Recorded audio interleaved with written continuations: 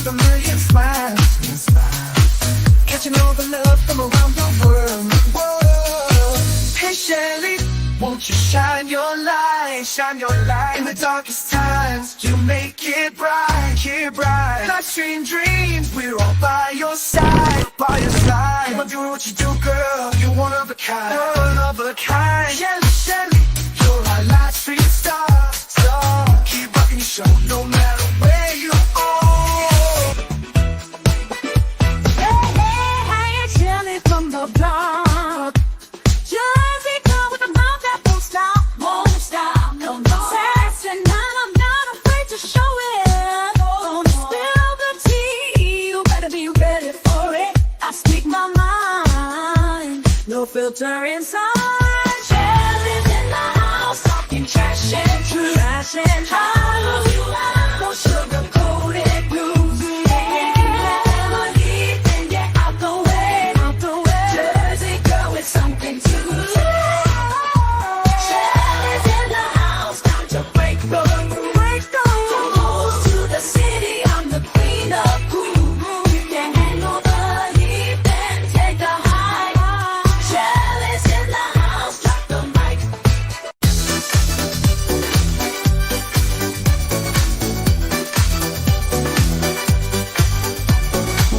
Hey, Shelly in the house tonight. Living it up, feeling so right. Yeah. New Jersey girl, she's got that style. Live stream queen with a million smiles. And she know the love from around the world. Hey Shelly, won't you shine your light? It's time to make it right. Live stream queens with a wayside. You're one of a kind. Shelly, Shelly, you're a live stream star. Keep rocking the show no matter where you are. Yeah.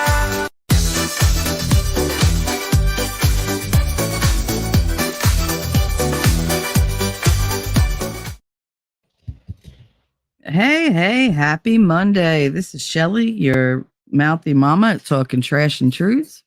And this is Coffee and Chaos with T3. That's me. It is 9:33 a.m. on the East Coast, May 20th, 2024. And I have no idea what the weather is like because I don't care. It's very damp and humid in my apartment, even with the air conditioner on. So I can only guess what it's like outside. It is Manic Monday. Oh, good Lord. Last night was a lovely night of wake up every 45 minutes to an hour. Fall asleep, wake up, fall asleep, wake up, fall asleep, wake up. I feel like I got no sleep at all. But here I am. I figure I just spend my morning with you guys. And again, take a nap. The problem is my adrenaline is always going after a stream. So it takes me a little while to like decompress. In which time I don't talk to anybody. You know, it's funny because this entire podcast, this show it's what I do, right? I put everything into this show. You know, I do shows with winning, but with his, they're more relaxed.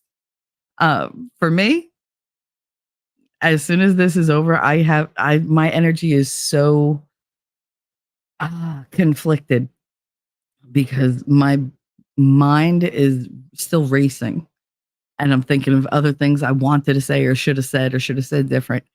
But my body is like, bitch, go to sleep. So, my body never wins. It's always my head.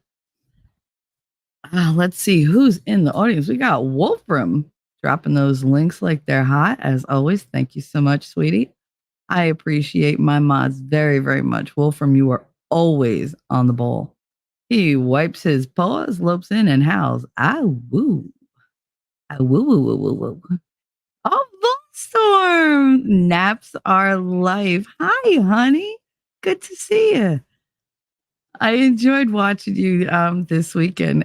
For those of you not in the know, Volstorm was part of the Dollywood crew, and he got on camera quite a few times. Let me tell you, watching those streams, they like some of the Friday night panel was a little much for me, you know, sensorily.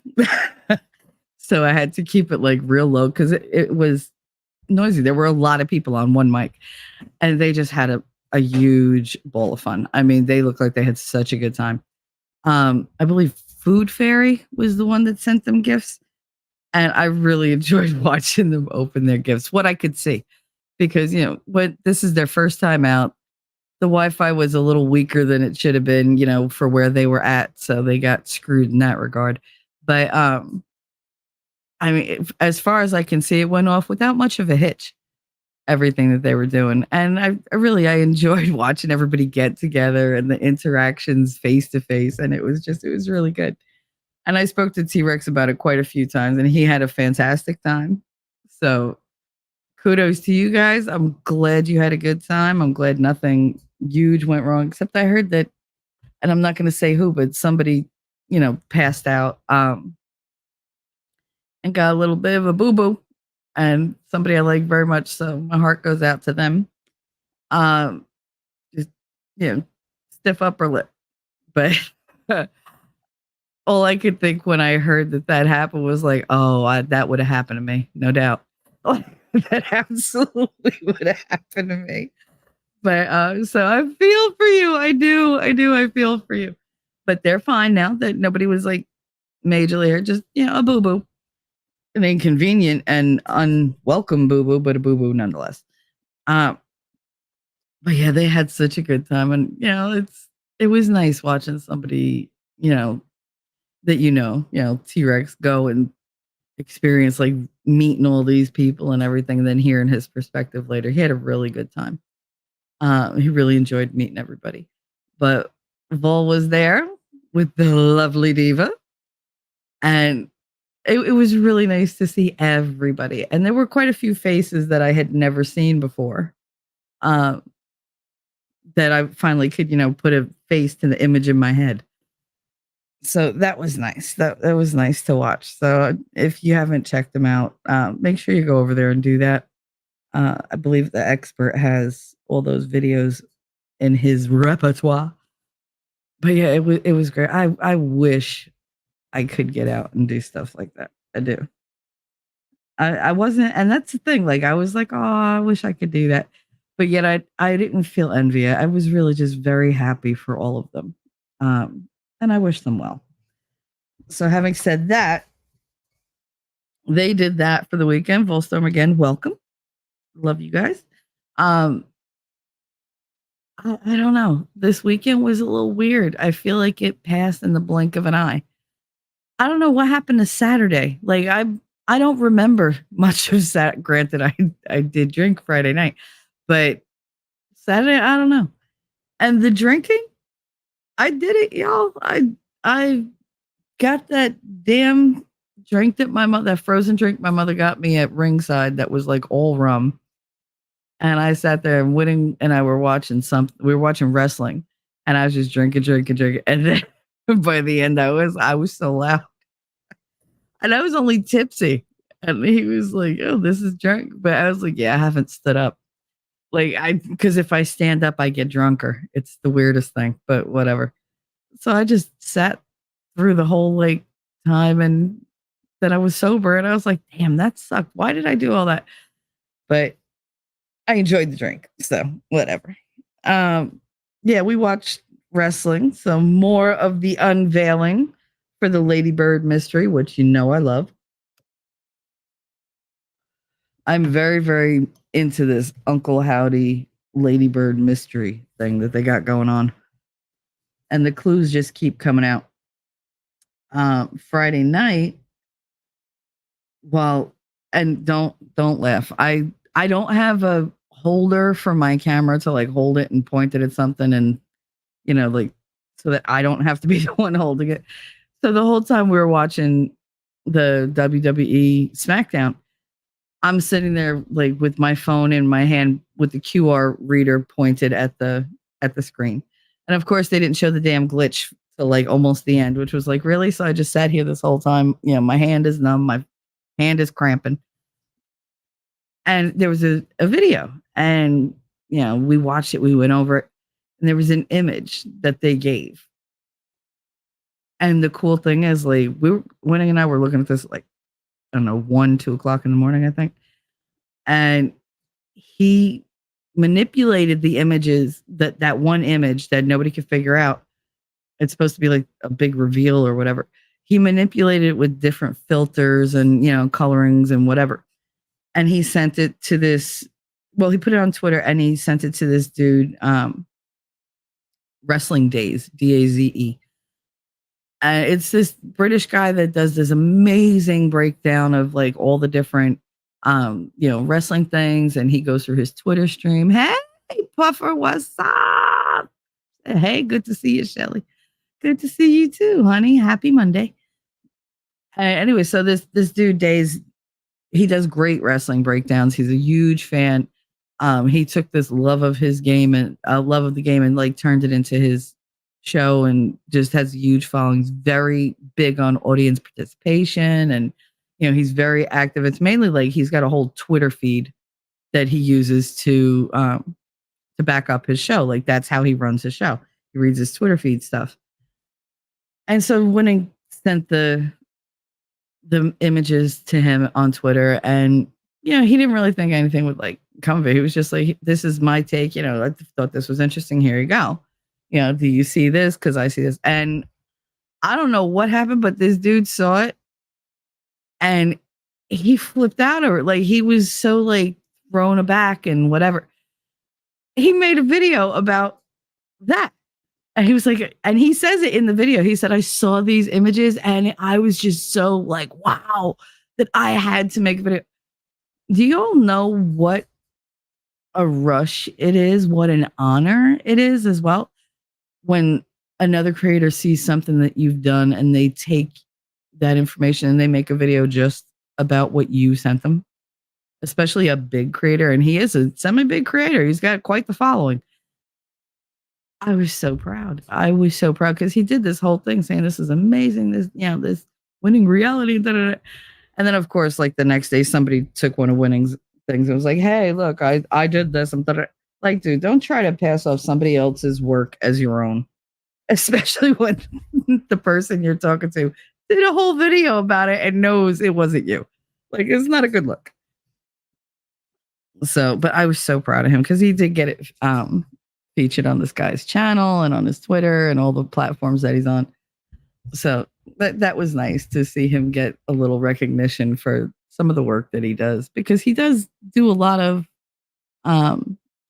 tech stuff. He does a lot of the audio visual manipulations and creations, and I enjoy them. I really do. Other people have they've tried mocking them, but like, bitch, I don't see you doing anything like that. Like, go copy somebody else's work again. That's what I love. The people who make fun of, like what the parody videos or whatever, who have had negative things to say to me. I'm like, really? And what do you create? Tell me. What talent do you have other than riding other people's coattails? Like, stop it. So that irritates me when people do that. They're like, oh, he did whatever. I'm like, really? How's your creativity going? I never mock somebody's true creativity. I don't, because I think that things other people create are beautiful. If you're just going to get up there and take somebody else's work and be like, well, here you go, and that's it, you have no original thought of your own, or just basically like use your image to try to get like followers, fuck you. Look at that. I lasted less than 15 minutes, but I don't care because it aggravates me. Being a creator is difficult.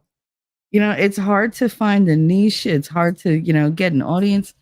And when you do, people like to always go against you. So I have this thing where I'm like, the more people make fun of you or whatever for what you do, if that's all they got, well, then you're doing something right. Because they're not, they're not coming up with any counter to it. They're not better than that. They're not putting their stuff out, because if you even blink in their direction, their feelings get hurt. So it's like, all right, whatever. Soft people. But there was something that I saw on YouTube Shorts. I'm not going to play it because I refuse. But it was of, I'll call them new parents. And that's what led to this title, the Parents for Profit. I guess I've been doing it wrong. There was a, how do I put this? I always get confused. Well, how do when I say a fake woman? So a trans woman, which would be a fake woman, um, and their partner bought some babies. They bought babies to promote their hair care line on TikTok. Now these babies were tiny. Apparently there was two of them. There was a boy and a girl. The one that they showed on screen was a little boy, infant, newborn, in the hospital. The other one, the girl was in the NICU, and this little boy was, I guess, stronger, so he got to be in their debut video. And the little boy had on a hat with a big ass bow on it. And I was like, and it was gray, not blue, not pink, gray. Because, of course, they said that they had non-binary children. They adopted, these were non-binary. That's right. They weren't trans per se. They were non-binary. I mean, the freakazoid that I saw was disgusting enough, but the fact that they went and purchased children, they adopted children strictly to sell their products. And they're on there and already literally from birth messing with these children's identities. Yeah, and it was just like it blew me away. Because I was like, how is this allowed? This should be considered child abuse. It really should. And I started thinking about it, and I was like, first of all, if I do anything out of line with my kids that somebody else's judges is out of line, because they're always changing the rules, because change the goalpost, that's what you do. CPS, or how we called it here, DYFS, Department of Youth and Family Services, would be knocking on my door like crazy. Because God forbid, I teach my children like religion, or if I have any kind of discipline or rules in my house, because then, oh my God, that's abusive. That's not abusive. What I went through was child abuse. What my kids went through is child entitlement and, like, I don't know, the plushy side of life. I never denied my children anything. If I could provide it, I did. If I couldn't provide it right then and there, well, then I had to cut corners for myself and make sure I could get it for them as soon as possible. That's not how I was raised. But this led me down this whole mental rabbit hole where I was like, oh my God, why is parenting? It's become this hobby, right? Rather than a calling, rather than a role, a responsibility. When I was in education, which I will tell you, I miss my kids every day. What I don't miss are the parents. Dear God, I don't miss the parents. I didn't have half as many problems with the kids as I had with the parents, because these parents were unaware of their own children. Oh, my son or daughter, they're not like that. They don't like this. They don't like that. Okay. Have you met them? Because they really do. Like they are like that, and they do like that, and they don't like this. And well, they don't behave like that for you. They behave like this for me. And most of the times the kids behave better for me than they did for the parents. And I think some of the parents took offense at that because they didn't have any control over their kids. I had one little boy who, the first day of school, he tried crossing me. Oof. He came in and he was like, just so you know, I'm the boss. I said, just so you know, I don't speak your language. And he was like, what? I was like, yeah, no, I don't talk 5-year-old. And he was like, but I'm the boss. He was like, I'm just letting you know. And I mean, he came in like, he had the bow tie and everything. Like, he was a little man. And I was like, you're the boss where? And he was like, everywhere. I was like, well, not here. I was like, you see that desk? And he was like, yeah. I said, you see that chair? Yeah. I said, that's where I go. Now, where do you go? Well, I don't have my own. I said, exactly. I said, you are one of mine. You're one of many. because he wanted to talk to me on an adult level. I was going to talk to him on an adult level, kind of. And he was like, but what I say goes. He was like, or you're going to, you're going to be sorry. I was like, no, I don't think so. I was like, I have 2 kids, right? And he was like, no. I was like, well, I have 2 kids. I said, one is, in high school. I said, and the other one is in 2nd grade upstairs. And he was like, okay. I was like, I'm the boss of them. And he was like, well, my mom isn't the boss of me. I said, well, I'm the mom of this room and I'm the boss. You're not the boss. And he pushed back, and all day long he kept doing so. So I was like, okay, well, you can stop that and have a seat until you calm down. And I don't care. Sit down. And he was just like, and he didn't like that I kept pushing back. And it's not like I was loud or mean or whatever. His parents never told him no.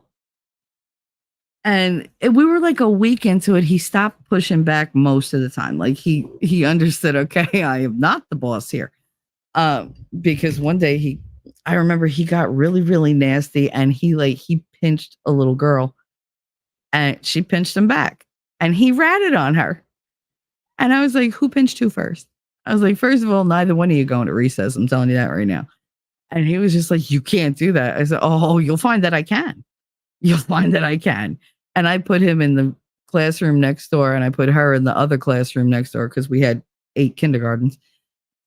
And I took my kids out to recess, and I made sure to march right in front of the door of the classroom that he was in so he could see everybody going to recess.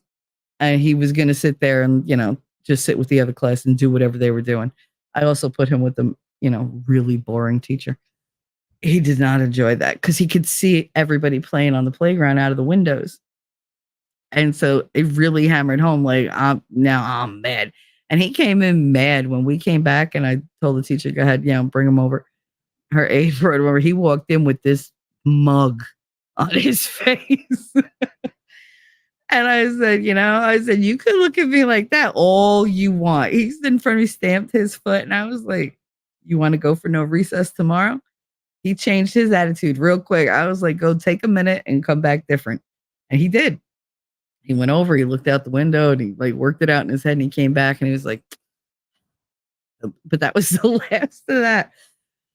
But the next week he was on the playground after school, and he didn't want to leave the playground. And his mother had shown up to get him, and she was, come on. She kept, calling his name, and he was like, no, I said no. And there's all these kids.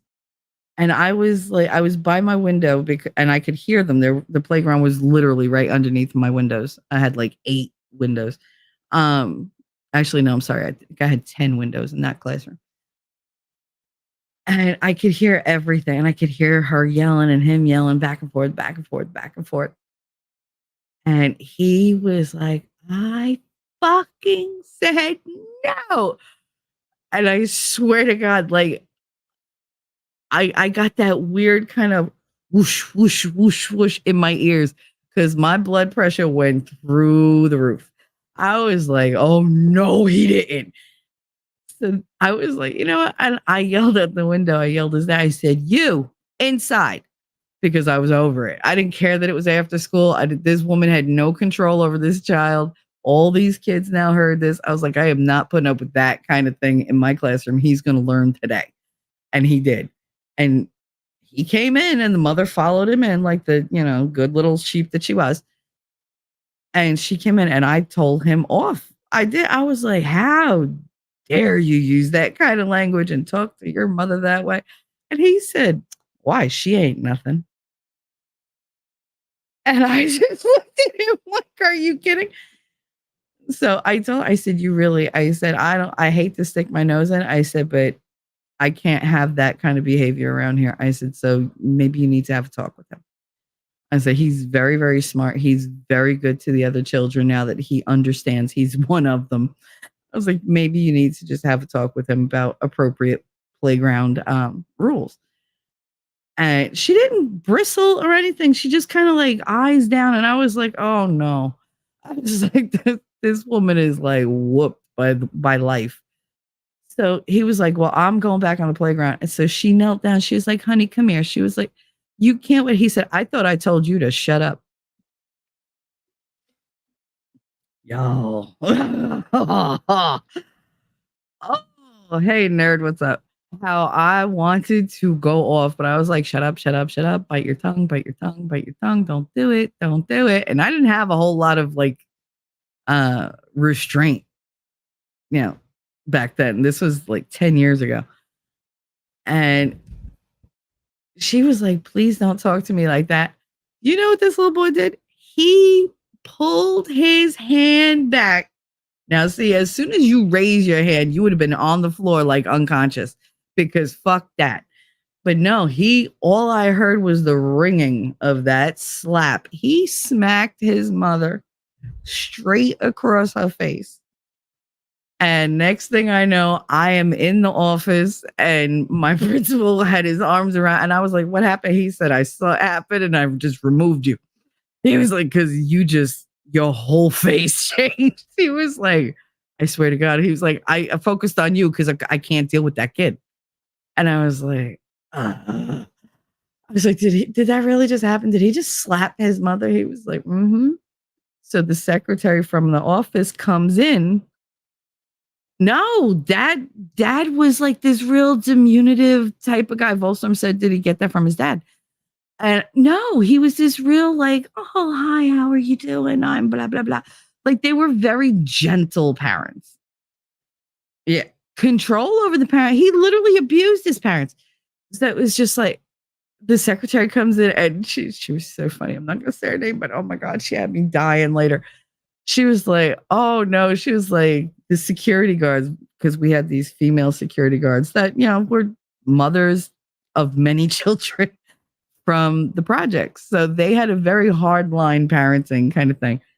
And they were security. They didn't have the same rules that I had to abide by.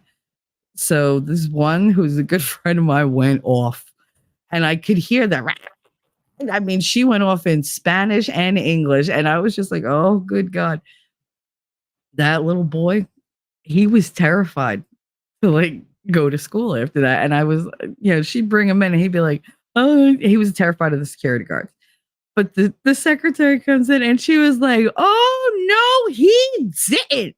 Oh, my God, I have never. Like, she was so appalled and over the top, which is why I love her.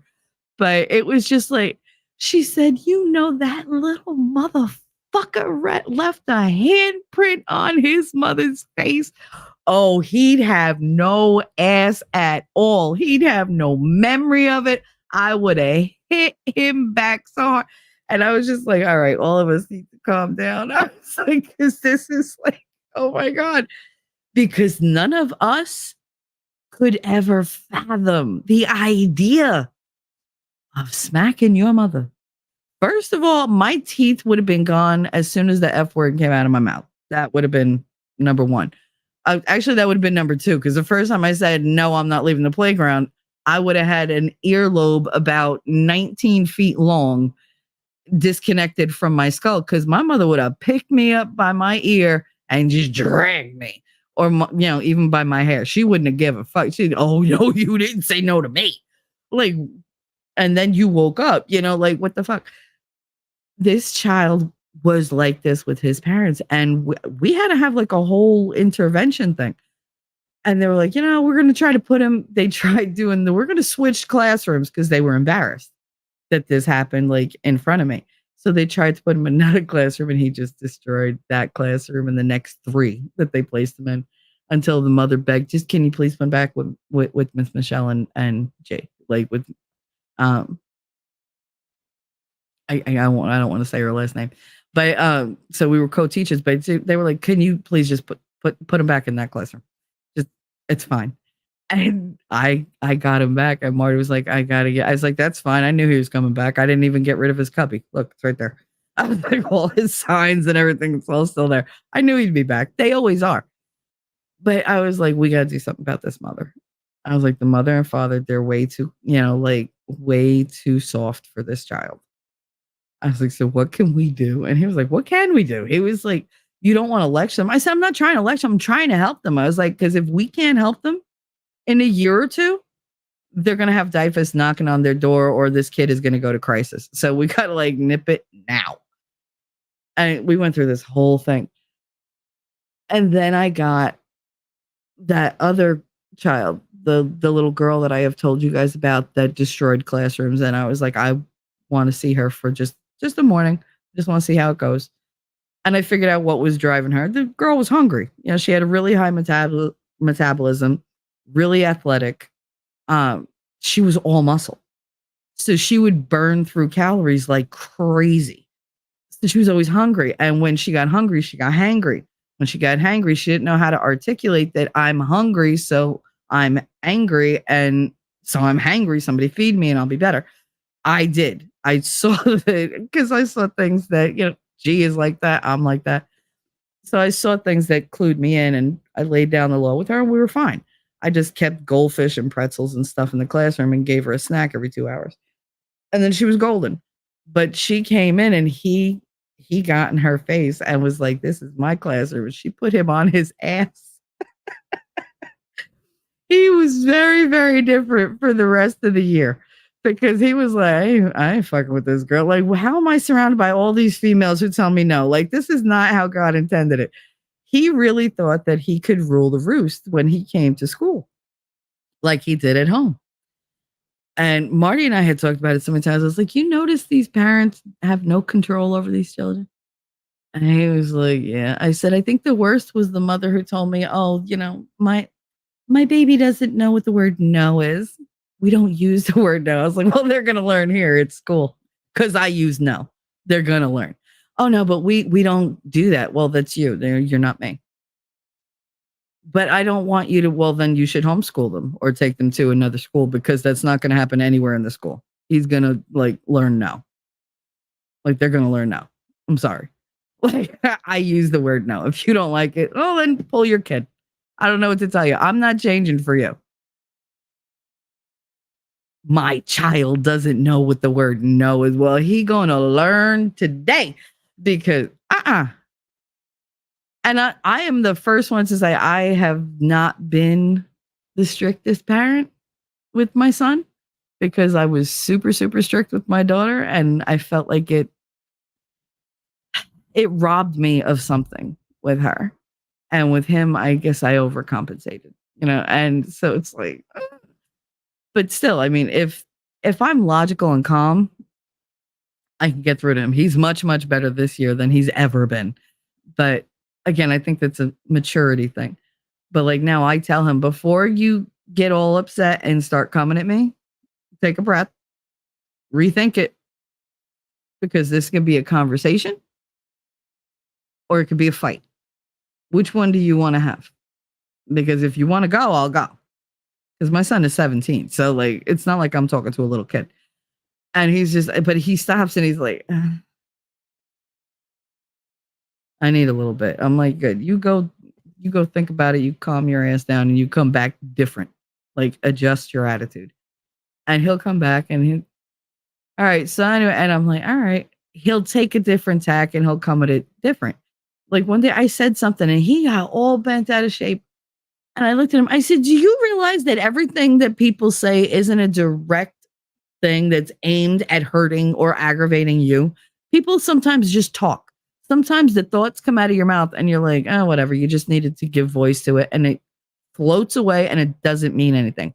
Not everything is life altering. And he just like looked at me and I was like, listen, I was like, I'm going to say shit your whole life.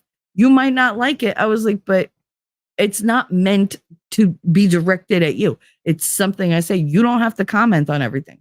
You don't have to be offended by everything. You could just let it go. They're words. Did you get hurt? No. Were you offended? No. If you were offended, would you die? No. Then shut the fuck up about it. I don't want you pushing back on every single thing I say. And he was like shocked. He was like, damn, all right. I was like, see, I was like, now I'm just talking to you. You don't need to take it as me coming down on you. You don't need to take it as I'm trying to like fight you on every single thing. Sometimes observations are just observations. Sometimes I'll say something, maybe you don't understand it, maybe you take it the wrong way. I can't help that. But you need to not take it so seriously. Like, you'll know when I'm serious.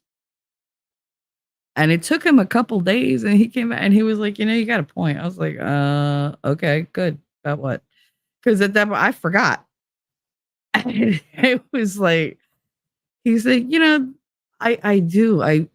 I get like tense every time you talk and I don't know why. I was like, I don't know why either. I said, because if there's anybody in this world who's always on your side, it's me. So why you take everything I say as a criticism, I don't understand. Even I could say I love you and you're like, what do you mean by that sometimes? Like, it's like, what do you want? Like, you act like I don't just say it just to say it. And he's like, I know. He's like, well, sometimes I'm in a mood. I said, and maybe sometimes I don't feel like being the target of your mood. If you're feeling some type of way about something, go take it out on what the cause of that was. Don't take it out on me just because I'm going to love you and forgive you at the end of the day.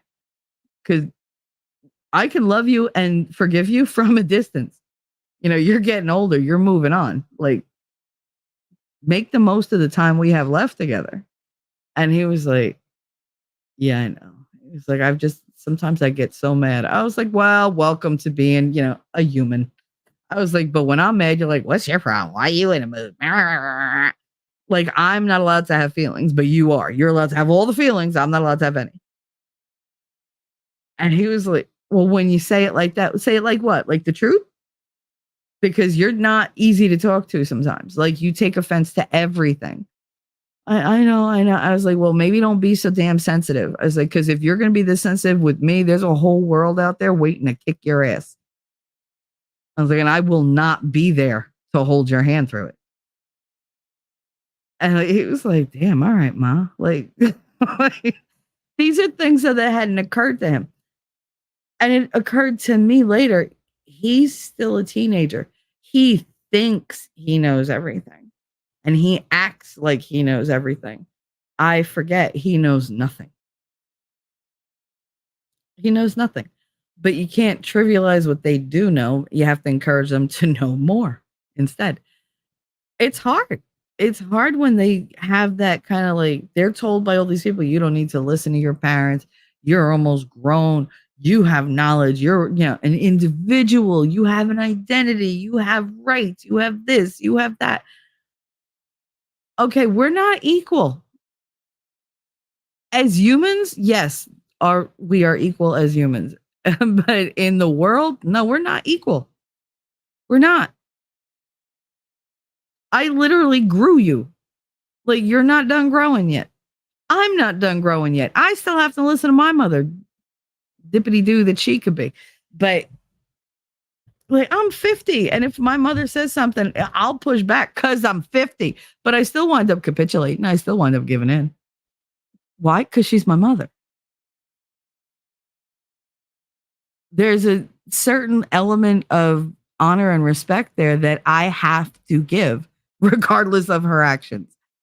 Like, everybody's like, why do you just cut yourself off from your mother because that's so toxic? Dude, that's my mom. I only get the one.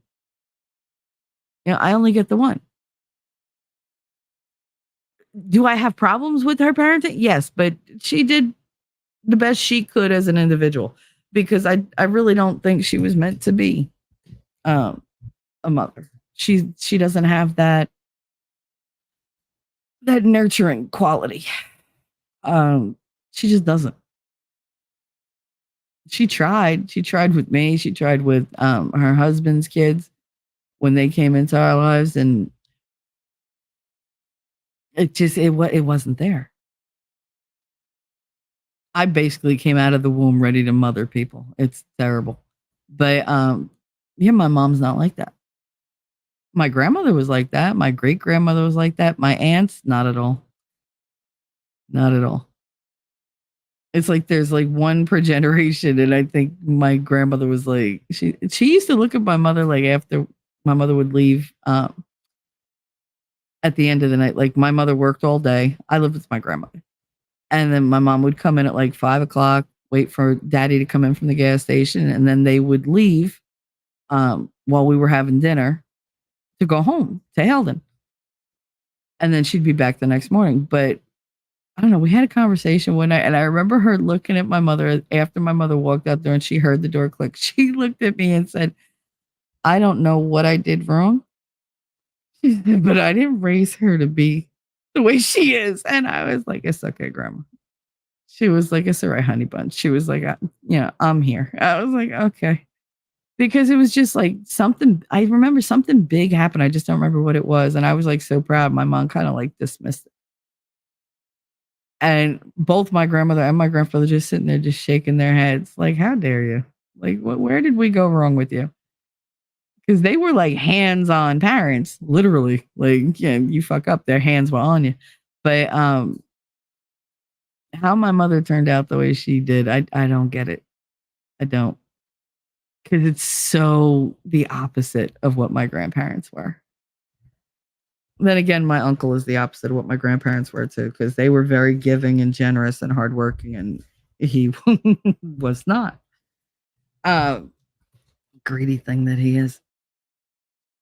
But yeah, just the difference in parenting is ridiculous. I just want to go back because I missed quite a bit of chat.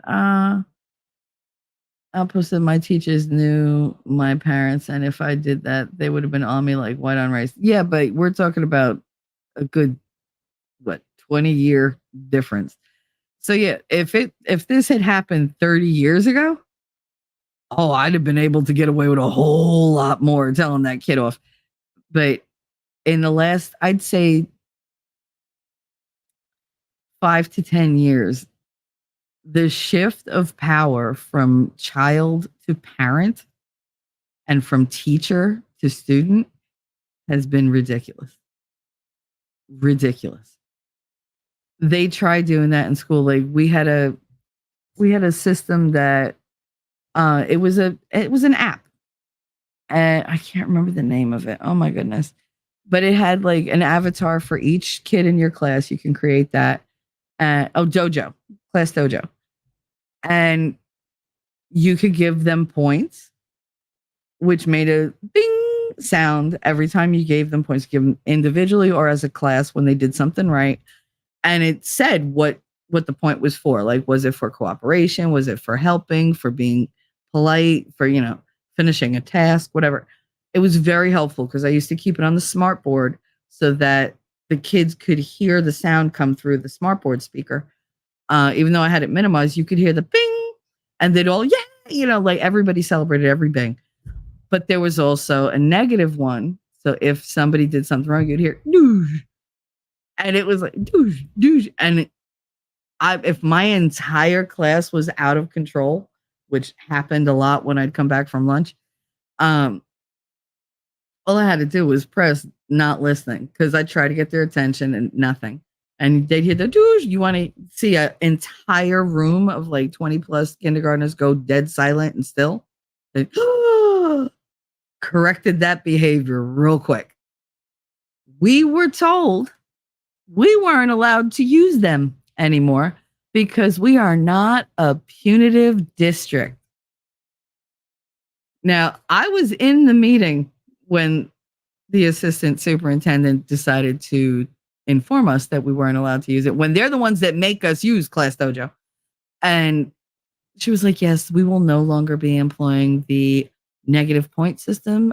You are not to use it in any way, shape, or form because we are not a punitive district. And you want to talk about 200 teachers and aides dead silent. Like, wait, what? And it took we took it in for a couple minutes and I almost said something, but one of the aides who's been there for like 20 years, she said, hold up. She was way in the back. And she was like, you're telling me we can't tell them when they're doing something wrong? She was like, no, you need to come at it from a positive angle. She said, if I have 20 kids hanging on me and hitting each other and throwing things, do you think I have time to do it in a positive way? It needs to stop then. So what am I supposed to do? Because giving them a negative point stops them in their tracks. And she was like, well, we just feel it's too hard on their self-esteem. When I tell you these two went at it for like 10 minutes, no lie. And of course, the more this one aide talked, the more we were like, yeah, yeah. Everybody's getting brave. She turned around and said, I will not put up with this mob mentality. You will not act like this. And everybody got real quiet. And I swear to God, of course it was me. I said, so much for non-punitive. Yo, if she could have burned holes through my head with her eyes, she would have. Because, hello, hypocrisy. Like, we're not allowed to tell the kids no, but you're allowed to boss us around like we're children? What fucking bizarre world do you live in? Okay, so when the kid is stabbing you, I'll make sure to go, there's a better way to do that. Like, I mean, really? So what happened in the next 2 years? Record numbers of fistfights from first grade on. Not so much in the high school. The high school wasn't that bad, but elementary and middle school, oh my God. Oh my God. They did whatever they wanted. They fought with one another and they were just like, oh. None of them got expelled. None of them even got suspended. They have to go to the counselor. What counselor? That guy, the guidance counselor that we had for how many kids were in Wallace? We had something like, I think like 1,200 kids in Wallace. I mean, it was a huge number. And we had all these kids and one counselor. And every teacher was like, oh, well, I can't tell her no. So I guess you're going to the counselor. There you go. This woman was so stressed out. She lost like 30 pounds in her first year. And she didn't have a 30-pound like weight advantage to lose. She looked emaciated and old. She was maybe 25, had no kids of her own. She was popping Adderalls like crazy. And it was just like, because she couldn't, like, there wasn't enough time in the day. And so she was like, I have ADHD. Nom, nom, nom, nom, nom. It was like, oh my goodness. Like, you have ADHD. Now you have a Adderall problem. Like, I don't think ADHD is your problem anymore. But she looked like death by the end of the year. By the end of the year, she looked like she was dying. And the next year, she got rehired, but she took a sabbatical for the year. She was like, I can't. And I talked to her. She said, I can't do it. She's like, I have my own shrink now because of this job. I feel you. I do. She was like, these kids are so bad. She's like, and you can't be negative. She said, I was good on that plan. She said, I was idealistic the first like month. The second month, not so much. She said, by Christmas, I was like, fuck these kids. She was like, they're horrible. Fuck these rules. Fuck these kids. Fuck this job. I hate everything. She was done. By the time like the end of the year rolled around, she looked like hell and she didn't give a fuck about nothing. She was like, yeah, go ahead, send them in. I don't care. She's, yeah, go ahead. You want to take a nap? Go ahead. Oh, you want to draw on the wall? Go ahead. I don't care. She was done. There was nothing left for this woman.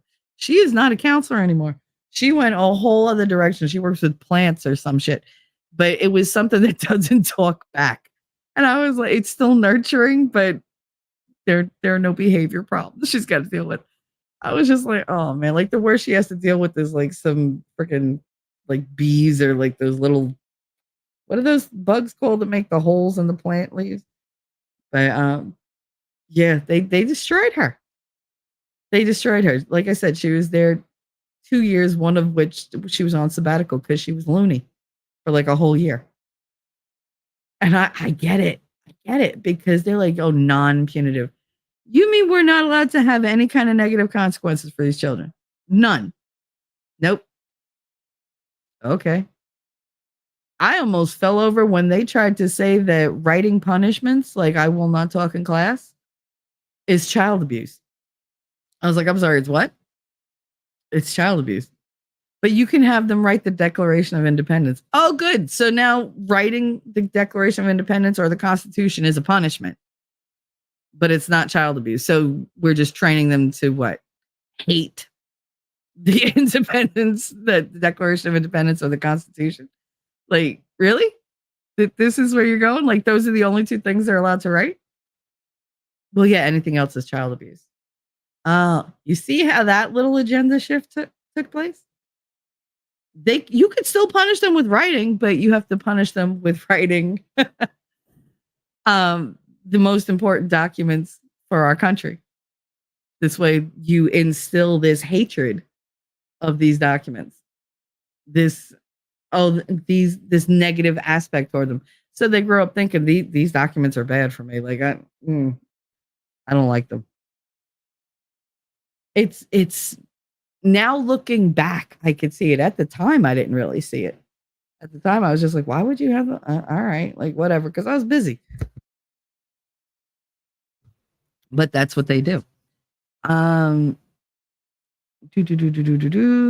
Cool gamer. I think I said hello, but if I didn't, hi, honey.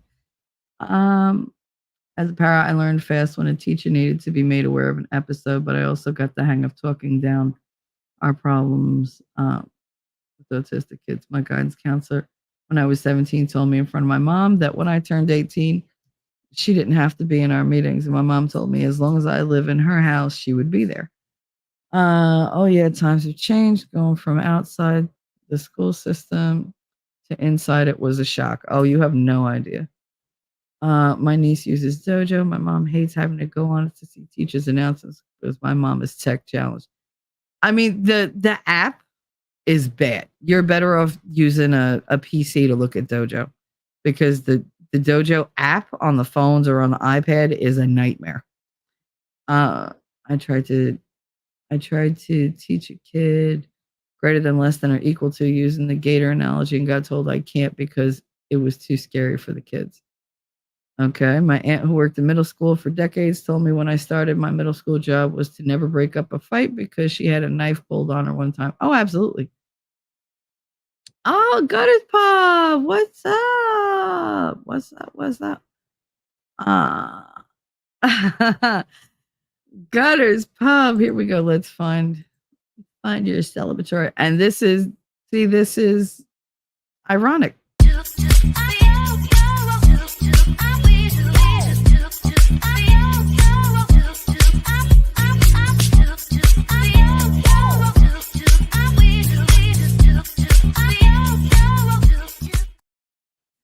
I felt that was appropriate because Gutters Pub gifted one Talking Trash and Truth membership that went to T-Rex Trucking. So it's only right that he does his little dance. Love that dance. So good Gutters Pub. How you doing, girl? What's up? Yeah, T-Rex is recovering from Dollywood. I think he's on his way home for a week because his brother's graduating and it's a whole thing. It's great. Good times all around. I love actually celebrating accomplishments and not participation. That's always a good thing for me. Nerd question, Shelley. Do you think that those that come up with these soft policy are those that have never taught kids? They've taught them, but the thing is, I got into it with Marty, the principal, many, many times. That he'd be like, well, you're going to do this. I was like, nah, I'm not doing that. Shelley, no, don't Shelley me. When was the last time you were in a classroom? Like, children are not the same. You know, you like putting all these protocols and everything else where you just, you strip us of any power that we have. And then I got kids putting staples into my arms and you're like, it's all right. Walk it off. And he was just like, yeah, no, it don't work like that. I was like, I'm not listening to you. Well, I could write, then fucking write me up. I don't give a shit. I'll quit. I'll go. And he's like, well, if I could fire you. And he used to love to say that. So I said, oh, please do me the favor. Please fire me from this shit job so I can go back to my accounting job, making 3 times as much, dealing with nobody and having my own little bubble in the world. And he just looked at me. He was like, accounting job? What do you think? This was my first job? Fuck out of here. I did this so I could be with my kids. That's the only reason I did this. And he was just like, oh, yeah. Oh, so you can take your little thread, shove them right up your ass because I don't care. Fire me. I dare you. I had one principal tell me because I was like, "Can't you fire me? Just fire me." I was like, I hate it here, and I won't quit."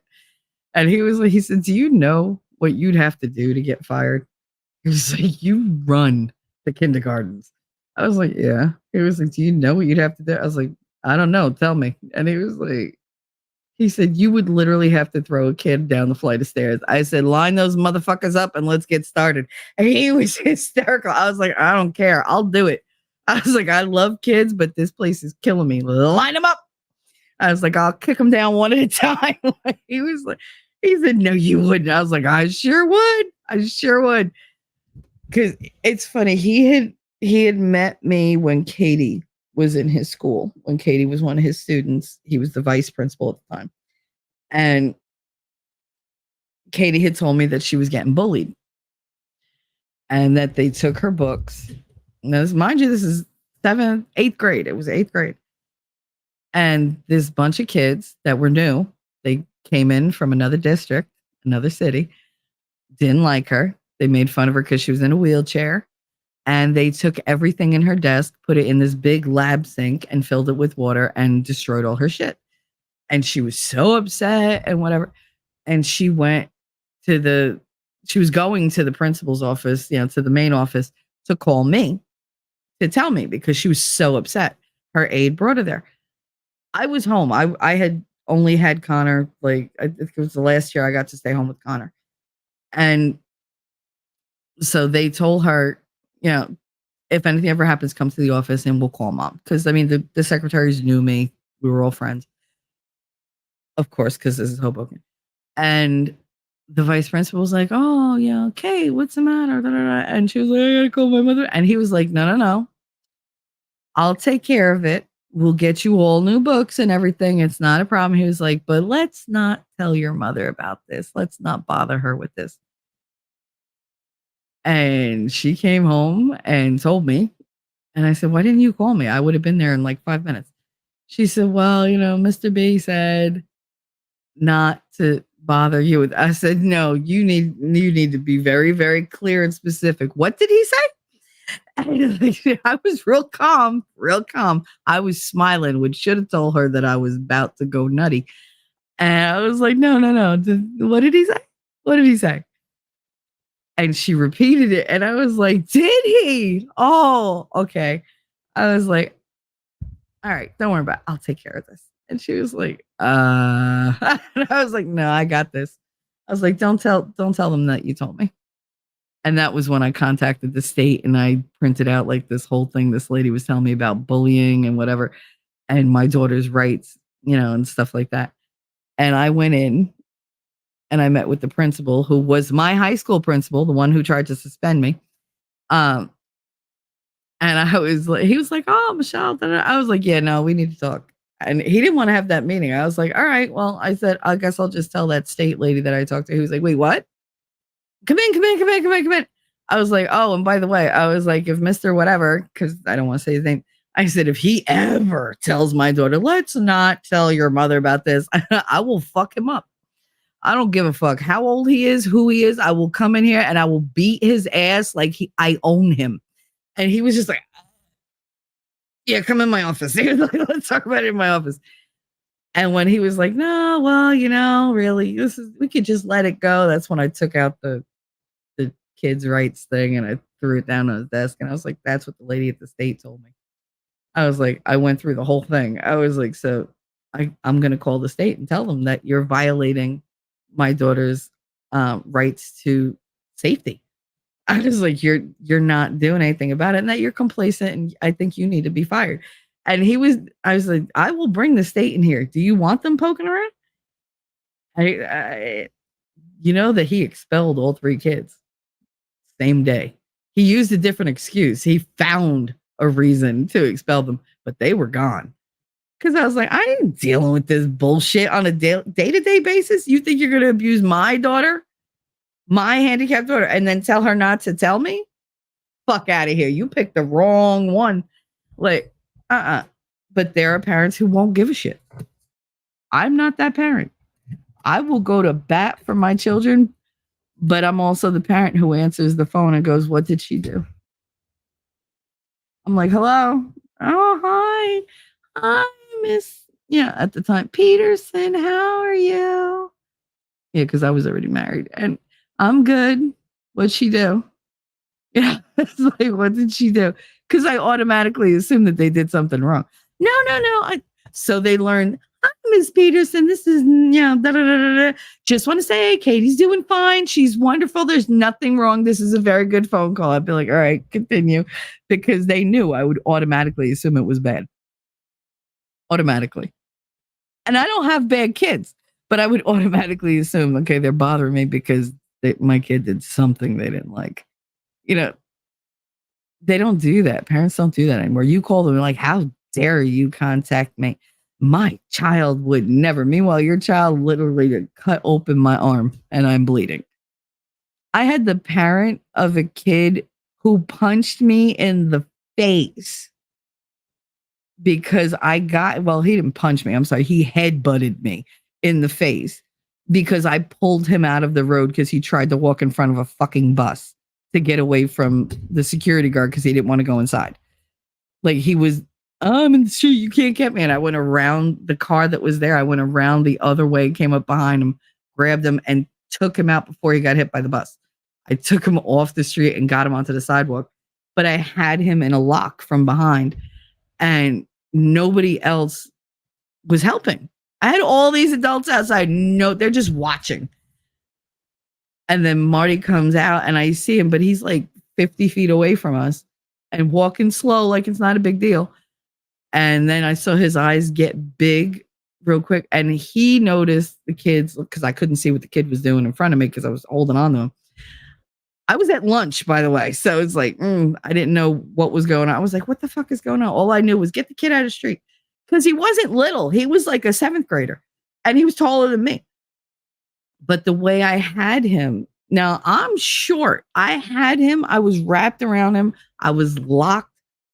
I used to be very strong and he wasn't going anywhere. But this little motherfucker, I didn't see it coming. So I couldn't see him telegraph, but Marty apparently did.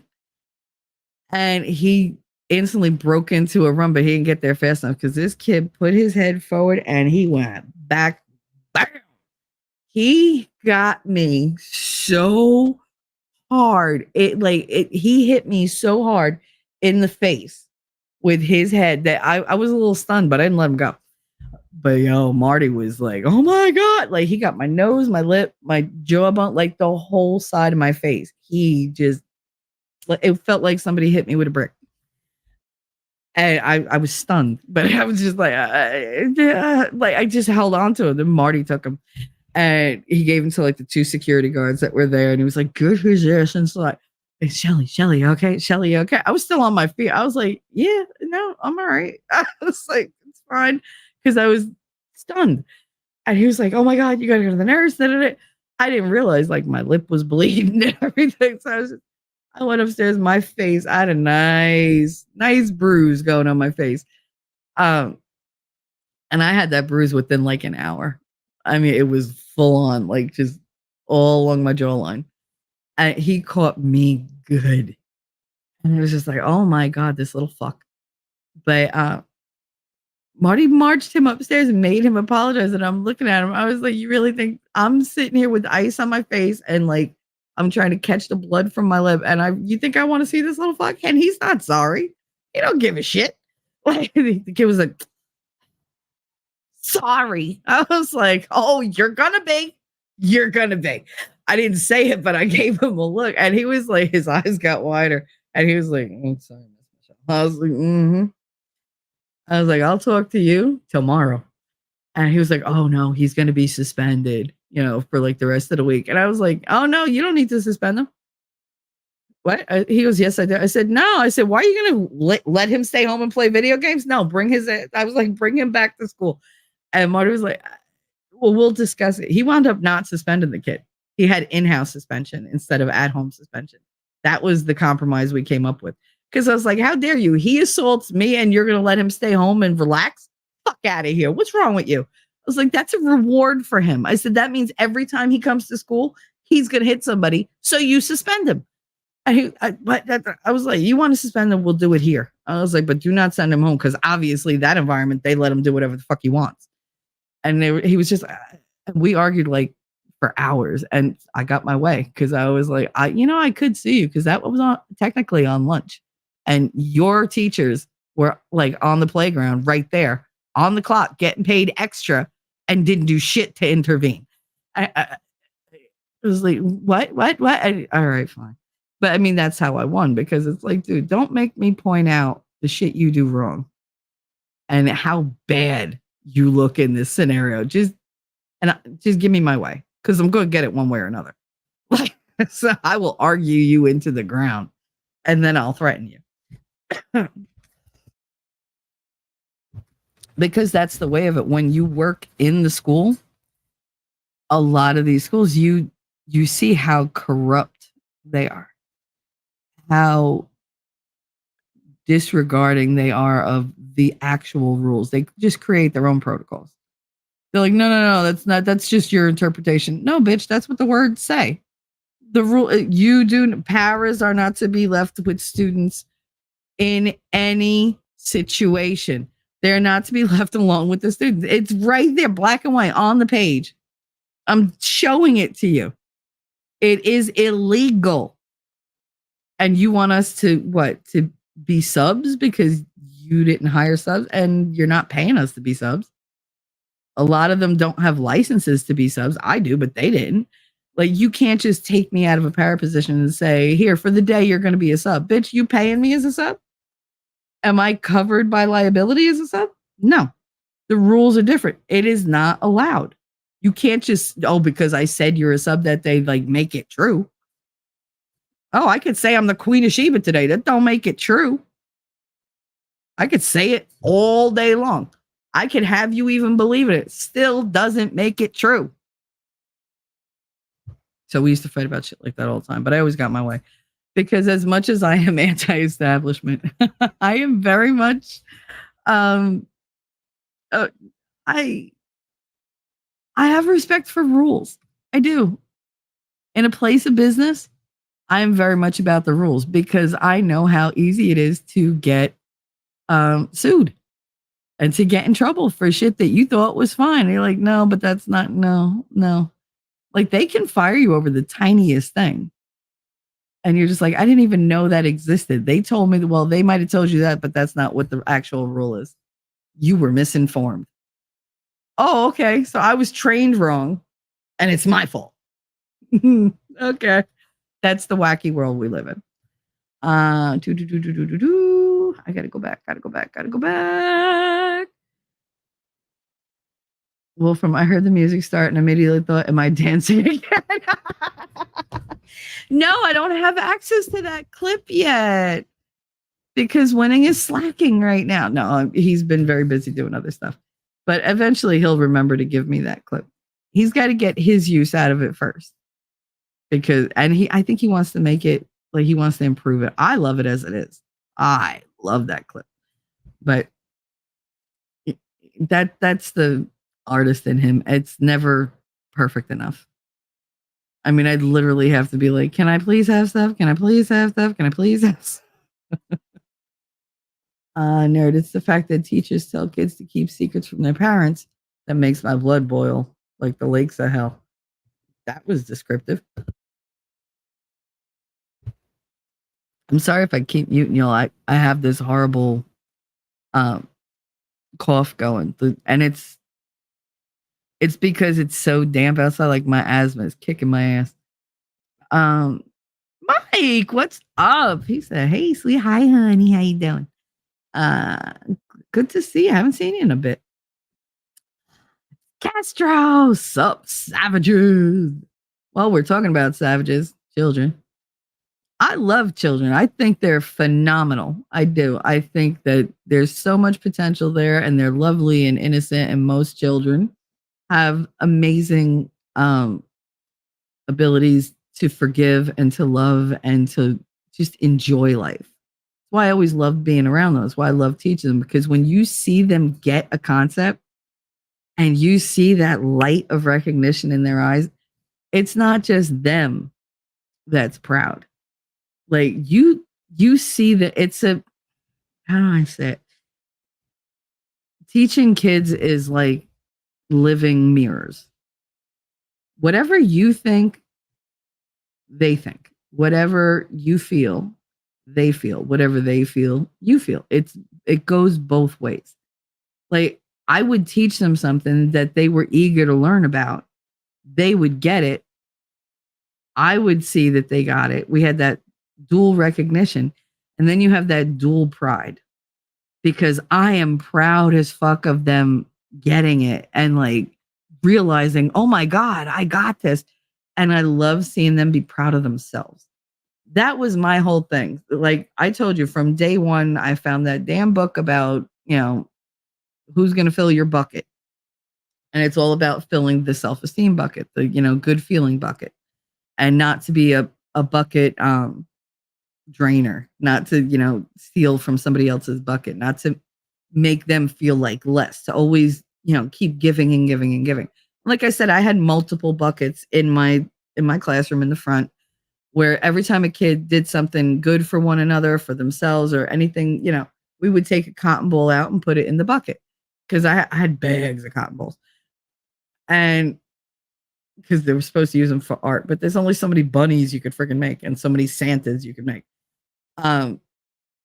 So we would fill the buckets. And that was a big thing in my class every year because I didn't want them to be a bucket drainer. I wanted them to be bucket filler, like be good to one another. Like my kids, like my two kids. I've always told them, no matter what you become in life, just do me a favor, just be kind. At the end of every situation, if there's one thing that you can be, choose to be kind. It's free. It doesn't hurt anybody. Just be kind because no matter what happens, you can always look back and you know what? I did my best. I was as kind as I know how to be. If you come at life from that kind of thing, I mean, don't take shit from people, but still be kind. What does it take? Like you're young, train yourself. Like, well, you don't go by me. Okay. I've had a much harder life than you have. And yet I still try to choose kindness. Sometimes my temper gets the better of me, but then I have to go back and I have to apologize and there's going to be repercussions. It's just easier to be kind to people. It really is. They might not notice your kindness. You don't need it acknowledged. Just be kind to do it. Don't be kind to get the accolades for it because that's bullshit. Look, I'm being kind. Look at me. Like, whatever. Don't do that. Just make it a part of who you are. Hey, Wolf Kinder, what's up? 1 second. Nerd said, one of my kids would say he wanted to Minecraft himself because he knew he was a one-way ticket home. Yeah, that wasn't a one-way ticket home. My kids, the kids in my school learned real quick not to say that because that was a one-way ticket to crisis, which meant the cops came and the EMTs came and they got put in some type of restraint and got taken to the hospital. And that was a day they didn't enjoy. So they learned real quick not to use that as an excuse.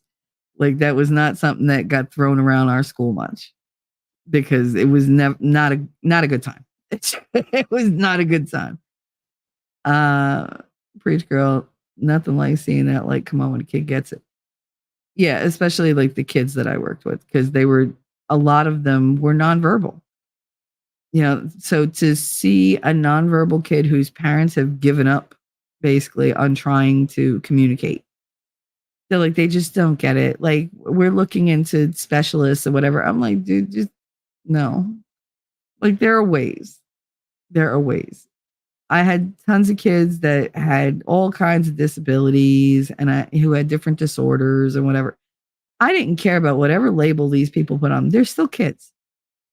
And that's how I went at it. I didn't think of them as, oh, I have to adapt this or whatever. I just did it. It wasn't something that I had to have planned out and handed to me on a piece of paper and whatever.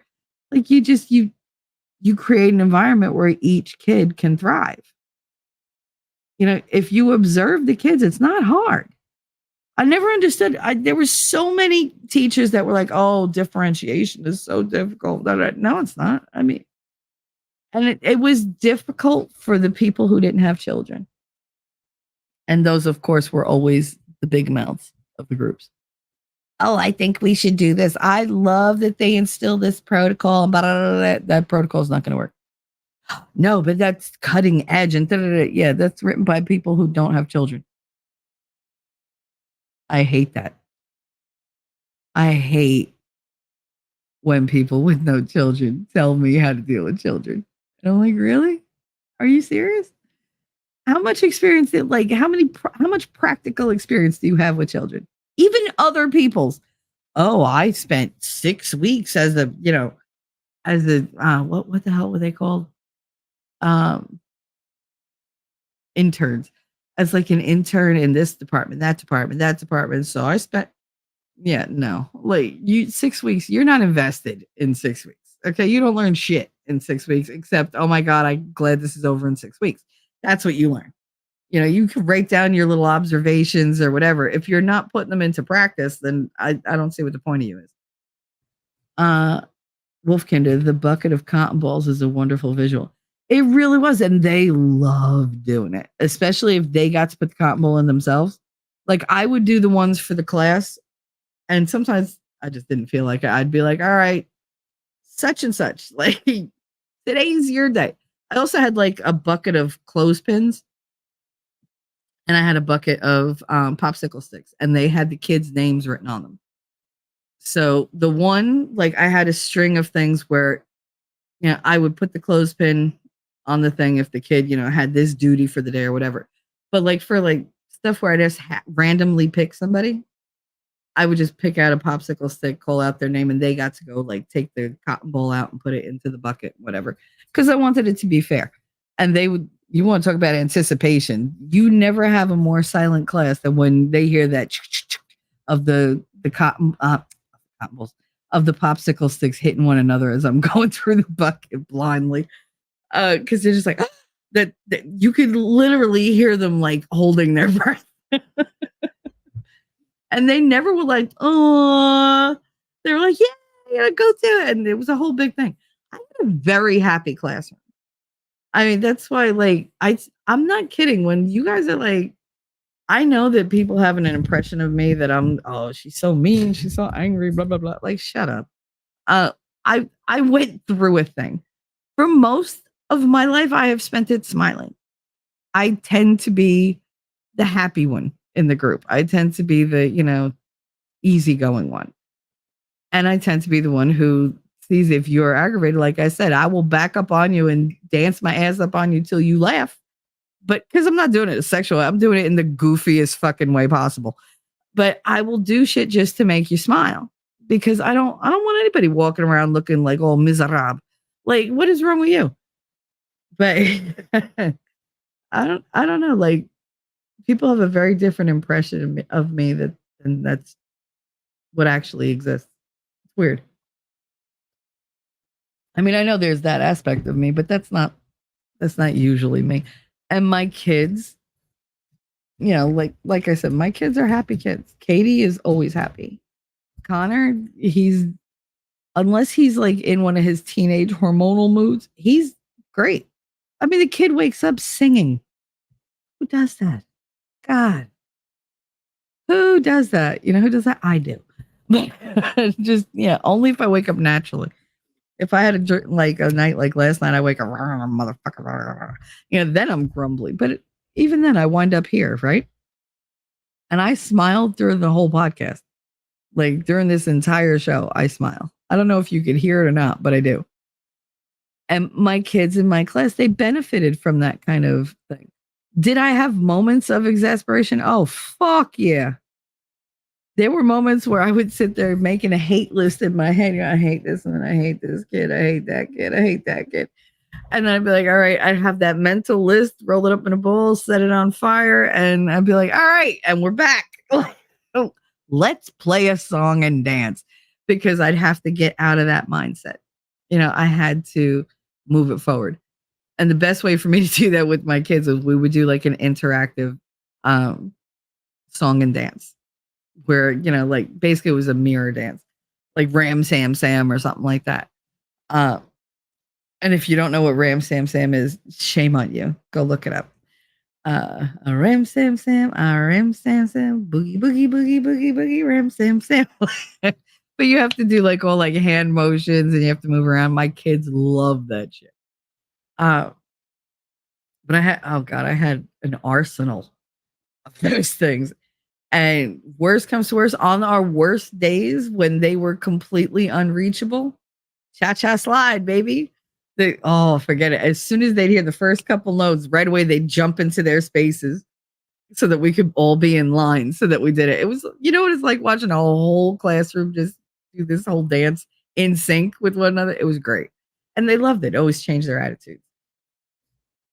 But you got to do stuff like that. And Marty Spiel, you take so many breaks. I have the highest scores in the school. Fuck you. Like, my kids are the best behaved. The kids on both sides of my classrooms are best behaved. Why? Because you don't want me coming in there going, excuse you, you're all kind of loud and interrupting our class. Sorry. All right. And then I'd go back later with like something for all of them. I'd give them all a book or something. You got to see underneath my bed in my bedroom, which my son has taken over and I don't sleep in anymore, thanks to this fucking sickness. But underneath my bed are totes, the big plastic totes, full of books. Because I used to buy tons and tons of books. When they had the dollar sales on Scholastic, I would buy 50 of this, 50 of this, 50 of this, 50 of this. And then I would wind up with all these points. So like in a matter of like 2-3 years, I literally had thousands of books to give out. So that's what I used to use as a reward. I would it was nothing to take 20 books from the closet that I had in school because that's where I kept them. This huge cabinet that I could lock because people steal shit. And yes, I installed a lock because I'm handy like that. But I would go and I'd hand out these things because I always wanted them to realize you're not my kids. And I came in here and reprimanded you. You corrected yourself.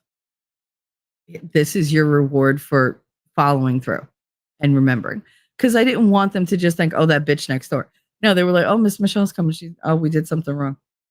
All right. And they'd pay attention and they'd try their best to correct and they would get, a positive reinforcement for it. That's what I did. I did it all the time. If I made something for like my class, I made it for all the kids. Like if it was something like big for one of the celebrations, graduation for kindergarten, we all our classes graduated together. I only had, most of the time, the average was 23 kids.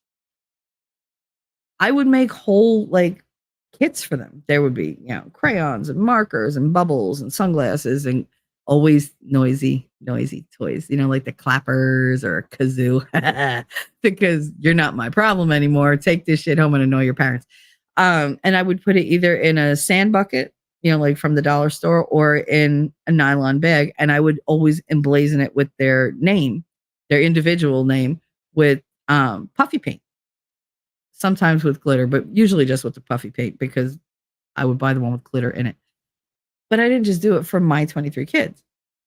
I did it for the 160, 180 kids that we had in kindergarten. And they used to think I was nuts.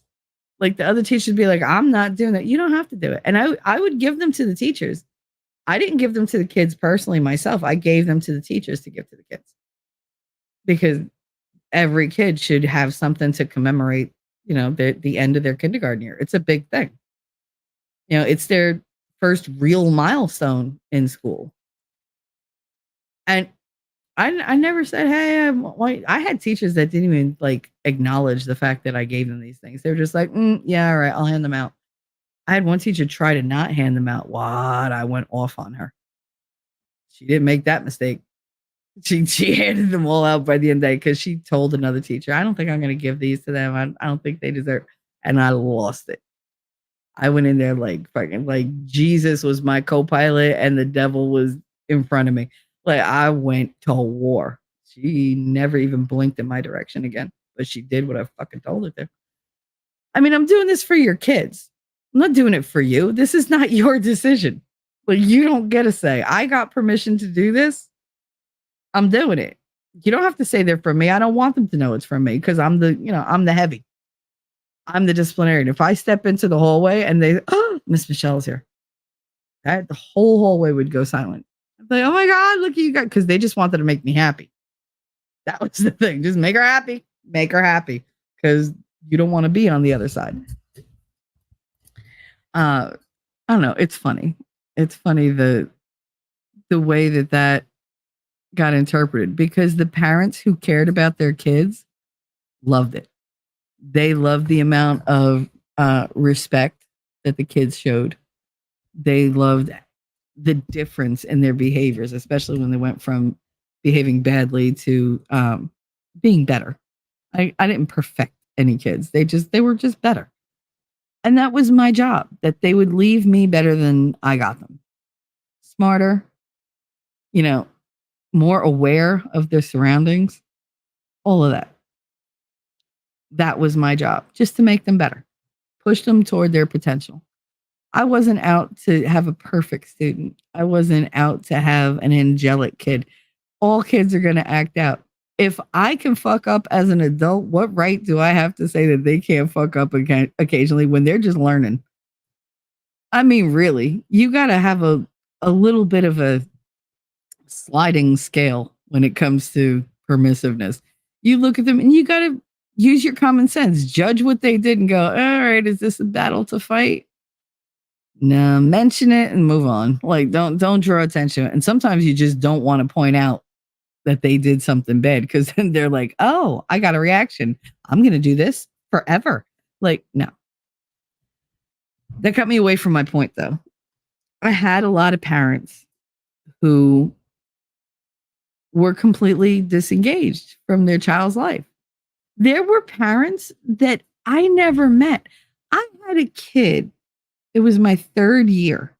My first year in Wallace, it was my third year as an aide. I knew all the parents because I was there for every drop off. I was there for every dismissal. I happen to always be given to teachers who have a tendency to be late because I'm never late for anything.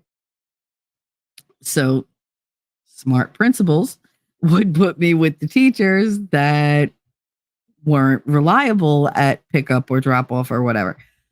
And they would put me there. Okay, fine. So I knew all the parents. I had this one kid the whole year. It bugged me that I would talk to this lady about her kid and whatever. Never ever told me like who she was. She said, oh, this is my whatever. And she told me her name. And all right, so they had a different last name. For me, not unusual. My kids have different last names than me, especially since I wound up changing my name when I got married. But the different last name didn't bother me. But the difference in how they were from the emails that I would get, not that I would get, that would get ignored from me, I should say, the lack of response. Because this woman, she was so on top of everything. By the second month of school, I was like, can I ask you a question? Is there a reason that you're not answering my emails? I was like, because I really do need you to give permission for this and that, whatever. I was like, I can get it verbally, but I would rather have it in writing just to, be safe. And she was like, oh, I'll see what I could do about that. I'm sorry. I apologize. And I was like, no, it's fine. She was very, very personable, very nice, very involved with the kid face to face. But yet anything outside of my periphery, outside of school hours or me seeing her face to face, there was no contact, no response, no nothing. And it was just a weird disengagement that I couldn't understand. Do you know that she was the nanny? The nanny. The reason that I wasn't getting responses is because she didn't have access to the email because I was sending the email to the parents, to the mother actually. And it was such a weird email that it didn't register that wasn't the mother.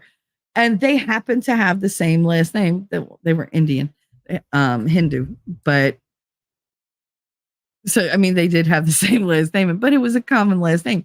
So, of course, how was I supposed to know that's not the person? You know, I couldn't understand. This wasn't the mother because the mother never brought the kid to school. Never. They were rich, but she had no involvement. And I finally, when it dawned on me, oh my God, she's the nanny. Because somebody else was like, that's not his mother, right? And then it clicked. And I was just like, oh, that explains so much. I was like, where the fuck is the mother? I was like, I've never met the parents. Are you kidding me? Like that had never happened to me before. And I asked the nanny and I was like, can I just ask you? I was like, are you his au pair? Because I didn't want to say, are you the nanny? She was like, I'm his nanny, yes. And I was like, okay. Where are his parents? She said, oh, they're very busy. I think they're I forget what country they were in. She said, but I could be wrong because they're on vacation. I was like, oh, they just went on vacation. She said, no, they've been on vacation a couple weeks. They've been on vacation a couple weeks. Okay. And you've had him? Mm-hmm. The whole time. Mm-hmm. Okay. I'd really like to talk to the parents. She said, yeah, she said, between me and you, that's not going to happen. I was like, okay. I was like, all right. So, like, what do you do in a situation like that? I could not get my brain to accept the fact that these people had a child that, number one, they didn't see by choice. Number two, they didn't know anything about his like education or his life or whatever. And three, didn't feel the need to even check in with his teachers. And I went to the principal because we were friends. And I was like, Adriana, like, do you know about this? She's like, oh yeah, that one I know. I know. She was like, you met the nanny? I was like, I thought that was the mother. She said, oh, I did too when he was in pre-K. She said, I've never met the parents. She said, I tried calling the mother. I tried calling the father. She was like, because he got hurt one day. She was like, and nope. Nope. They had a special letter for the nanny that the nanny could give parental consent, like guardian consent. They actually gave their nanny partial guardianship of their child so that she could take care of emergencies and they didn't have to be involved. Why? Why do you have children if you're not going to raise them? Why do you have children if you're not going to participate in their lives? And I saw it more and more and more because now I'm aware of it. And I start noticing that there are parents I only ever see once or twice a year. Those are the kids that I had to watch out for because those were the ones that at special events, their parents didn't show up and you could see how it affected them. And I would yell for them louder or I'd have one year I had this one kid. I felt so bad for him. His parents never showed up and he had like this big part in this little skit play. It was a Spanish heritage thing. He had this big part in it. So he had like this solo thing and we were so proud of him because he was very shy. But he had, I don't know, he embraced this part and he nailed it. It was perfect. And he was up there on the stage acting his little heart out. And he looked out and there was nobody there for him. And I knew there was going to be nobody there for him. And I knew who was going to be up in front and looking for them.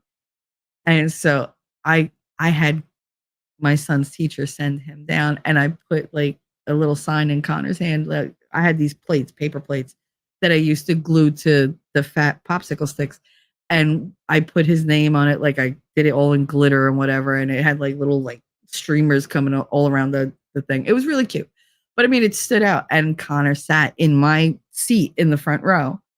And the kid saw it and he was waving it up in the air and he's saying his name. And the kid was like, yeah, like it made his day. But it would have made his day even more if one of his fucking parents had been there. There was nobody there for him. But I mean, he was very encouraged because Connor was there. He knew Connor. Connor was a god. Connor was a constant in my classroom. He'd come in during recess, during, Ma, I want a snack. Ma, I want this. Ma, I want. And if he was really in a mood, they'd send him to my classroom and be like, here's a book, go read to the kids. So they loved Connor. But Connor was an upperclassman. To have a upperclassman for a kindergartner, second, third grade. I think Connor was in fourth grade at the time, but he came down and he was waving this thing for this kid. So he made the kid really happy. And so, I mean, that I can do that once in a while, but I can't do that every time. You're a parent. I didn't miss any of my kids' things in school ever. Even when I was working, I didn't give a shit.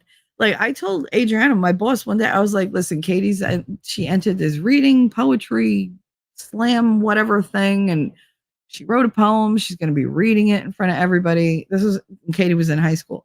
Now you figure she was a junior. It's not that big a deal if your parent doesn't show up, you're grown, but I wanted to be there, because I'd always been there before. And I told her, I said, unfortunately, it's at like 1:00. I was like, so I have to leave early. And she was like, are you asking me or telling me?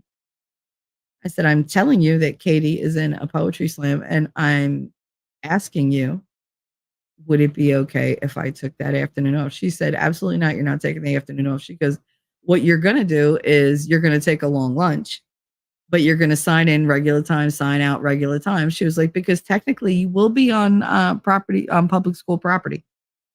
She was like, so technically you're still working because you're on property. I'm going to send you over there with something. You could just drop it off at the high school office. She was like, and tell Katie I said hi. I was like, I love you so much. She was like, it's fine. She's like, I would never tell you can't be there for your kid. She was like, but I'm also not going to penalize you and take away pay. She was like, just go and then come back. And I was like, all right. Because the high school was 2 blocks away. This is Hoboken after all. She was like, walk there, walk back. And I did. I went to the thing, and Katie didn't expect me to go because I guess she didn't really ask me to go, but I went anyway. And so when she got up there to sit in her seat, to sit in her spot with her wheelchair, because she had casts on her, she had a cast on her leg. She didn't really think I was going to be there.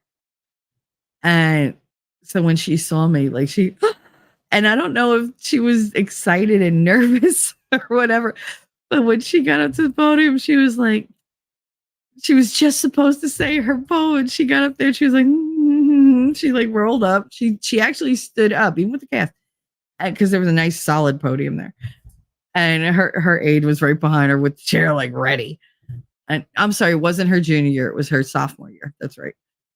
And she was like, I'm Katie, and hi, Mom. I was like, oh, Jesus Christ.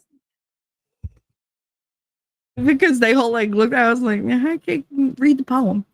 And she was like, that's my mom. And I'm like, hey, they knew I was her mother. But she was so oh, it's my mom. And I was just like, all right, whatever. And she just whatever, she did her thing, and she was and she looks at me at the end, and she was just she gave me the thumbs up, and I was like, okay, thumbs up, big smiles. Meanwhile, I'm bawling like a little bitch because it's my baby. But oh my God, it was so funny. But I never missed my kids' things. Never. I have video of my son coming into his classroom and this whole thing. They're putting on this little production. He comes in, sees me, and I hear, Mom. I was so red and embarrassed. I was sweating because everybody was staring at me because they did not know I was his mother because it was his first year in school. We hadn't gotten to know each other yet. It was pre-K 3. And it was just oh my God. I was like, shh. And he was just like, no, this is my mommy. Hi, Mommy. I love you, Mommy. I was like, oh my God. And I have it all on video. It's so cute. But oh my God, this Mommy loud as could be. And I did. I cried because just the joy that he was like, that's my mom. He needed everybody to know. It wasn't even about just saying hi. He told me, that's my mom. That's my mom. And he's pointing at me. I'm like, yeah, they know. They know now. They didn't know my name. For years, I was just Connor's mom. I was either Katie's mom or Connor's mom. Like, they didn't even know my name. And finally, one lady was like, she goes, I don't even know your first name. I was like, just call me Shelly. It's fine. It's fine.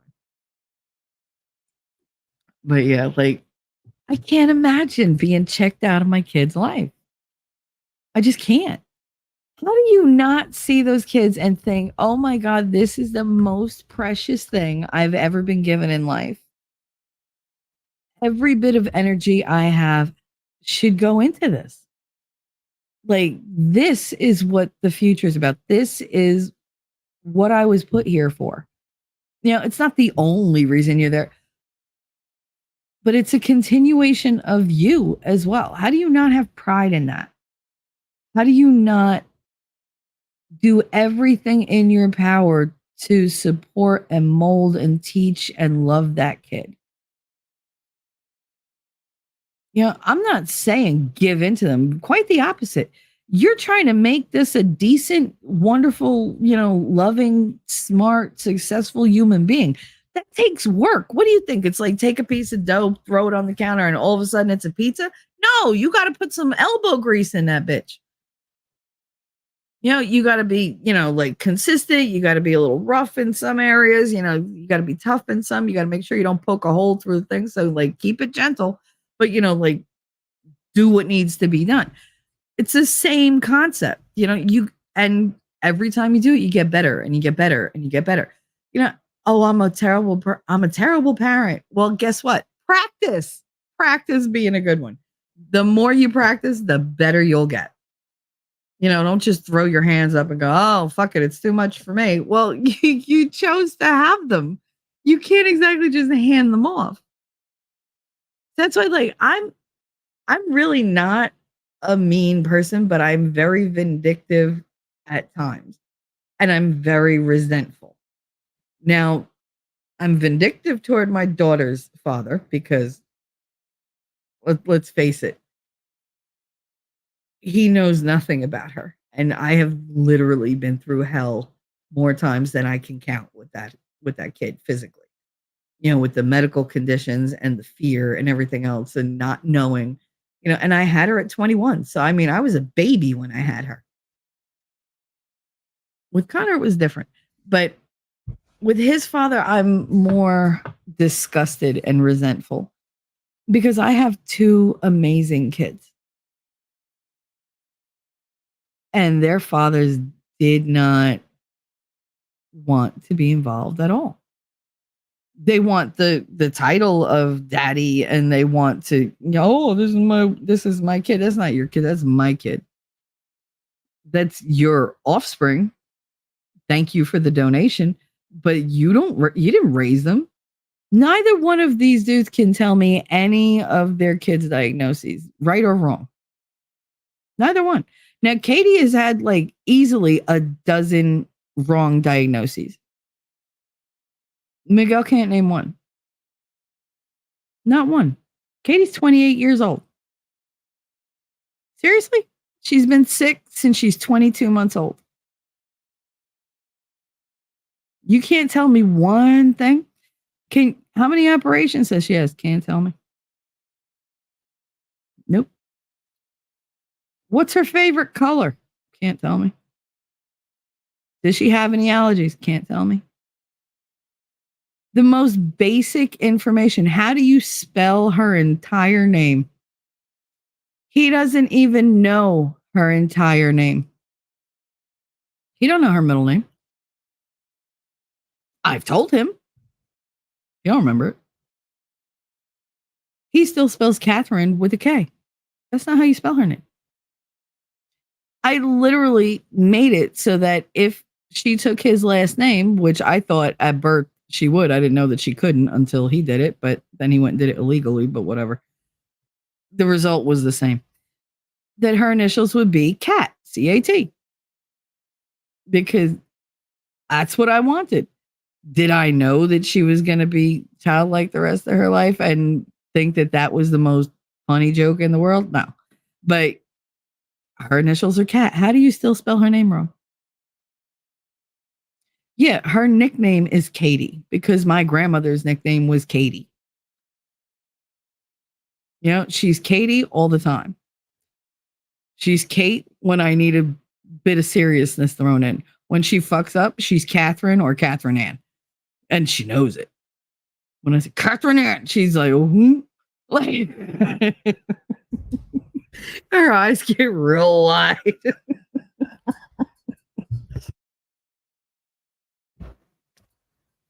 She gets like shocked into like, oh God, I fucked up. Why is she mad? Why is she mad? Hey, Cool Gamer. Cool Gamer 2, back for number 2. Love it. But yeah, like Eddie doesn't know what Connor's middle name is either. I said it. He doesn't know it. He doesn't even spell his son's name right. He spells it Conor. Sometimes he spells it Conner. It's Connor. How hard is that? Connor. Not as my mother says it. Connor. Oh, God. But nothing I could have named my son other than Joe, would have come out right with my mother. I really didn't anticipate the Connor, come here. Every time she says it, my son laughs because I go, like I physically cringe and shiver. It's just like, it feels like somebody's putting a nail through my eardrum. My mother aggravates me. You know that, but whatever. Kate, she says, fine. Just Kate. Like, it was funny the first time I had to call her across the. We all worked on the first floor of Shipco, like the last 5 years that I worked there, because they had moved my office.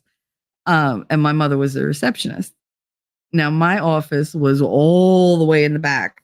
Well, my desk, I should say. I had this big, like, U-shaped area.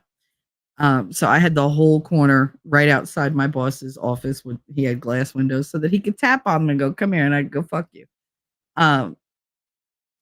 But yeah, so I sat all the way in the back, and it was it was a narrowish building. I mean, for Hoboken, it was wide, but as offices go, it was pretty narrow, but it was really, really long going all the way back. So it was like more than half a block long. And everyone, she had somebody on the phone, and she came around her partition because she had a wall behind her, like a half wall. And I hear her say, "Shall."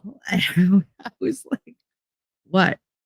And she was like, "I can't hear you." Oh, and so she asked me a question, and I answered her. And I said, "Jesus Christ, Mom." Sorry. Because she aggravated the fuck out of me that she couldn't hear me. I was like, take that goddamn thing out of your ear and you can hear me. My boss spit his coffee everywhere. And she was like, "Did you really call me Ma?" I said, "It just came out." So then, like, later on, I was trying to get her attention. I kept calling her. And she wasn't picking up the phone because she was doing something else. And I was like, this bitch. I was like, I can't leave. I got a customer on the fucking phone. I got him on hold. I was like, I'm not running all the way to the front. And all you hear is, everybody's hysterical. And I was just like, I said, we got to come up with something else. I was like, I hate calling you by your name, but I gotta. I was like, there's no way. I'm not calling like, hey, mom, mother. Like, I'm not doing that at work. It's just not going to happen. And she was like, all right, fine. She was like, you can call me Mary. I was like, I ain't calling you. That's too much of a mouthful. And she just looked at me. I was like, I know, weird coming from me, but whatever.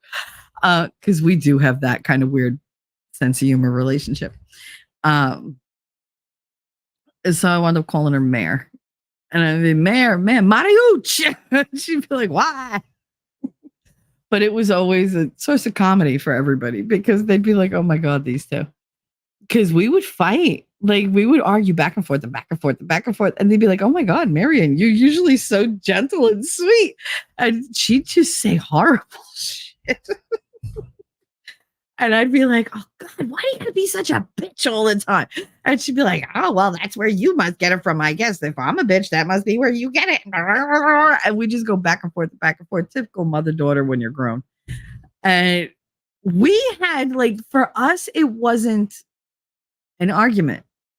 For us, it was just bantering back and forth. Because again, we don't have a mother-daughter type relationship. She didn't raise me. Everybody's like, "Oh, you're just like your mother," and I'm like, "You bite your tongue, you," like, because I'm so nothing like my mother. But they meant like as a workhorse, you're just like your mother, because we have this ridiculous work ethic that my grandparents instilled in us, um, and we're highly capable. Now, my mother is dumber than a box of rocks, but you put her in a professional setting and she will run circles around you. I don't know what it is. She's amazing when put in a business scenario, but in a personal relationship, like when it comes to like history, science, math, nope, none of that. But yet you could give her like the most intricate of tasks and she'll get it done before you're done blinking. Like, it's weird. She has crazy organizational skills, crazy multitasking skills. And I give her props for that, because I used to look at her and go, I don't ever want to have to do that. What did I do? I wound up doing exactly that in the same damn company. So it was like, careful. Careful what you wish or not wish for, because you might get it in spades. Um, but yeah, like we would go back and forth.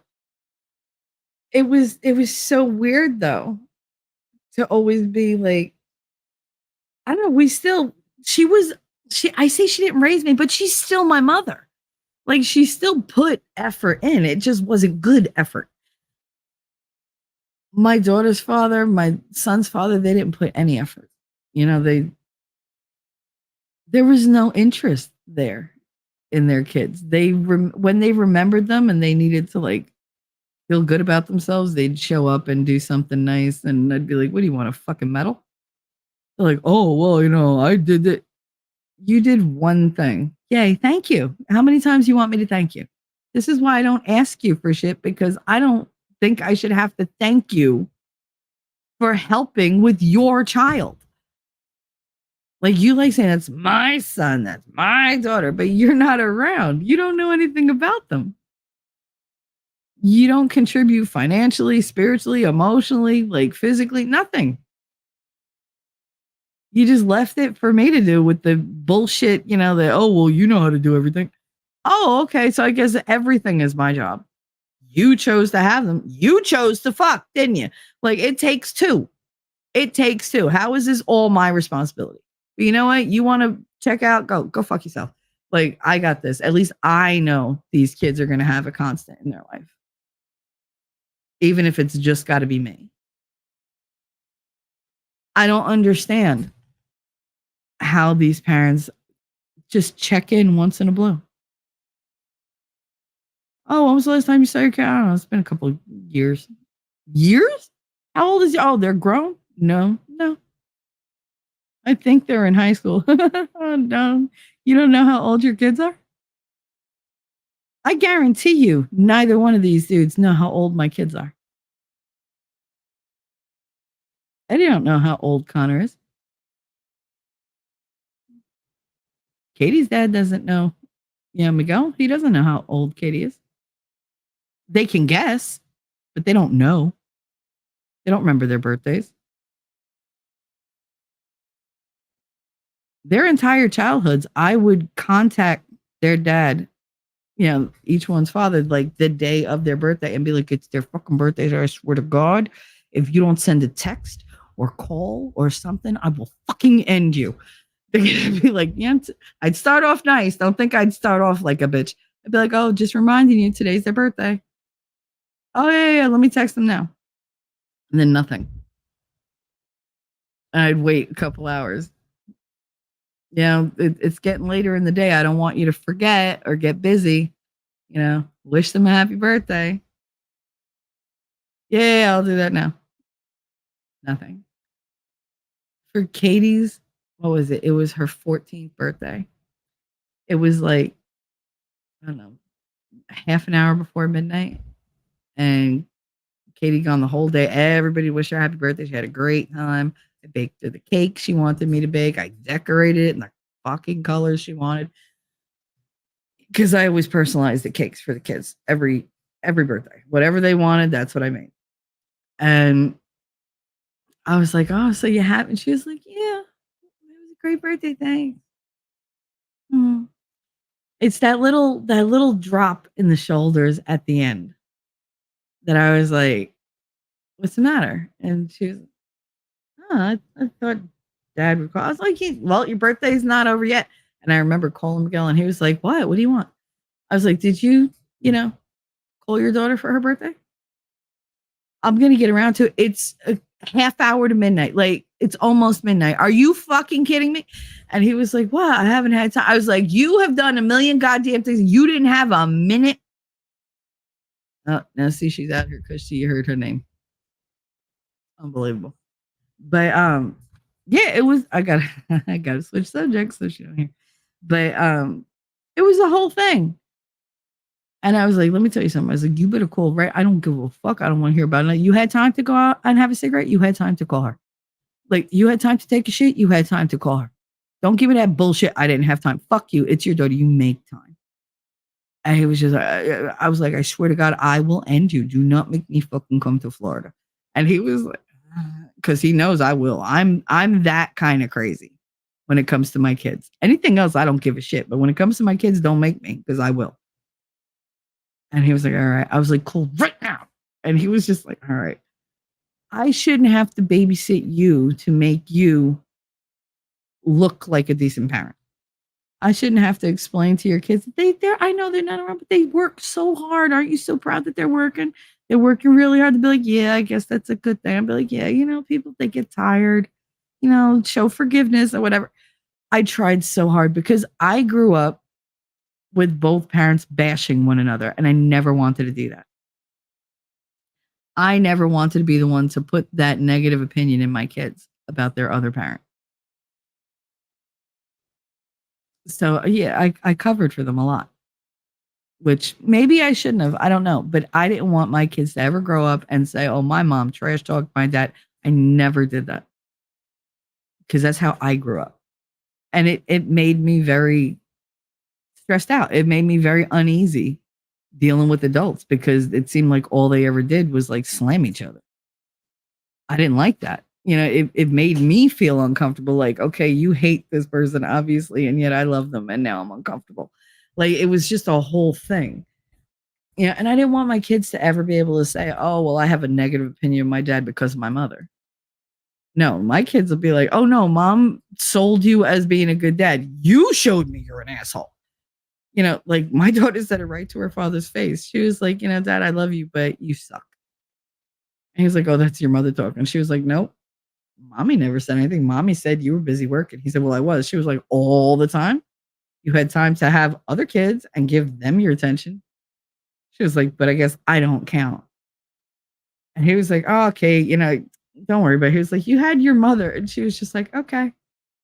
Like, that's what he said to her. You had your mother. I knew your mom was always there for you.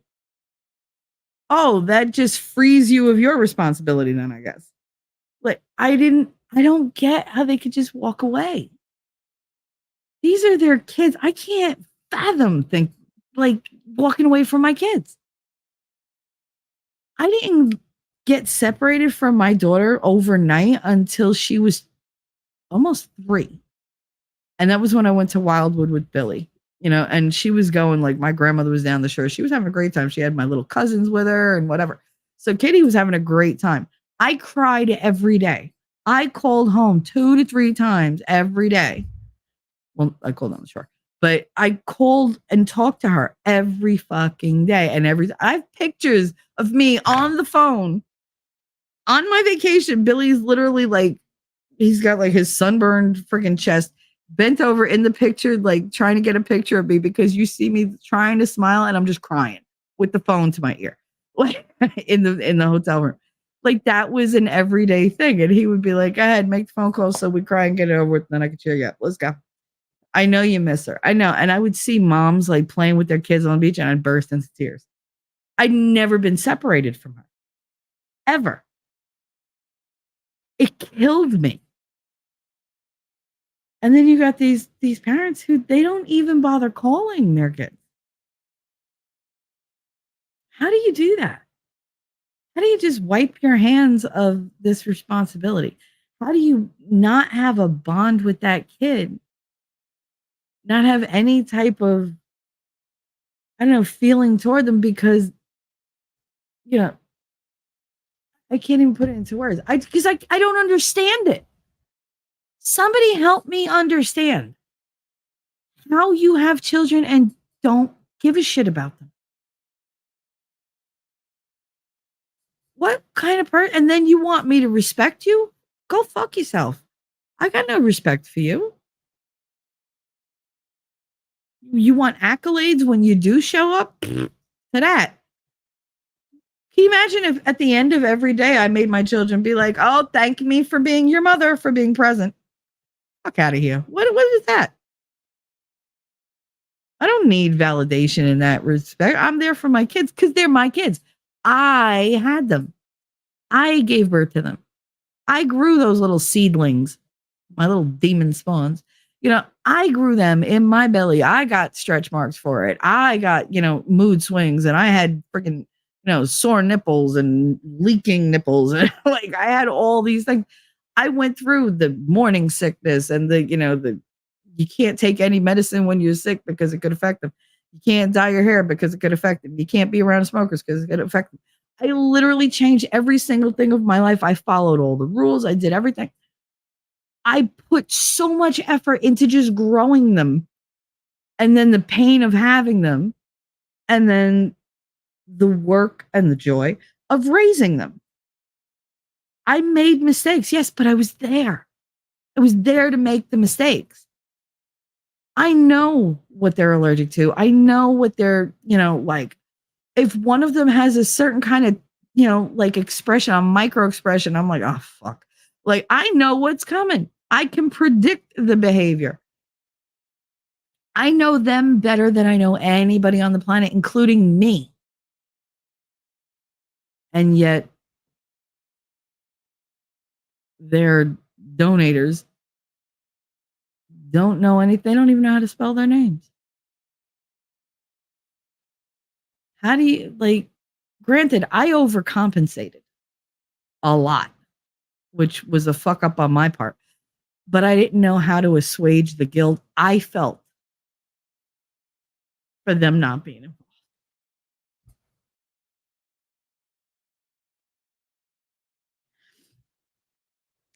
Because I feel responsible for my bad decisions, as I should. I love my kids more than anything in this world. And I feel so guilty for the choices I made. But then if I picked the other dudes, I wouldn't have those kids. Right? But I feel bad.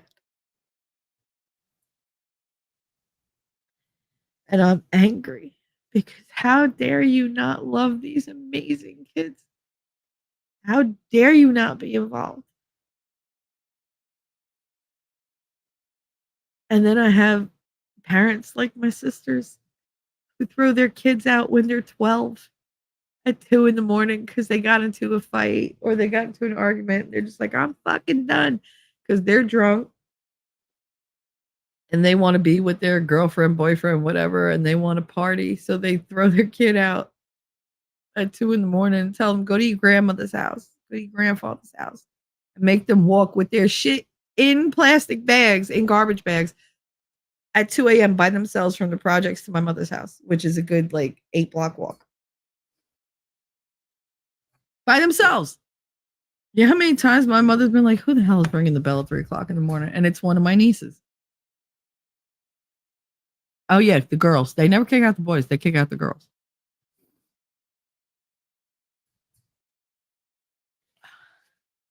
I've never been that person.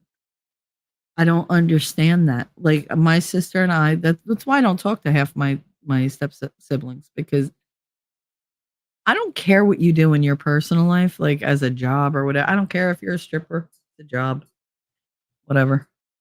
If you're going to do it, do it. You're going to make money to pay the bills? Awesome. If that's the only thing you think you could do in life, I got nothing for you, but good on you. Like, I'm glad you're working. It's a shitty job, but it's an honest job. You know, we all know what you're doing. You're not hiding it. Good for you. Take care of your family.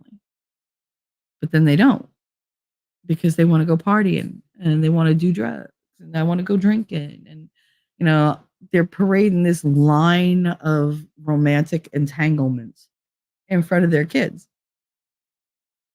You know, I have the one sister who only uses people for money. She'll go out with some chick and she'll get them to fall in love. They'll buy her a car and then she breaks up with them after the car is in her name and paid off. This is what she's teaching her kids. You know, she kicked my little niece out, Alana. She kicked her out when she was 9 at like 1:00 in the morning. It was like midnight or 1:00. She put all her shit in a black hefty bag, handed it to her, and sent her to my mother's house. Didn't warn my mother, but sent her to my mother's house by herself. I went down the prior. I had it out with her. Because on top of that, she called my mother a bitch and a whore and whatever. And I was like, she what? I'll call you back. You know, and I went and I fought. Like, I don't know how I didn't go to jail that night because I should have. But it was bad. That's the last actual physical fight I've been in. Well, that's the last fight the physical fight I've been in. Like, I literally beat this child's ass. And I mean, she's only 10 years younger than me, but we were both grown adults. This wasn't that long ago either. It was what, 8 years ago, I think. Yeah. But I mean, I went and I beat her ass. Because how the fuck dare you? You not only fucked up on the one, you fucked up on the both. So now I'm doubly pissed. And there was no talking because there was nothing left to be said. There's no correction I could have given her verbally. So I had to correct her. I had to check her ass physically. And that was it. But that was the last one that I had. And, you know, warranted. But I don't get it. Like, how do you kick your kids out? My mother kicked me out at 16 years old for her boyfriend, who is now her husband. And then she wonders why I'm resentful. Gee, I don't know. Can't imagine it. Gave all my stuff to his kids. All my dad's stuff, who just passed away, to his kids. She gave all my dad's clothes and jackets and jewelry to him. What? Are you kidding me? Like, my dad hadn't even been gone 2 years when this dude just moved into my house with all his kids. All 8 of them. Like, that's a lot. Going from an only child to that. Like, I couldn't do that. I can't. I'm so careful when it comes to my kids and my romantic entanglements. Because partners will come and go. Like, dalliances will come and go. My kids are forever. Now, when they were smaller, I made sure they didn't know anybody I was dating and nothing. You know, because I didn't want them to think, oh, my mom's a hoe. She's like, you know, she's just going through these dudes like crazy. Because I wasn't like hoey about it. It's just I went on a lot of dates, but that's all they were dates. But I made sure my kids were like, you know, down like at Vicky's house playing with her kids for the night or whatever, or at my mom's or whatever. They didn't get to be here and see you guys pick me up for a date or whatever, because I didn't want them having that impression of me. I didn't want them to think that's okay. You know, they already were like, how come dad doesn't come, like, stay here? Because I'd kill him. That's why, because he's annoying as shit. It's like, because the only way that I could get their dads to spend time with them was to put myself as an offering. I hated that. I still hate that. Because every time I was like, if they tried to touch me, I'd be like, please, no. Like, I don't want that. Like, can we just like be friends and be parents? And they'd be like, yeah, sure. Disappear like that. Boom. Out of their kids' lives. It's like if I'm not making it personally worthwhile for them, they don't have time for their kids. I don't want to be the bargaining chip, but I've done it. I literally had to lay back and think of England so that my kids had time with their parents, with their fathers. Do you know how demoralizing that is? It's horrible, but it was a length I was willing to go to get them to just take a little bit of an interest, not for them, for my kids. That ain't fair.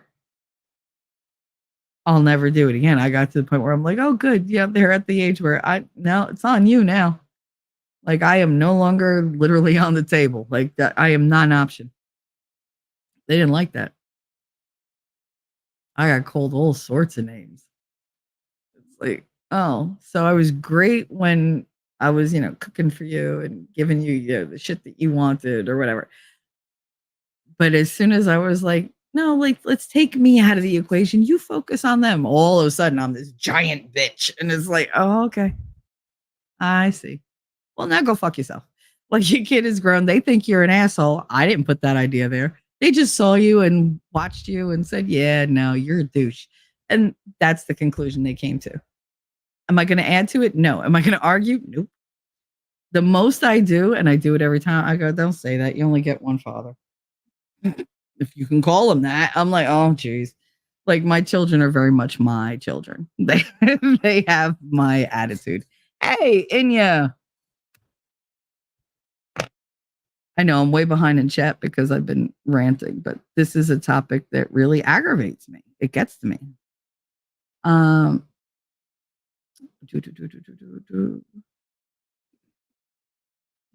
Wolfkinder, isn't that the real reason we have a middle name to know for certain when we fuck up, when we screw up? Yeah, absolutely. I'll tell you, when my grandmother, if she included my confirmation name and my last name, I was fucked.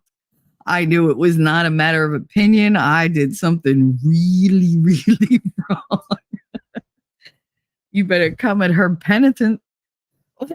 You better be sorry from the gate. Because, oh, you lucky she's not sitting there with like murder in her eyes. Wolfkinder, I was good friends with the theater director in college. Her daughters would ironically call her Dr. Morrow. Yeah. Mm-hmm. Dr. Morrow. It's so weird. I have this huge thing. It's a huge pet peeve of mine when kids call their parents by their name. I find it so disrespectful. So disrespectful. Like even my friends' parents, I would never call them by their first name. They'd be like, call me, like Mary or whatever. I'd be like, okay, Mrs. Whatever your fucking last name is.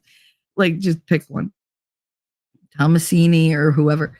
Like, I never called them by their first names because it was so disrespectful to me. Like, I didn't want to be that person. Like, they'd be like, oh, no, you're somebody's parent. Like, you're my friend's parent. I'm not going to, no. Like, I'm just not going to call you by your first name because it's just not how I was raised. And it's just a personal preference. Even like Mike Malloy. Now, he's much older than I am. I could call him Mike. I'd call him Mikey. I could call whatever the fuck I want. What do I call him? I always call him Mr. Malloy. Always. Occasionally, I'll be like, ha, you're funny, Mike. Like, but when I'm talking directly to him, I'm like, now, Mr. Malloy. Because, oh, thank you, Miss Malloy. Oh, we love you, Mr. Malloy. But I almost never say his first name. It's uncomfortable for me. And I'm extremely aware when I do slip and use it. And I correct myself because it just feels right to call him Mr. Malloy, to give him that respect. And that's something people don't do anymore. And that's because parents don't teach it. They don't teach you respect. They're like, oh, yeah, my son doesn't want to call me, mom. He calls me by my name. And he can still breathe. Like, where's your child? Did you bury him somewhere? Is this a new child? Like, because they would have, my grandmother, if I ever said, hey, Kate, she would have fucked me up.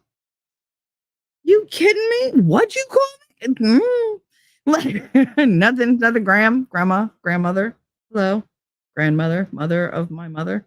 Like, You just kind of like backpedal real quick. But no, I would never even dream of it. Oh my God.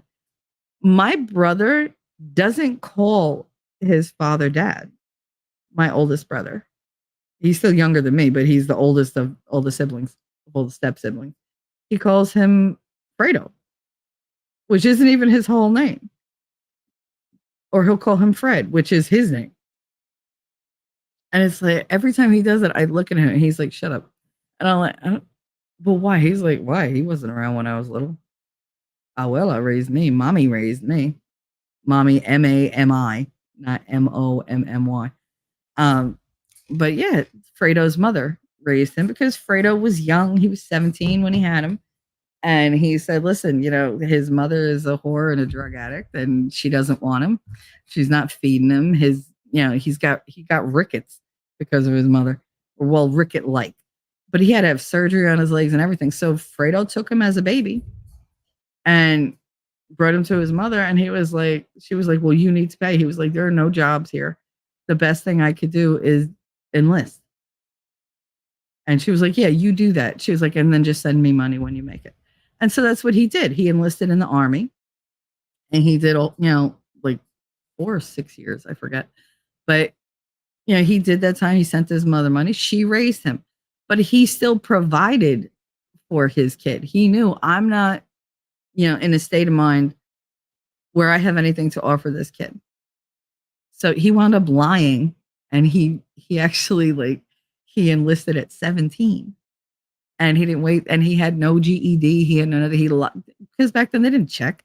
So he doctored papers, whatever, but he went in at 17. And then when he was, legal and everything, he was like, yeah, by the way, now I'm legal.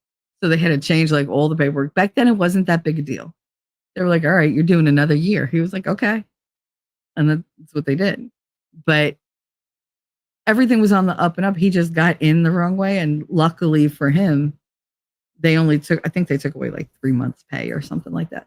But he didn't get kicked out because of that, because they needed him. He actually had to go overseas and do all this stuff. And he doesn't like to talk about his time in the army. I don't know what they had him doing, but I know he was a really good shot. And he was very agile and he was small. He's short and he was skinny, but he was strong. So he could slip in and out of places and whatever. So they used him and he won't talk about what he did. So it just leads me to believe it couldn't have been good.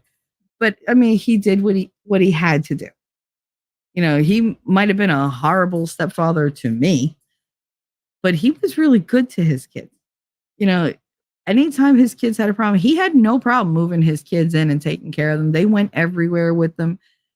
He made sure they were always clean, always had good clothes, always had good food. They had fun. They were in a good school. They did their work. And it's when they started making their own decisions that their mother started infecting their mind because she wanted a check. And she was like, don't you want to come home? You could do that. She appealed to that sense of, I want freedom. I don't want to follow rules because dad had rules. I don't want to have to do my homework and go to bed at a certain time. I want to be able to hang out on the streets and, be thuggish or whatever. So every time the kids hit around 12, they would rebel.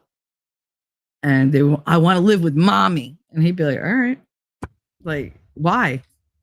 You have everything here. You have a really good life here. That's why when my brothers and sisters, when they come at me and they're like, yo, I'm like, first of all, you grew up middle class. Why are you talking like that? Because I'm a thug. I'm gangster. You're stupid is what you are. You're stupid. You chose to give up a cushy life where you were going to private school, everything. And you chose to go to public school to hang your fucking pants underneath your ass, dress like a hoochie, friggin' be covered in gold and tattoos and whatever, and talk like you're, I don't know, like you grew up in Harlem, you're since birth. And yet if somebody says boo to you, you cry because you're a little bitch.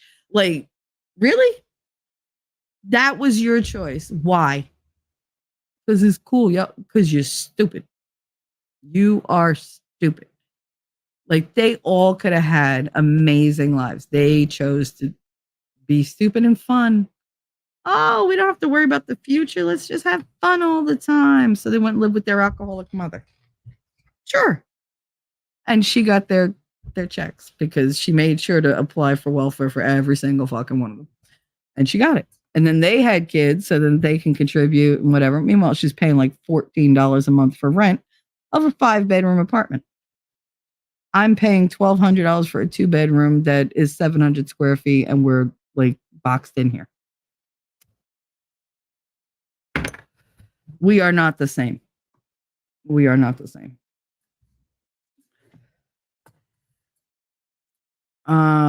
Puffer said, my kid's dad always showed up and then always shows up and then leaves early.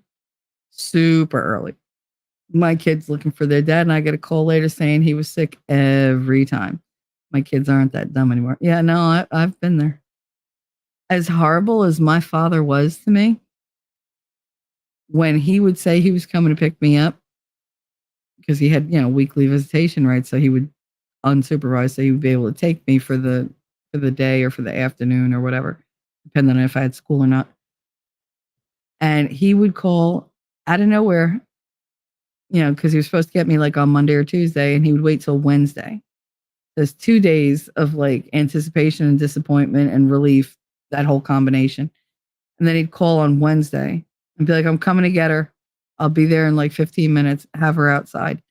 And he would have my grandmother make me sit on the stoop and wait for him, and then he would never show up. And I would wait until the sun went down, until the light went on, until it was dinner time. My grandmother used to have to bring me dinner because I'd say, no, if I'm not out here, he's going to be mad. And I would wait, and I would wait, and I would wait until I was dead on my feet. And she'd be calling him all day long. He just wouldn't answer the phone. And then like 2 days later, I'd get a phone call. Oh, yeah, well, I had something come up. The car broke down. I wasn't feeling good. I didn't answer the phone because, it's hard for me to get up. You should be more understanding, Chels. Oh, okay. Don't you think, and that was my favorite. He'd want me on the phone and he'd go, you're upset that I didn't show up? Don't you think I want to be with you? Don't you think that I want to be there? What do you think of me? I can't believe you. And he'd wind up making me apologize to him for him not showing up and upsetting me. That is a master manipulator. I know how to do that. I could flip that script on you so quick that no matter what I do, I will get you to the point where you're like, oh my God, I feel so bad for my reaction. Now, it's not that you're not wrong, but most people don't see that as an option. Oh no, he trained me in how to do that. You commit the transgression and I'm going to apologize for it. That was the dynamic. He was so good at that. That fucks with your head. And these guys are like that. The biggest fight that I ever had, the last fight I had with Eddie, with my son's father, was because he went at Connor on his birthday, on his 11th birthday. Connor is now 17. And he told him, made him cry in front of his friends and said, why don't you text me? Why don't you call me? Like, it's your responsibility. You're the one who's supposed to reach out. You should be reaching out for me. And Connor was like, how is that? You're the dad. I'm the kid. Shouldn't you be like trying to talk to me? He's like, it's not me that has to stop and, get in touch with you. Like, and he was very eloquent about it. And Eddie got all up in his face about it, whatever. He was yelling at him. That I had to come home because I was across the street, because I figured I'd give him alone time. I'd run across the street, do what I have to do with Alyssa, come back over because she's literally like 50 feet from my door. And I get a phone call, come on. I was like, oh my God, what happened? I come in, they tell me what happened. I was just like, and Eddie's like, tell him. I said, tell him what? Because not for nothing, you ain't my husband, you ain't my man, you ain't my daddy. I ain't siding with you over my kids. Fuck you. Like, especially when you're wrong. And he was just, I didn't say that, but I mean, that's the attitude. Like, he was like, back me up. You picked the wrong one. Back you up for what? Like, what do you want me to do? He was like, tell him what? Tell him that he's right and you're wrong because you're the father. You should be putting in the effort. It's up to you to set the example. You initiate contact with him. Maybe then he'll text you back. Maybe then he'll feel he can reach out to you. I can't believe you're saying this. You're taking away all my authority. I said, that got me. I was like, what authority? He was like, I'm the man of the thing. You ain't shit in my house. No. Don't tell me you're the man here. Bitch, you don't pay one bill. You don't live here. We're not co-parenting. You're not involved. Like what oh Lord. And I reserved my temper, but I was like, no. He's like, well, then I'm leaving. I said, good, get the fuck out. And I did say that part. I was like, get the fuck out. Like, I don't know what to tell you. Get the fuck out. You want me to leave? You said you were leaving. It's up to you. You're going to be like this. Get the fuck out. It's his birthday, not yours. How dare you? And he was just like, well, fine, I'm leaving. And he kept looking over his shoulder, his whole way to the door. I think he thought I was going to stop him. Bye, bitch. I ain't got time for that. Ain't nobody got time for that. Oh. I never get to play that one. Where is it? Nobody got time for that. Nobody got time for that. I said, oh Lord Jesus is a fire. I said, oh Lord Jesus is a fire. I love that one. I don't know. It just makes me laugh. But yeah, no, like I can't. So I get it, Puffer. It's horrible what they do to these kids. It really, really is. And your heart breaks and you don't know what to do. Puffer said, these self-obsessed jackasses deserve kids that don't respect them. Might be mean. I don't care. No, I know where you're coming from. The thing is, you know as well as I do that you don't want that to be used against you because it will be. If they're disrespectful to the parent who has never been there for them, that parent is going to turn around and say, oh, you get this from your mother because you're always a demon. You're always, the villain of the story. You're always the jealous bitch that I don't want to be with. Yeah, then stop sniffing around me and get the fuck out. Like, this is not about jealousy. I don't want you. And that's the whole thing. We reject them. They punish us by rejecting their children. It's a thing. I don't get it. I wouldn't do it, but whatever. I tried to make them as welcomed as possible. I really did. I was on my best behavior to get them involved with these kids. And they weren't biting. It was only a transactional thing. I basically prostituted myself to these two men so that they would be involved with the children they helped me make. So it's just, but what won't we do for our kids? Am I proud of it? No, I'm not proud of the fact that I had to do that. I'm deeply shamed, but I did it for my kids. So if I had to do it again, live that same life again, I would still do it. Just to give them some type of memory. I didn't want them to be completely fucking absent. So I'd bring them in however I could. And then I just couldn't do it anymore. I just couldn't. Like, you ask my kids, I haven't been, according to them, I haven't been with anybody in like 20 years. They don't know that I dated because they never met any of them. I had the one ex-boyfriend who came around that kind of was like, you made my mother cry. You got to go. And it was just like, because he just lit into me. But yeah, no, I don't want them to have that kind of impression that that's okay. It's not okay. Puffer said, yeah, but those bad decisions gave you wonderful children. You wouldn't have it any other way. No, I wouldn't. You're right. You're absolutely right. If they have one caring parent, they'll be okay. They know what love is. Mama taught them. It's not the worst thing. We just wish that they had a male role model that could be found without blood. Yeah, I tried that. I get that, and you're absolutely right. And, like my daughter, she's good. She had her grandpa. She is the apple of Pop-Pop's eye. You know, Fredo might not have been good to me, but he's always been top notch with my kids. Like I have no complaints when it comes to how he has dealt with his grandchildren, even though they're his step grandchildren. Well, one is his nephew, but we're not going to go there.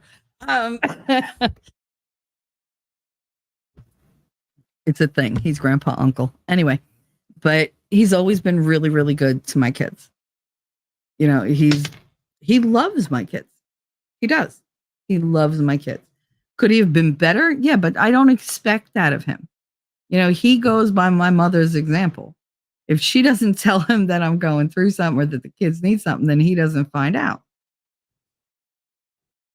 But when he does know, like he loves to talk to Connor. He loves to do anything with Connor. His best time was having Connor for the weekend, for having Katie for the weekend. My mother was the one with, I have to ask my husband. Oh, my husband doesn't want them. And then you'd hear, doesn't want what?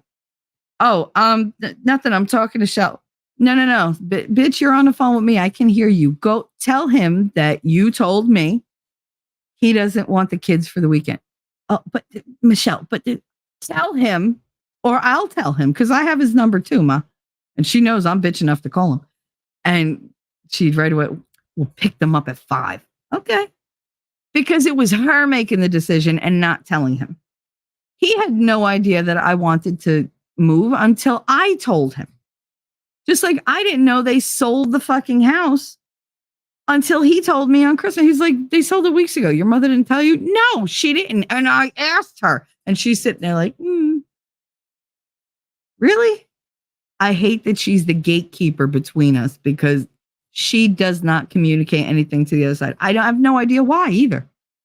Life would be so much easier if she was just honest and open about everything. But no, she's got to be secretive. It's always a secret. Everything's a secret. I don't think she ever wanted us to get along because I don't think she wanted the attention to be deviated from her. And I think him not liking me and her painting me in the worst light possible helped get her, get him to support her and pushing me out of the house. Because I honestly don't think it was his idea. I don't. I might have, like, when I was a teenager, because he was the easier person to blame. But I don't think that was him. I think that was her. And he was just going based on information she gave him.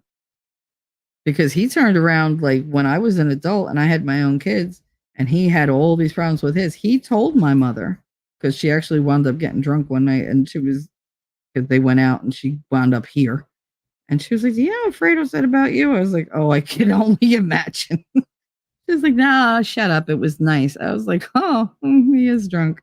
She's like, no, he said it the other day.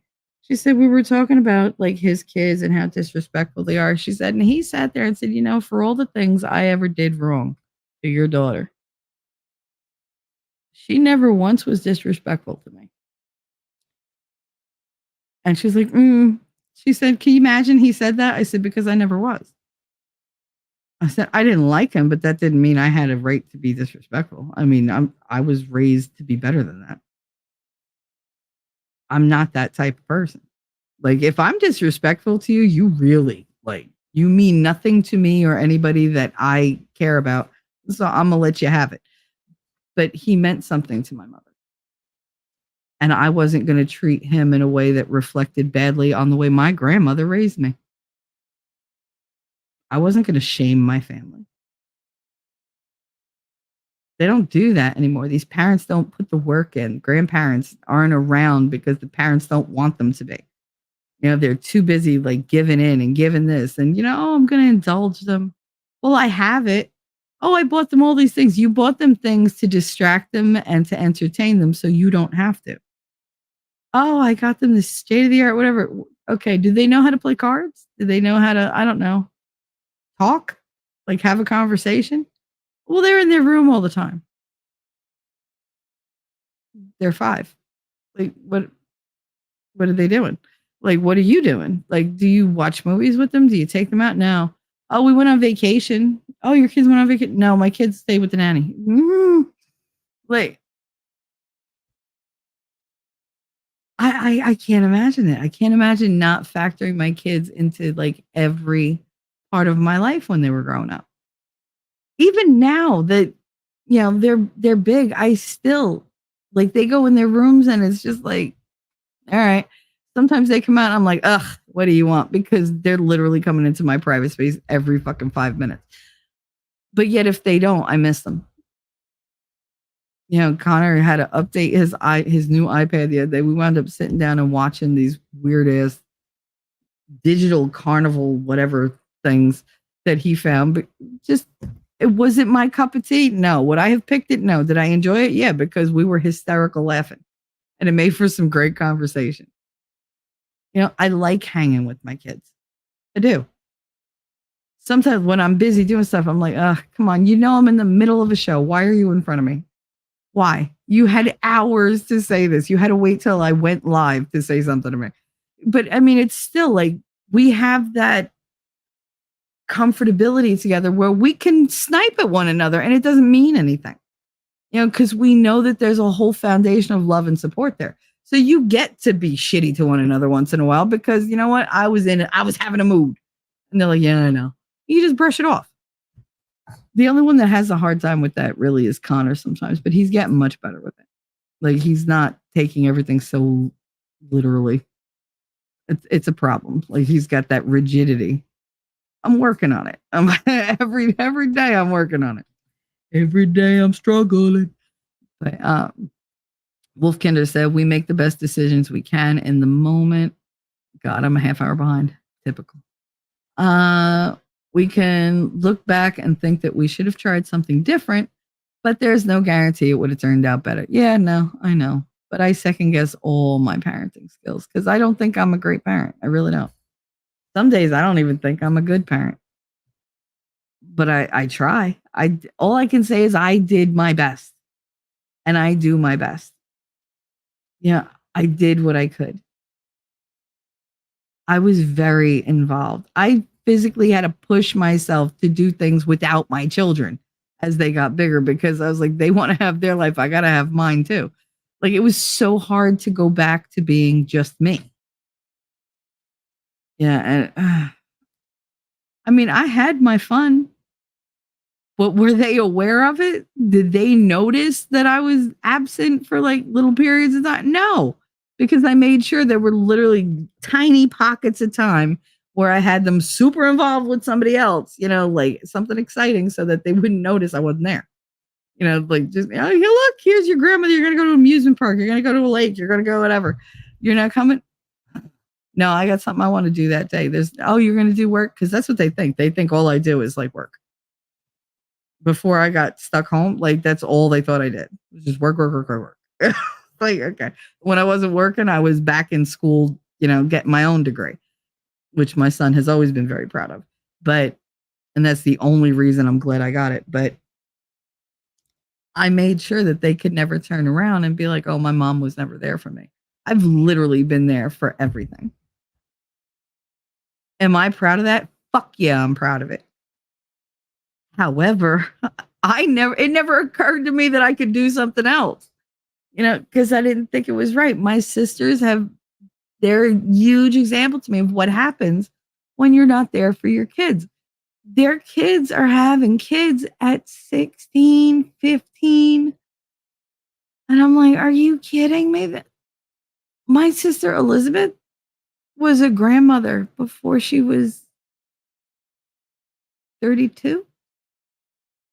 Are you shitting me? Really? My daughter's father, his mother was a grandmother at 34 years old. Why? Because she figured, okay, he's this tall. He could be on his own. Fuck it. I'm going to go, be in the streets now. And he could go do whatever. 14-year-old boy, 15-year-old boy, what's he doing? He's going out, trying drugs, getting in fights, getting in trouble. He's fucking left and right. By the time he's 17, he got 2 kids. And he's got a younger sister who's 2 years younger than him with a kid the same age as his kids. So yeah, his mom was, by 34, she was a grandmother. I it's a whole culture that they've created. And I can't be a part of that culture. Did I contribute to it in some way? Yeah, without realizing it at the time. But the whole here, babies having babies, and then, like guys just walking off, no responsibilities, not being involved, moms being hoes, going partying all the time, having boyfriend after boyfriend after boyfriend after girlfriend, like just parade them in front of their kids, using them up. Mom's getting, drunk and high on crack and shit at home. Yeah, taking their kid for a tattoo at like 16 because fuck it, I'm your parent. I could sign off on it. There you go. Are you kidding me? Like letting their kids hang out all night long outside in gangs at 14. My friend Vicky's brother, he went to jail at 16 years old. He got 20 years for manslaughter because he got caught after initiation for a gang because he killed somebody. Just walked up to him, didn't know dude, blew him away.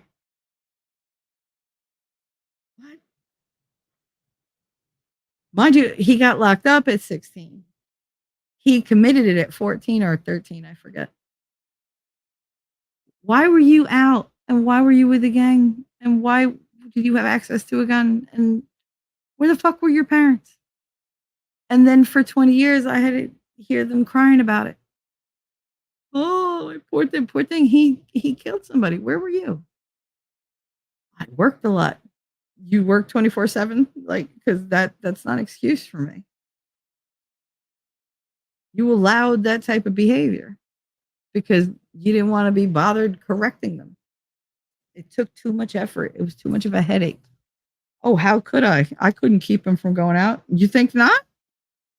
I think there are many ways to keep your kids from not leaving the house. Number one, put a lock on the motherfucking door that only you have a key to.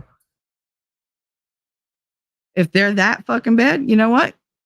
A little fear. Call a cop. My ex-husband's nephew tried doing that to me, tried not going to school and mounting off of me and threatening me because he didn't want to go to school. And I was like, all right, I called the truant officer. Come to the house and get him. But I was like, he's threatening to come. I need the fear of God put in this child. Be right there, man. And they sure did. And he never gave me another problem about going to school. And he graduated really well. He was in the chess club and everything. Like that was a turning point for him. Why? Because I set a boundary and I said, dude, you want to come at me? All right, wait, bitch. And I did what I had to do. You say I have no power? Well, guess what? We're going to find somebody who does. Oh, look, I found one. Did I like doing it? No. Did it have to be done? Yes.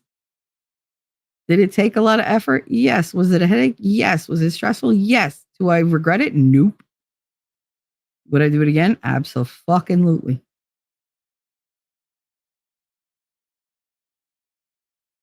And now that he's like grown and he's got a fantastic friggin', graphics job and whatever, like he makes buku money. He went to college for 3 fucking things. He went to college for web design, got an amazing job, making high 6 figures for that. Then he went back for culinary because he wanted to learn how to cook because I gave him this love of cooking, he said, but he wanted to do it on a mastery level. Okay, fine. And now he went back to school for holistic medicine so that he can get into that because he doesn't like, the state of healthcare and, all the poisons that people put in their bodies and whatever. I can't be more proud of him. He's got a little girl that he takes care of, even though the mother's a complete, see you next Tuesday. But, I still talk to him. He's not that much younger than me. I didn't realize it at the time, but he's only 10 years younger than me. And it's like, I was raising this kid of somebody else's and I had to make hard decisions, but the decisions I made helped him get on a better path. And he'd be the first one to tell you, like, if they're like, oh, "Oh, you were raised by great parents." And he'll tell you, "No, Aunt Shelly was the one that, like, she put me straight. She took me in when nobody wanted me. She loved me. She cooked for me. She taught me how to cook. She taught me how to dress, how to, like, take care of myself. Hell, I taught him how to shave." His father didn't teach him shit. His mother didn't teach him shit. My husband didn't teach him shit. I always involved him. He was like, "She made me, know that she wanted me around.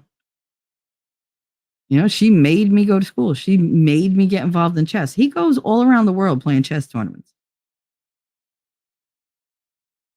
Like I love this kid from when I met him when he was real, he was much younger when I met him. He was like, what, 13, I think, when I met him. And they all treated him like he was like this weird kid because he was super smart. And he was really like deadpan, sarcastic, funny. And I got all his jokes and they didn't understand it. It went right over their heads. So I had an appreciation for this kid. I got him, and I knew that there was huge potential there. And he'll tell you, she believed in me. Nobody else did. Nobody else cared. So yeah, if I had to do things the hard way, then I had to do them the hard way. I felt bad that I had to embarrass him to that degree. But you know what? He turned out to be a fantastic person. And he doesn't blame me for it. He was like, "You know what?" He was like, "You did what you had to do." He was like, "I was a shit as a teenager." I was like, "I know." He was like, "I destroyed most of your furniture." Yeah, I know. I know. You were mad at everybody else, and I was there. I got to be the recipient of everything. And it was fine because I understood that. I'd been there. I wasn't going to hold it against him. I mean, he was a great kid with occasional bouts of assholery. You in, you out, you all around you. She said, "My neighbor came to get a cigarette and ran off with my lighter." I think, oh, I hate that.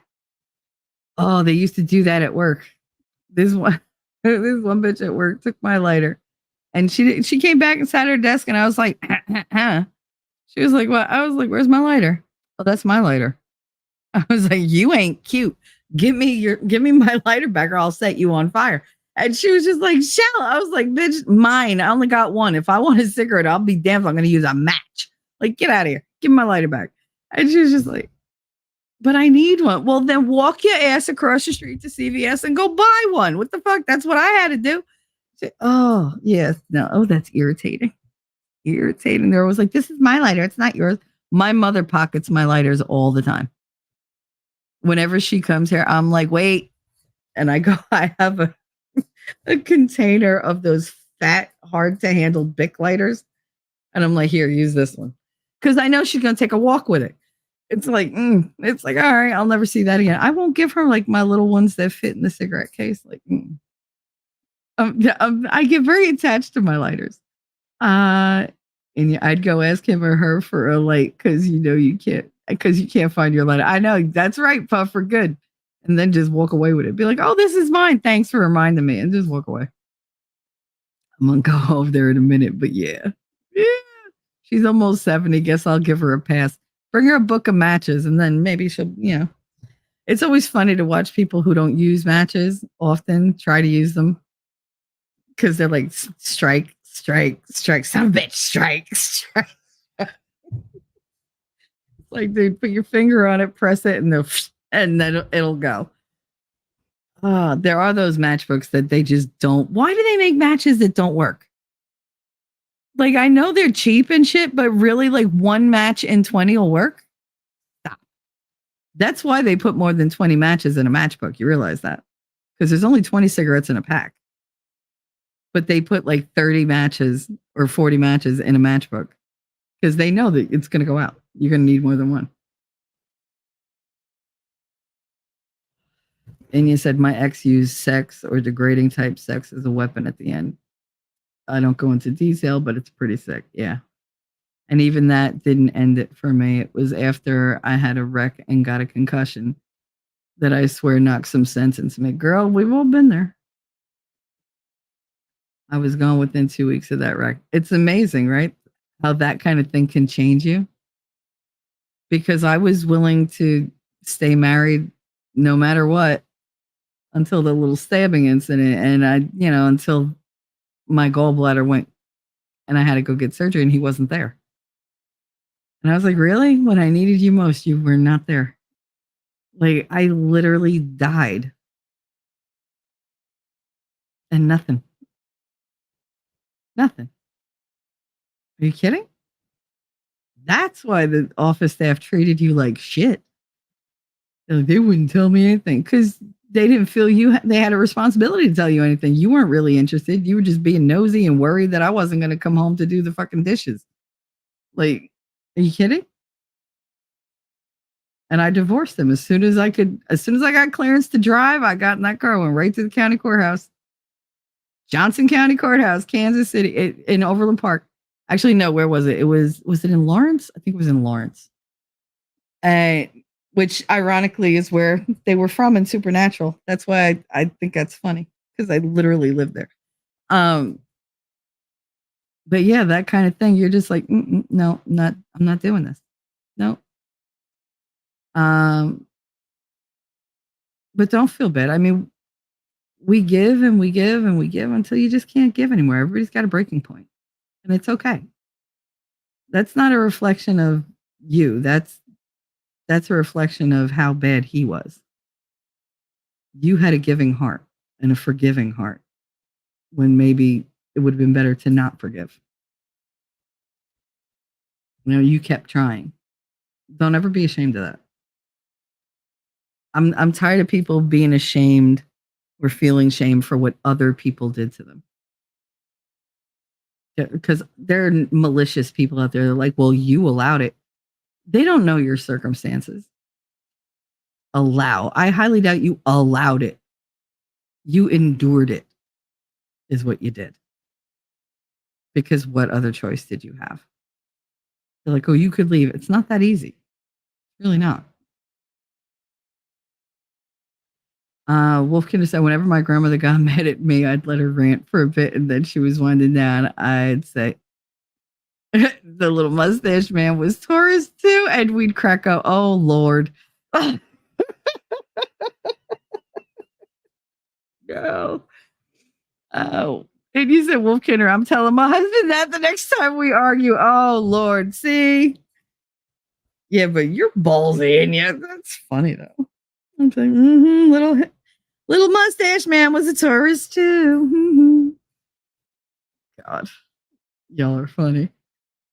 Daisy, you hear that sound? Door slams, and you know it's really over. The closing of the slamming of the door equals George Jones. Oh God, honey, how you doing, Daisy girl? What's up? I was just talking nice about you. When was it? Was it this morning or yesterday? I forget. But I was saying that you're always all around, running around, doing stuff for other people, promoting people, supporting them in their pursuits, in their quests. Good for you. You're a good girl. Daisy girl, been enjoying listening to you for a bit, pulling weeds and loving the sound of your voice. Oh, honey. Gotta run, wash the itch off, but wanted to say hello to you and chat in case you're gone when I get back. Well, I'm like retarded when it comes to answering chat. And I'm way behind. So I'm a half hour behind almost. But thank you. Oh, I'm so glad you were listening. You enjoy my voice. I don't get that. I have a horrible voice. Puffer, she said, I'm sorry, your mother sounds like a wench. I'd hit her. Just feelings. Yeah, but she's my mother. She's never been different. So, I mean, at least she's always been consistent.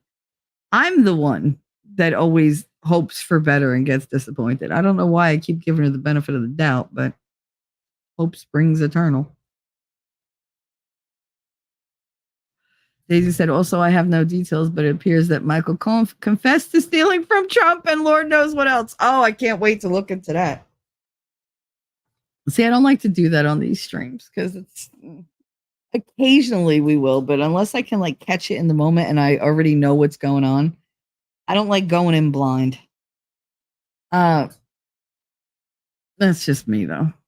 But oh, I hope so. I hope this whole thing is over soon. Although I kind of want them to draw it out because I don't want to see what new shit they come up with.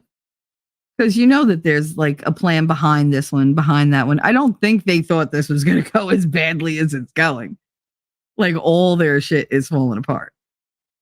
So like I'm afraid that they're going to escalate and be like, well, we can't take them out legally. We're just going to take them out. I don't want that. Like I want this man literally wearing like John Wick suits so that he like repels any kind of like projectile. Like I need him to be covered in like I don't know, some like invisible shield of protection. Because the attempts on people are going crazy now. You have the Slovakian prime minister that the dude shot him right on the street in public. That's very Reagan-esque. You had the person who went to the Trump rally who wanted to harm Trump. That terrified me. But they were found ahead of time or whatever. And now you have like the Iranian president went down in a helicopter crash. Do you think we're gonna find out? They were like, oh, well, it was weather related. Really? So that helicopter never had to navigate through that kind of weather on that thing? Like, I'm pretty sure they wouldn't put the president of their country in with a pilot who didn't know what he was doing. So that to me is fishy. Oh, it's weather. There was fog. Fog and mountains don't go together. Yes, but helicopter pilots know that. They know how to navigate that. There's so many radars and everything that are in these things now that this should not have been an issue. So yeah, I'm skeptical. Will we ever find out? Probably not. But I mean, what is happening all over the globe? People that push back are getting arrested and imprisoned. They're putting them in jail without any charges, with no representation, no ability to fight back. I believe if I didn't dream it, and tell me if I'm wrong, that Julian Assange was they're going to hear his appeal in the UK not to be extradited to the United States. I don't understand why he should be extradited to the United States when he was not a citizen here. And they want him for treason. How can you be treasonous against a country you're not a citizen of? Because maybe I don't understand, but I mean, maybe that's an oversimplification of what he did or what they're saying he did. But that's what it comes down to, isn't it? So why would you send him back here knowing that they want to penalize him for telling the truth? Like, oh, well, he leaked. So did other people before he did. He just did it louder. Wolfie, you're a good mod. Yes, Wolfie's a very good mod. He's a very good mod. He's a good boy. He's a good boy. Evelyn Cos. Good M. Happy Monday, Mama. Happy Monday. Wolfam, I didn't mean to give you a baby bottle. Daisy.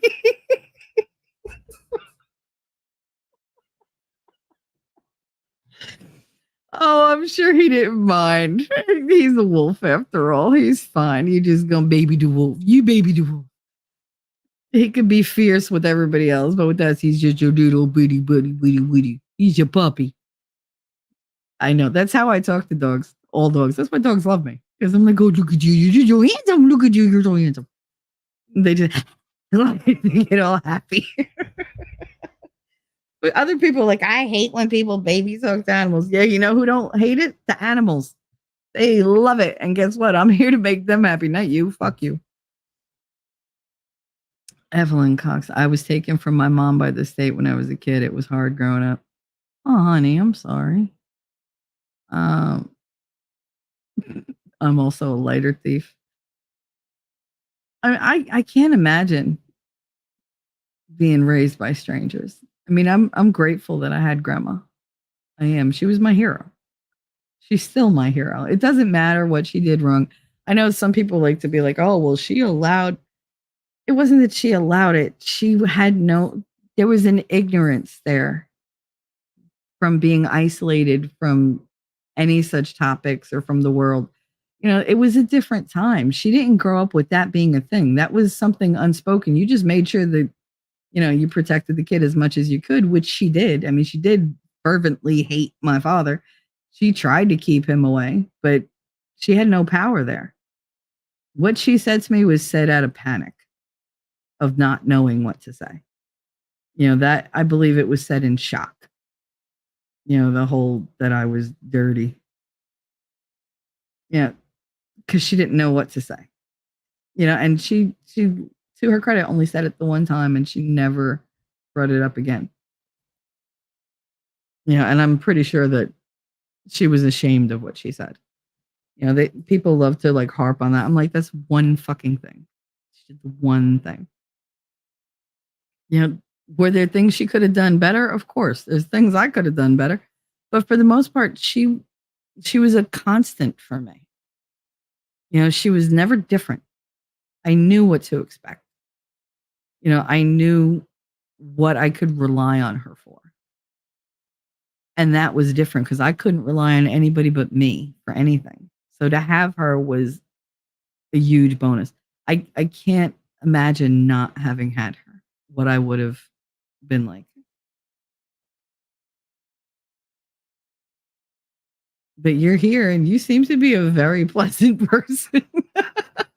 You're very sweet. You're kind. You're informed. You have a good sense of humor. So kudos to you, because if you didn't have it good growing up, you turned out great, Evelyn. You should be very, very proud of that. Wolfkinder, just a silly version of the anti-theft lighter on a chain, just like pens at the bank. Oh my goodness.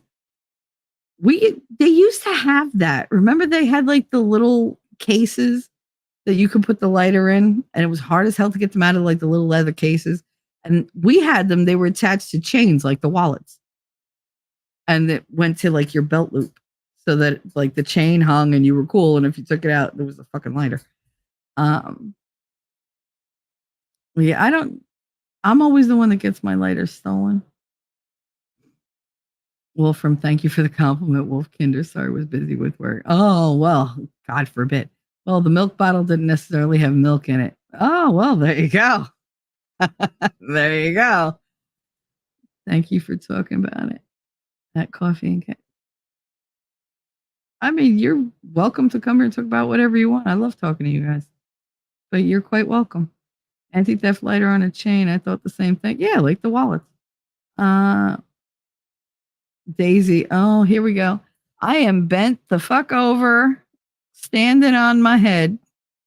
Heard you say Inya's name, I think. So I'm here to kiss. To kiss Inya. I will kiss Evelyn too. Girl, you been drinking or is you standing on your head for a really long time? What are you up to? I love Daisy. She's so crazy. Oh, don't ask her for a sandwich, though. She only does that for V Radio. Makes her bologna sandwiches. Bologna sandwiches. Bologna. My bologna has a first name. It's OSCAR. My bologna has a second name. It's MAYER.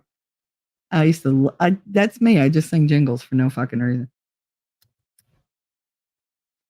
Life is too short to not sing a jingle every now and then. See, that's the only time I use life is too short. Helicopter flying into mountains should know to fly high. Absolutely.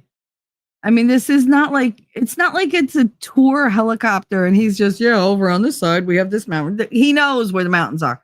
Like, you're in charge of transporting the president of your country.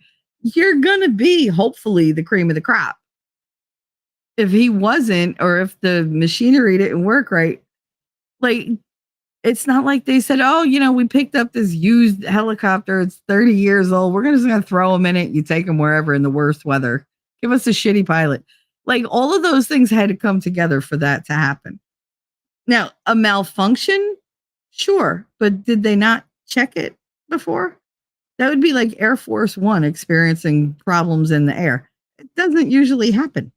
Why? Because it's triple checked and quadruple checked and, Like 18 people have checked to make sure everything is working on this goddamn plane. It's not, like a Boeing, like the fucking doors aren't going to go flying off halfway through. Evelyn Cox, she did the best she could with what she had. Yeah. I mean, I think they do try, some of them. I have a story. Hey, Yamaha. Look at that. I'm only 4 minutes behind. Woohoo. Hey, talking trash and truth and all. Thanks for popping in last night. I was so happy that you did a live all by yourself. I was like, oh my goodness. I was like, I got to get in there. And I was in there for a while just listening. But then like right before, as soon as you said, okay, I'm going, I was like, all right, now I could type. Because I didn't want to draw attention. Everybody was having a good time. I was like, all right. I didn't have the energy because I'd literally just finished my show with winning. Doing lives is definitely different and interesting. Uh-huh. Oh yeah. Oh yeah. And usually whatever can go wrong will. You have a million interruptions. You got people parading in front of you. You're like, God damn it, all day nobody said a word to me. Now everybody wants to talk to me. Like, really? Evelyn, thank you. And you're wonderful. I enjoy when you come around. You're one of the crew. But yeah, I have a story, Yamaha. I was so happy that I was able to catch you. I was like, oh, look at this. I was like, Shizzy didn't do his thing and everybody went their own way and did their own. It was nice. Like, I'm used to you doing videos, but you having like watched you doing it live was exciting. It was new. I was happy for you. And I'm glad it went well. They all seem to enjoy it. So you're good. You should do that more often. If you ever have insomnia, it's a perfect time to do it because let's face it, none of us sleep. You're more likely to get through to us at like 2 a.m. than, I don't know, now. Like, it's just the way it is. Did you? Oh, good. You put it. Thank you, Wolfram, for putting up his link. I appreciate that. But yeah, no, he did a live yesterday. You guys should check it out. It was really sweet. It was fun. Puffer said, LOL, I was at a High Times event and people would ask me for a light and I'd hold my arm out and spark my lighter. One chick said, let me do it. I said, to find somebody else who stays here. Rules. Absolutely. Absolutely. And that is one way to do it. Be like, oh, here, let me light that for you. Yeah. And then it's weird. I guess they feel it's weird when another girl does it. I never really cared. But I mean, whenever I was at work, like when we were up at the bar, I never had to bring my lighter out of my pocket. It was always in my pocket. I left it there. Like my pack of cigarettes would be on the bar because, nobody's going to take that because I'll stab them with a fork. But I never had to because these were Danish guys that I was working with. They're all very like, I don't know, their manners are different. They're very chivalrous. Like they're very gentlemanly. They'll be standing in front of me talking about dicks and tits and everything else. That didn't matter. But as soon as I took one cigarette out of that pack, it's like 8 lighters in front of me. On here, it's like, okay, my hair, like relax. Suddenly got hot in here. But I mean, I never had to get up to like say, oh, I need a refill. There was always a fresh drink in front of me. They made sure that nobody like bumped into me or whatever.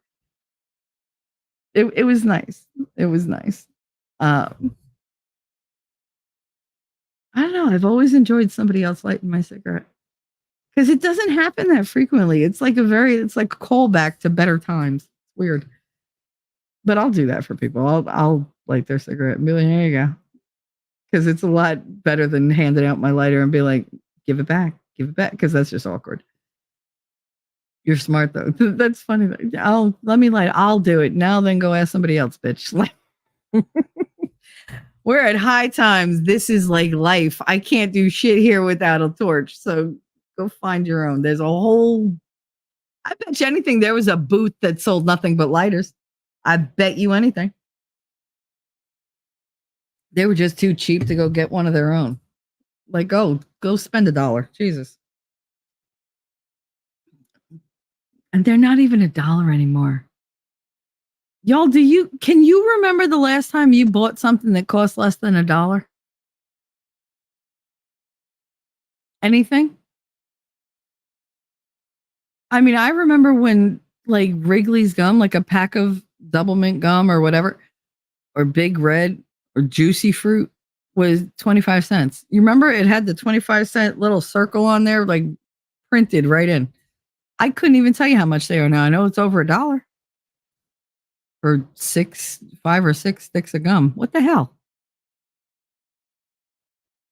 It kills me. Like I don't understand how prices went that outrageous that quickly. I got a tweet the other day that said, "Have your grocery prices gone down?" I was like, "No." And then I saw the tweet that it was coming from because somebody like sent it to me. And I was like, I'm looking and I was like, oh yeah, no. Because they were like, you must have something to say. And I was like, yeah, I do. Because they put up like Bidenomics, whatever, at work. Our grocery bills are going down. They were the lowest they've ever been in April. I was like, where? Like, not here. I spent $150 last week on literally 4 bags of groceries. I had them delivered. My son I was like, oh, make sure to give him the car. He was like, this is all there is. I was like, what do you mean that's all there is? And I looked and I was like, how many bags is that? 4. 4 bags cost me $150 and I used like $30 worth of coupons. Are you kidding me? And he was just like, you spent how much on this food? I was like, yeah. I was like, they're killing me. I can't. I bought him apples the other day. 4 apples cost me $8. Why am I paying $2 an apple? Are they made of gold? Is it king growing them with luck and prosperity bred into them? Like, I don't know. It's a fucking apple. During the Depression, people sold apples to make money. You know, Mister, can you spare a dime an apple? 10 cents an apple. Some people sold them for a penny each to make money. And now $2 an apple that doesn't taste right? Fuck out of here. And they were Macintosh. It's not even like they were great apples. I didn't get like the fancy kind. Because those, I mean, I wouldn't even try. Oh my God, I tried to buy nectarines the other day. They were like $4.99 a pound. What? And each nectarine is like £1.50 pounds. I was like, what are they making these with? Lead? I don't get it. I used to go to the fruit store with $20 in my hand, come home with a giant brown bag full of different kinds of fruit. So we had fruit all week. We always had fruit in my house. There was a huge bowl of fruit in the middle of the dining room table, in the middle of the kitchen table. We didn't do snacks. So it's a huge bowl. There were all walnuts and almonds and whatever, all in their shells as the bottom layer, and the fruit was on top. And so you had a choice. You could have fruit or nuts. That was your snack. Don't touch that refrigerator. She will slap you. You know how many times I was trained when I was going toward the refrigerator, she'd be like, she just looked back. I just getting something to drink. All right. And if she heard the crinkle of tinfoil, I got wrapped on the back of the fucking head. What are you doing? I was like, I had to move it. Like, oh my goodness. Like, relax. What are you eating? God, just leave me alone. There's fruit on the table. I want grapes. The grapes were in the refrigerator because we all like them cold. Actually, my grapes were always in the freezer. I don't know. It's a thing that I went through for like a really long time. Now it hurts my teeth. But when I was younger, it was just easier to have frozen grapes. It was almost like having ice cream, but like it stopped me from chewing on ice cubes. That was a thing too. Wolfgang just said Yamaha, it's a learning curve. I got plans to create stuff. Going to be changing my name first. Ooh, you better tell me what it is so I could support. Girl. Puffer smiles. Those lighters were like 50 cents when I was young. Yep. Mm-hmm.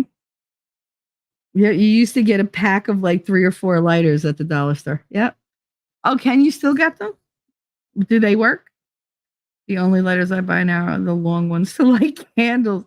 Yeah, I'd light my hair on fire. What are you kidding me? Yamaha said, yeah, but I have to take antibiotics, so less than $1. Not all it's cracked up to be. I'm just kidding. You're funny. Shut up. That's what you're buying for less than $1? I mean, honey, with that voice, you could get it for free. They should be paying you See? Turn that shit around. Ah, yes, the fruit and nut bowl. Absolutely. Who else grew up? Like my kids didn't even know what a nutcracker was. My son took one of them out of the utensil drawer. He goes, "What is this for?" He was like, "Is it to like open?" I was like, "It's a nutcracker." And he's looking at it. He was like, "How do you crack a nut? Like nuts are I was like, "No, walnuts. Like no, they're big. That's why there's like these little ridges." He was like, "I don't get it." He was like, "Besides, I'm allergic to nuts." I was like, "No, you're not. You're allergic to peanuts, and nuts are not peanuts. They're very, very different." I know, but I don't want to take a chance. Oh, whatever. Like, he was like, "Can you just get them and like show me how to?" I had to buy a bag of mixed nuts, which by the way cost me $8 for like this little diamond brand bag of nuts. And I had to show him what it was to shell a walnut, like to shell an almond, a filbert, like whatever. He didn't know what any of these fucking nuts were. And I was like, "You don't want to like have any of them? Like try one." Like, "No, oh my God, you're not allergic to them. It's okay." He just, nope, nope. All because peanut has nut in the name. I'm like, but it's not a nut. This is very different. You had the allergy test for nuts. You're not allergic. You'll be fine. No, no, no, no, no. All right. The fruit was your snack, quietly hides his Reese's said. Now, I mean, listen, you want me to eat peanuts? All right, there's peanuts in a Snickers bar. Like, I was just saying, there's peanuts in a Snickers bar. And if you think about it, chocolate comes from a bean. So really, like, it's vegetable too. So, I mean, right in that Snickers bar, I'm getting my fruits and my vegetables or my nuts and my vegetables. So, honey, I can rationalize anything. I can find a justification in anything that I enjoy. If it's bad, then no. Um, I caved in on Sam's Club because it's just down the street and the amount of money I spend on bottled water a month, I'll buy a membership. In 2 months, done. Yeah, no, I get it. I get it. I do. It's so weird. I was never a coupon clipper, like an avid coupon clipper. Now I literally like I'll spend an hour going through finding all promo codes that I could use, like this coupon, this coupon, this coupon, and then take 20% off this, and take this delivery fee off, and take that off, and take that off, and take that. I play games to get points, to get like to earn points to cash in for gift cards for Amazon so that I can save money that way. It I only sign up for things that have cash back and stuff like that because I know like I have to cut corners in other places so I can move it and use it in other places. Like I have my entertainment budget, which is a quarter of what I used to spend on me like going out, like shopping and whatever. Because I do love to shop. It's just I don't like to shop for long. Like I won't spend hours and hours. My friend Rachel, she could shop from the moment she wakes up till when she goes to bed. I can't. I can't deal with that. That's too many decisions. I don't wanna. But you take me to Big Lots and I'm a happy girl. I love Big Lots. They have the weirdest shit in there.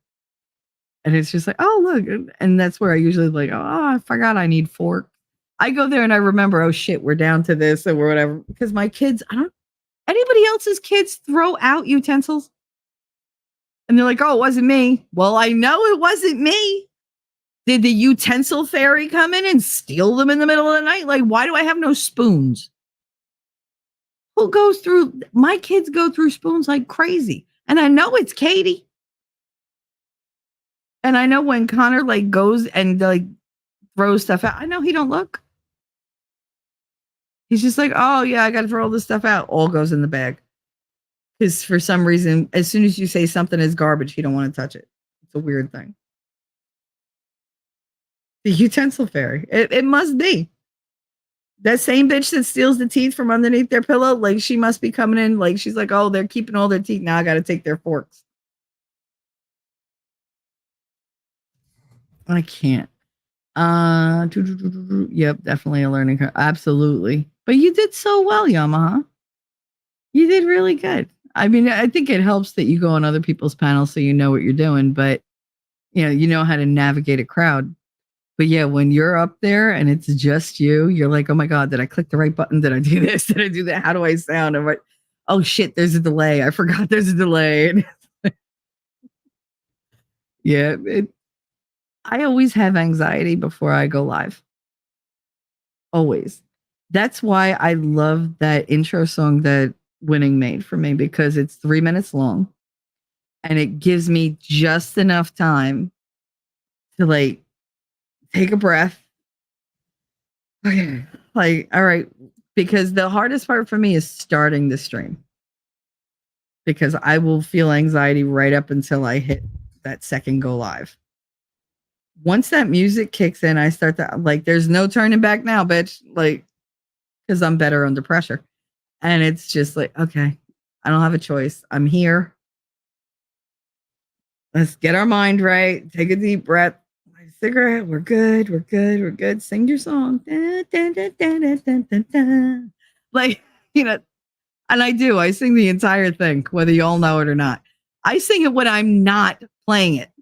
I'll be in the middle of talking to Winnie. He'll go quiet for like a half a second. Then, hey, now Charlie from the block. And he's just like, he laughs because I'm like, I hate you. I hate that I'm sitting here. But it's funny. Like, my kids sing the song. Like, they know the song now. It's funny because they don't listen to my streams, but they'll hear like the song. They like the song. It's funny though. But yeah, no, I need those 3 minutes to get my mind right, to get my, my attitude right. It's an adjustment period. But I get very, very anxious before I go live. Because I'm always like, nobody wants to hear me. Nobody's going to be there. I always somehow convince myself that nobody's going to show up ever. Because, I mean, who are you, bitch? You're shit. Stop. Like, you ain't special. That most people think that they're like, like most creators, I think that they're like hot shit or whatever. Not most, a lot. I don't think that. I literally start every single stream like, nobody wants to hear my bullshit. And like I've said, I hate my voice. So it's really weird. I that's why I can't edit stuff because I hate playing back my voice. It'll take me 4 hours to do a 10-minute edited video if I have to go back and edit because I will redo and redo and redo and redo and redo.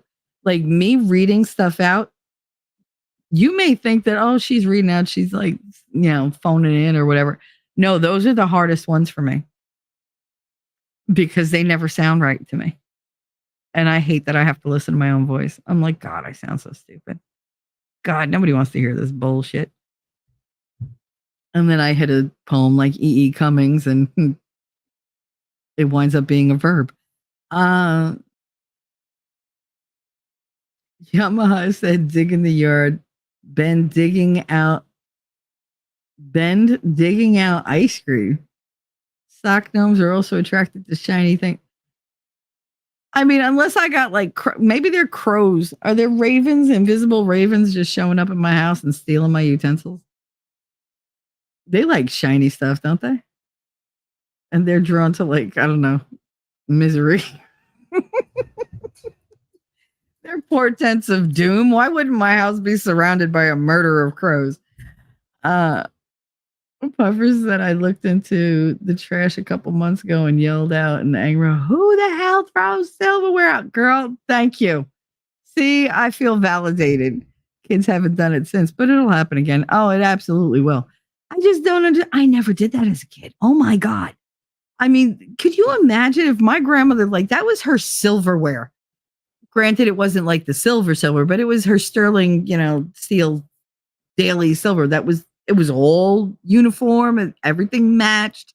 It was a set. Like you had the soup spoon, the I don't know, teaspoon, tablespoon. It was a tablespoon because apparently I'm retarded.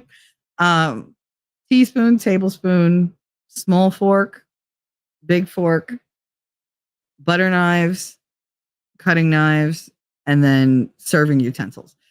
every single thing had the same design. They were all the same. They all matched. And they were all shiny. There was no like, and they were stacked perfectly because they were all the same. So they, they nested on top of one another perfectly. That's how mine were before I had a boy. And now I can't wait to move so that I can get rid of all my cutlery because it's like none of this shit matches and it bothers me. It bothers me so much. So much. It bothers me. And he's just like, we need more. I don't care. I don't care. I don't care. You know what? I'm going to make you eat with your fingers. You want to eat soup? Learn how to suck that shit up. Learn how to tilt the bowl. Like, because I'm not giving you a spoon. Like, you could bite me. I don't care. You threw out all my shit.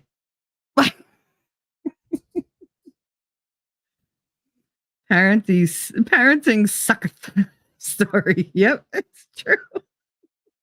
But that's a part of parenting, right? It's like, oh my God, the shit my kids put me through. All right. I don't know if I'm the only one either. Like when my kids, as they were growing up, they would get, snack or whatever from the kitchen, take it in their room. I didn't have a problem with that. My problem was when I go in there, I'm like, where are all my bowls? I don't know. Where'd you put them? Oh, you don't want to talk back to me. Well, they're not here. That was Katie. It was always Katie. Katie, I have no bowls left. Where are the bowls? I don't have them. Kate, where are the bowls? I don't have them. All right. I'm just going to go look in your desk. No! Katie, where are the bowls? They'll be in the kitchen in about 15 minutes. And then she'd come out and with the stack. I'm like, where the hell do you hide them? Well, I'm sitting at the computer and I eat and I just put it underneath. And then I stack them and then I forget them. Meanwhile, I'm like, I'm not washing those. I'm not doing it. Like, you better stand at that sink. Oh, the thing won't come off. Why would you're gonna have to soak them? Like, fill the sink with soapy warm water and soak everything. Then you can clean them by hand. Well, why can't I put them in the dishwasher? Because I said so. You kept them. I had no bowls. I literally had to eat soup out of a mug because I didn't have a goddamn bowl. So you can stand there and wash them by hand. And you can dry them. And don't use all my paper towels either. Like that's an actual conversation we've had multiple times. And she keeps thinking, like, if I do this, then eventually mom's just going to wash them. No, I will stand there and watch you if I have to. Don't make me think, because I'm going to be pissed and bitchy if I have to stand here for an hour and watch you wash dishes. Don't make me do it. But they never learn. They never learn. I have a story. I have no idea what you're talking about. I'm gorgeous. Of course you are. I never said anything different. I said you shouldn't be paying $1 for what you're getting that you need antibiotics for. They should be paying you. I'm on your side. Don't get iffy with me. Wolf Kinder, there's an audience for everybody. I mean, yeah, but have you seen some of these people out here? These crazy chicks that are screaming and fucking ranting and raving, and Lord. There's one girl that I caught her show. It's purely for drama. She deliberately misinterpreted everything that this dude had to say. She made up her own narrative. She's selling her narrative. She has people supporting her. And he's like, originally he was there like being nice or whatever, like trying to like get her back, like, to woo her, I guess. So he went in like gentle and she's like just screaming. I couldn't take it. And just the constant insults and bitch, you pussy bitch. And I was like, wow.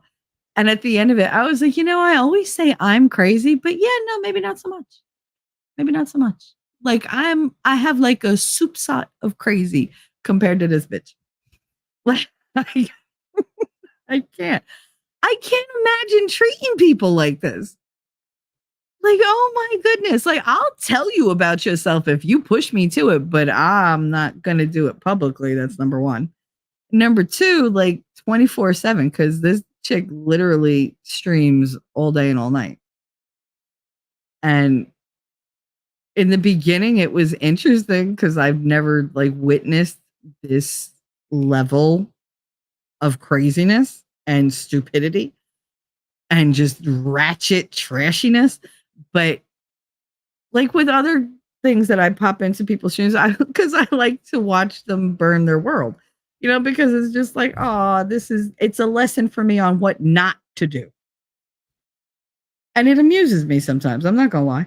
Because sometimes people are so outrageous and so self destructive that you can't do anything but grab the popcorn and be like, all right, I'm here for it. Because I'll be good, goddamned if I'm getting involved. I'm like, I love to help people, but this is shit beyond my capabilities. I can't do nothing there. All I could do is make my life worse by getting involved. Nope. Mind my business. But if you're going to put it on the internet, yeah, I'm going to show up and be in the audience. No problem. I'll watch. I don't give a fuck.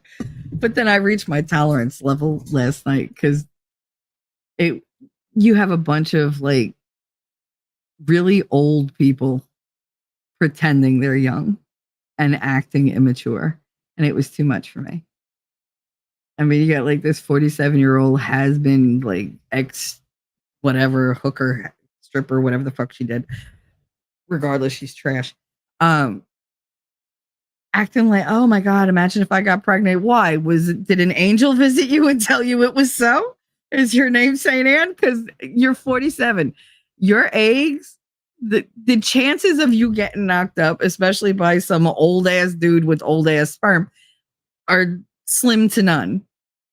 But just the fact that you think your eggs are not dead and rotten, you barren bitch, is like, what? No.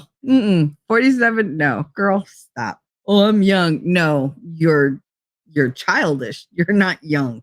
There's a difference. And I know somebody in my chat who knows exactly who I'm talking about because I saw him there. And that's okay. I forgive you. But bro, I can't. Like the amount of stupidity out there is mind-boggling. And it's fun to watch for like a week. And then I was like, I got to move on because this is toxic even just to watch. Yamaha said, yeah, it's become a little easier, but it's still weird to listen to myself. I can't because I'm like, God, you sound so stupid. God, why are you giving people advice? God, your life is a train wreck. You should not be talking about anything in any kind of authoritative way. And I don't think that I am. I'm not a, aficionado on anything. I'm not a master of anything. Like that's the thing. I'm a jack of all trades and a master of none. But I have a lot of experience and I have a lot of opinions.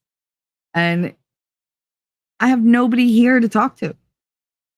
Like, who am I going to tell? My kids, I can't talk to them about most of the stuff that I talk to, you guys about. They don't have the experience with it. It's like, talking to myself, basically, and that way lies crazy. So I found out. Talking to you guys, I'm not here to like lecture. I'm just, I don't know. You're my crew. I come here to like just talk to you. Sometimes I have something that I absolutely have to say, but even then I still want feedback for it. I don't want to, that's why I don't do videos. I don't like just talking into the void.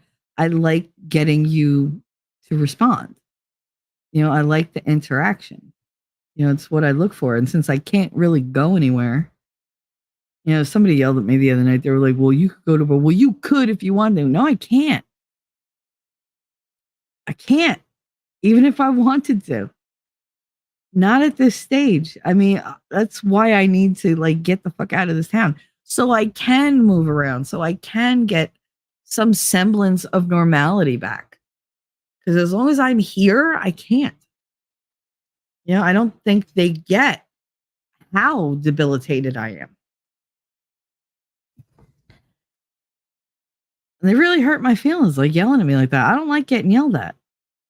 And I really don't like having my disability thrown in my face when I've never been like this in my life. Yeah, it hurt my feelings really bad. I cried for a while. Hell, I have tears now. Yamaha. Okay, the song lyric that got in my brain is from the 70s. You sex. Oh, you sex thing. Yep. What the hell are the words that? For some reason, my brain is giving me the wrong ones. What are the words? Um, is it where you going or where you coming from? Where you from? You sexy thing. That one, right?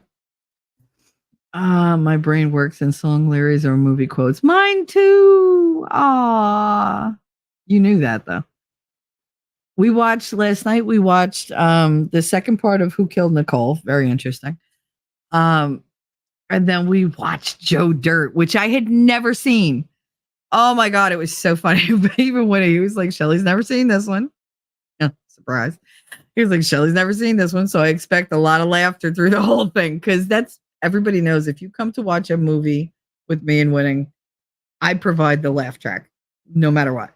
Like you'll hear him like chuckle once in a while. More often than not, you'll hear him chuckle in response to me laughing. Like he'll hear me snort or something.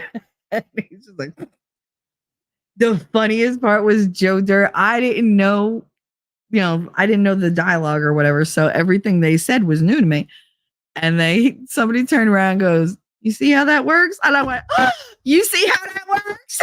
Because I think we all know who says that. And I was like, "Yes, sir. Yes, ma'am." Like, because it's a Montyism, man. But I've only ever known Monty to use that. And then when I heard it, I was like, "Oh shit." I was like, "See, now I know where he got it from." And he probably didn't, but I mean, they said it exactly the same. It was so cute. But it made me laugh. It amused me. I mean, I love Nick. I'm always going to side with Nick. That's where my loyalty lies. But I think Monty, occasionally he's funny. He's not a good, dude according to like some of the stuff that's been out there. But I mean, I don't want to be friends with him, but I don't want to be enemies with him either. I just think, his catchphrases are cool. Like they're funny. They make me laugh. I wish no ill will. I don't give credence to what people say or what they do unless I hear it directly. So it is what it is. Like you exist over there. Occasionally I go and like I do with all other chats, I'll jump in, listen for a little bit and say, "Okay, have a great stream," and I leave. But 5 minutes is about all I do. I don't know. I just don't. There are certain people that I absolutely will not engage with. He's not one of them. But I don't want to like sit down and have a chat. But I mean, I like to jump in. He made a ham radio out of spam one day. It's not that he did it; it's that it was being done. I thought it was hilarious. I know. I don't know. I don't know. There's certain things that I'm very conflicted on, and then certain things that I don't see the point in me being so anti whatever or hateful when they didn't do anything to me. Just kind of let them exist. Live and let live. I don't know what's true and I don't know what's not. So I'm just gonna go with the neutral ground. I did that shit with the bowls. My kids whine about sitting at the table to eat. There's a reason. It's a rule, you little one. Yeah. But you know what I had to do when my son was born? Like with Katie, she was good with the glassware. It's weird because you would think she would break shit. Nope, my son was the one. I don't know how many times he dropped my dishes. That I took them, I put them in the cabinet, and I went out and bought all plastic dishes and plastic bowls because I was like, nope, and plastic cups at Walmart. Like the kind that you get like 8 of them for like $1. because they would get thrown out too, or they'd get dropped, or they'd, like he would cook something and it would just be stuck to. I was like, no, I'm not dealing with this. So like for the longest time, that's all we had. And now like he hates eating out of glass bowls and on glass plates. Hates it. I'm like, okay. Like, he just doesn't like it. But yeah, I replaced everything because I was like, I'm not cleaning up shards of glass and stepping on glass because I'm the one that always gets a glass in the foot. You ever notice that? Like your kids drop the shit and then like a month later, you're the one with glass in your foot. Note to self, if T3 shows up, fuck, and burned down. Got it. No, that's not true. God, you're taking everything I say so negatively. Me. On that note, last night was fun, but apparently it's over. Well, I mean, it was a good run while it lasted. It was a good run. Puffer said, I only know the one person with the dead egg reference in this groupish. Look, I don't know. Right now, I'm cycling. So apparently my body has not gotten the message that I have no more eggs to give. And it keeps trying to be like, oh, no, baby, I'm going to punish you again this month. Like, I'm 50. No, baby. No, baby. Part of me is so sad. And the other part of me is like, oh, fucking without consequences. That's a good future. Like, now watch me have like, end of life or end of life, baby. Fucking change of life, baby. No, thank you. First of all, you have to have sex, and unless dreams count, sure there are others out there with the same delusion. Oh yeah, I love these chicks that are like, oh my god, I look just like I looked when I was 20. Bitch, no, you don't. Go get me a picture of you when you were 20. Now take a picture without a filter and look at it. You do not look the same. One of these things is not like the other. Like, But I don't know, they own these funhouse mirrors that tell them that they're still 20 years old. And I'm like, bitch, no, you're not. Like, I'll be the first one to say I'm still cute. I don't look like I looked in my 20s. And I have good skin. Like, that's the thing. I don't have wrinkles. I just don't. I don't know. Like, I have my grandmother's skin. She didn't have wrinkles until she hit 75. If I make it to 60 without wrinkles, I'm happy. But like, again, like I don't look at myself and go, oh yeah, bitch, you got the same look you got at 20. No, I don't. I had a baby face at 20.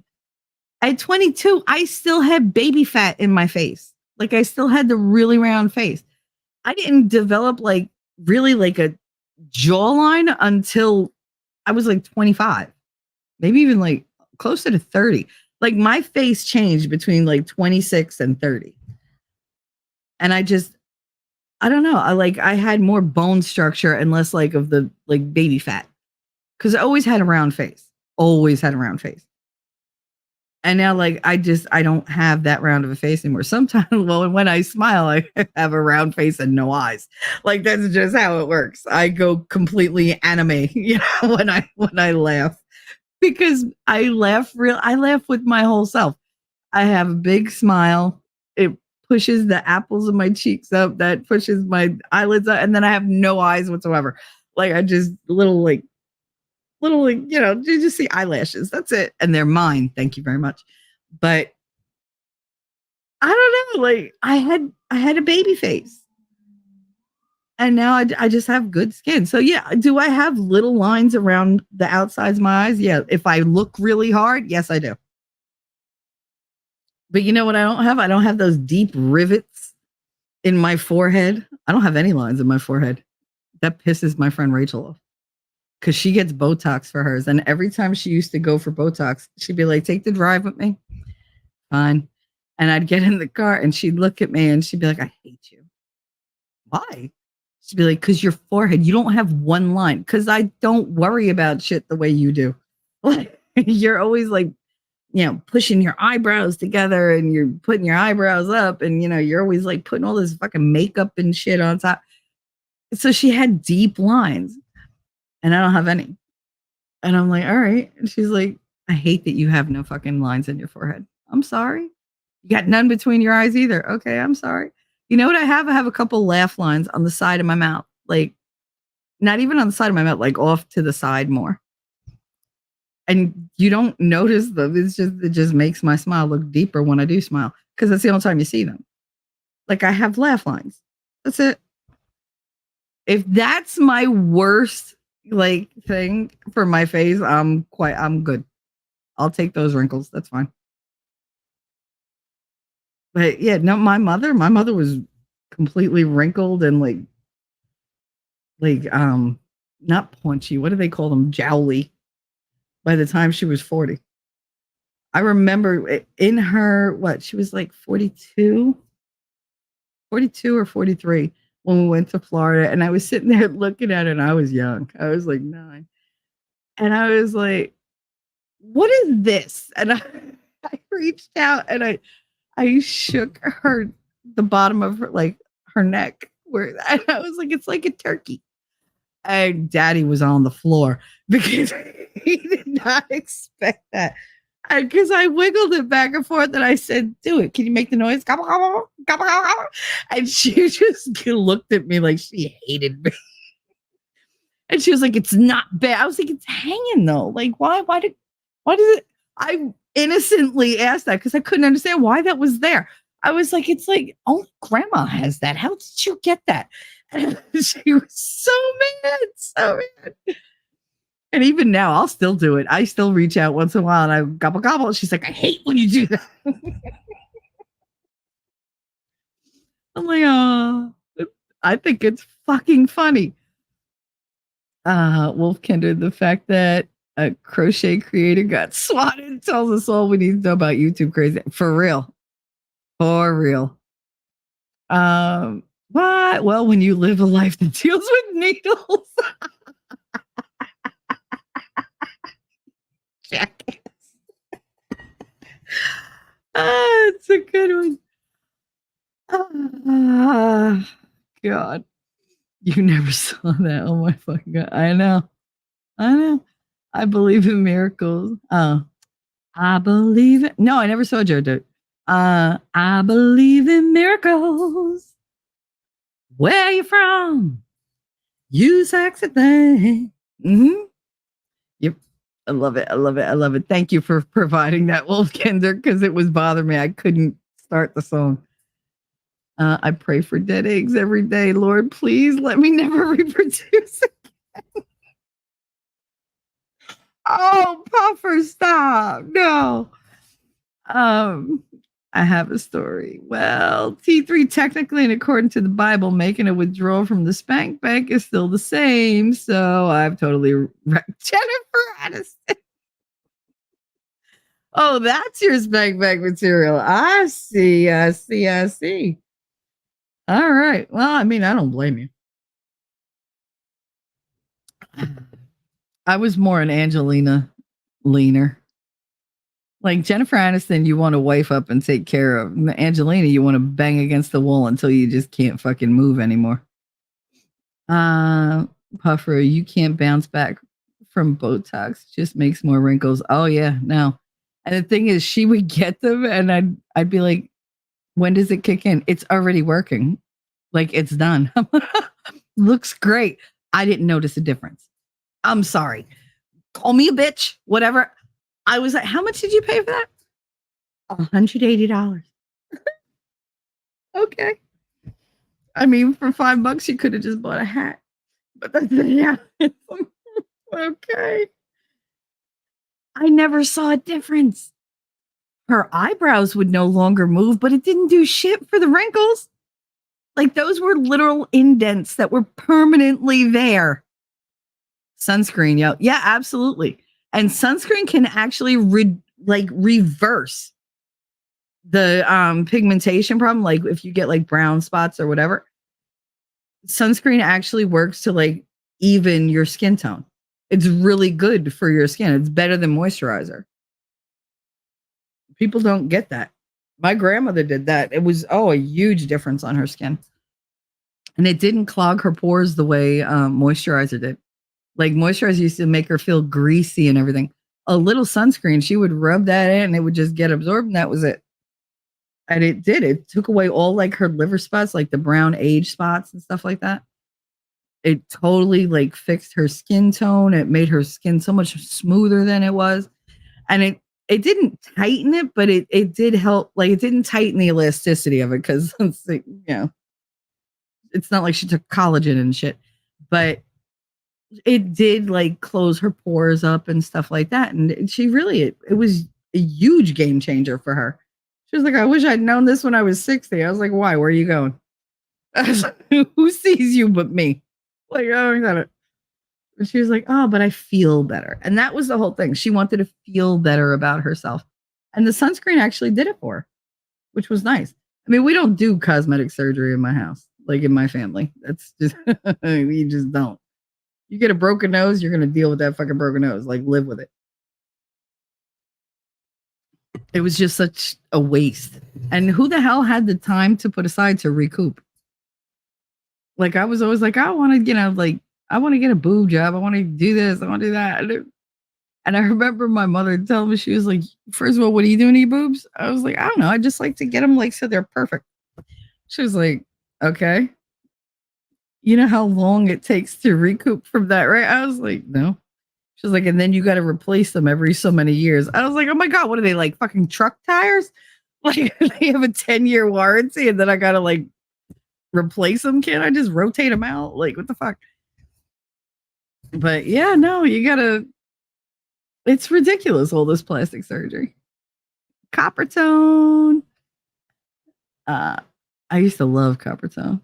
But then again, I grew up in a time when we used Hawaiian Tropic. You literally took coconut smelling oil, because that was the draw, the way it smelled. Oh my God. Like I smell coconuts and that's what my mind automatically goes to my backyard, my upstairs neighbor, like covering herself in oil. And you just basically fried yourself in the sun until you were brown. Or in my case, red. And I don't need oil for it. I just need to step into the sunlight and boop, there she's a lobster.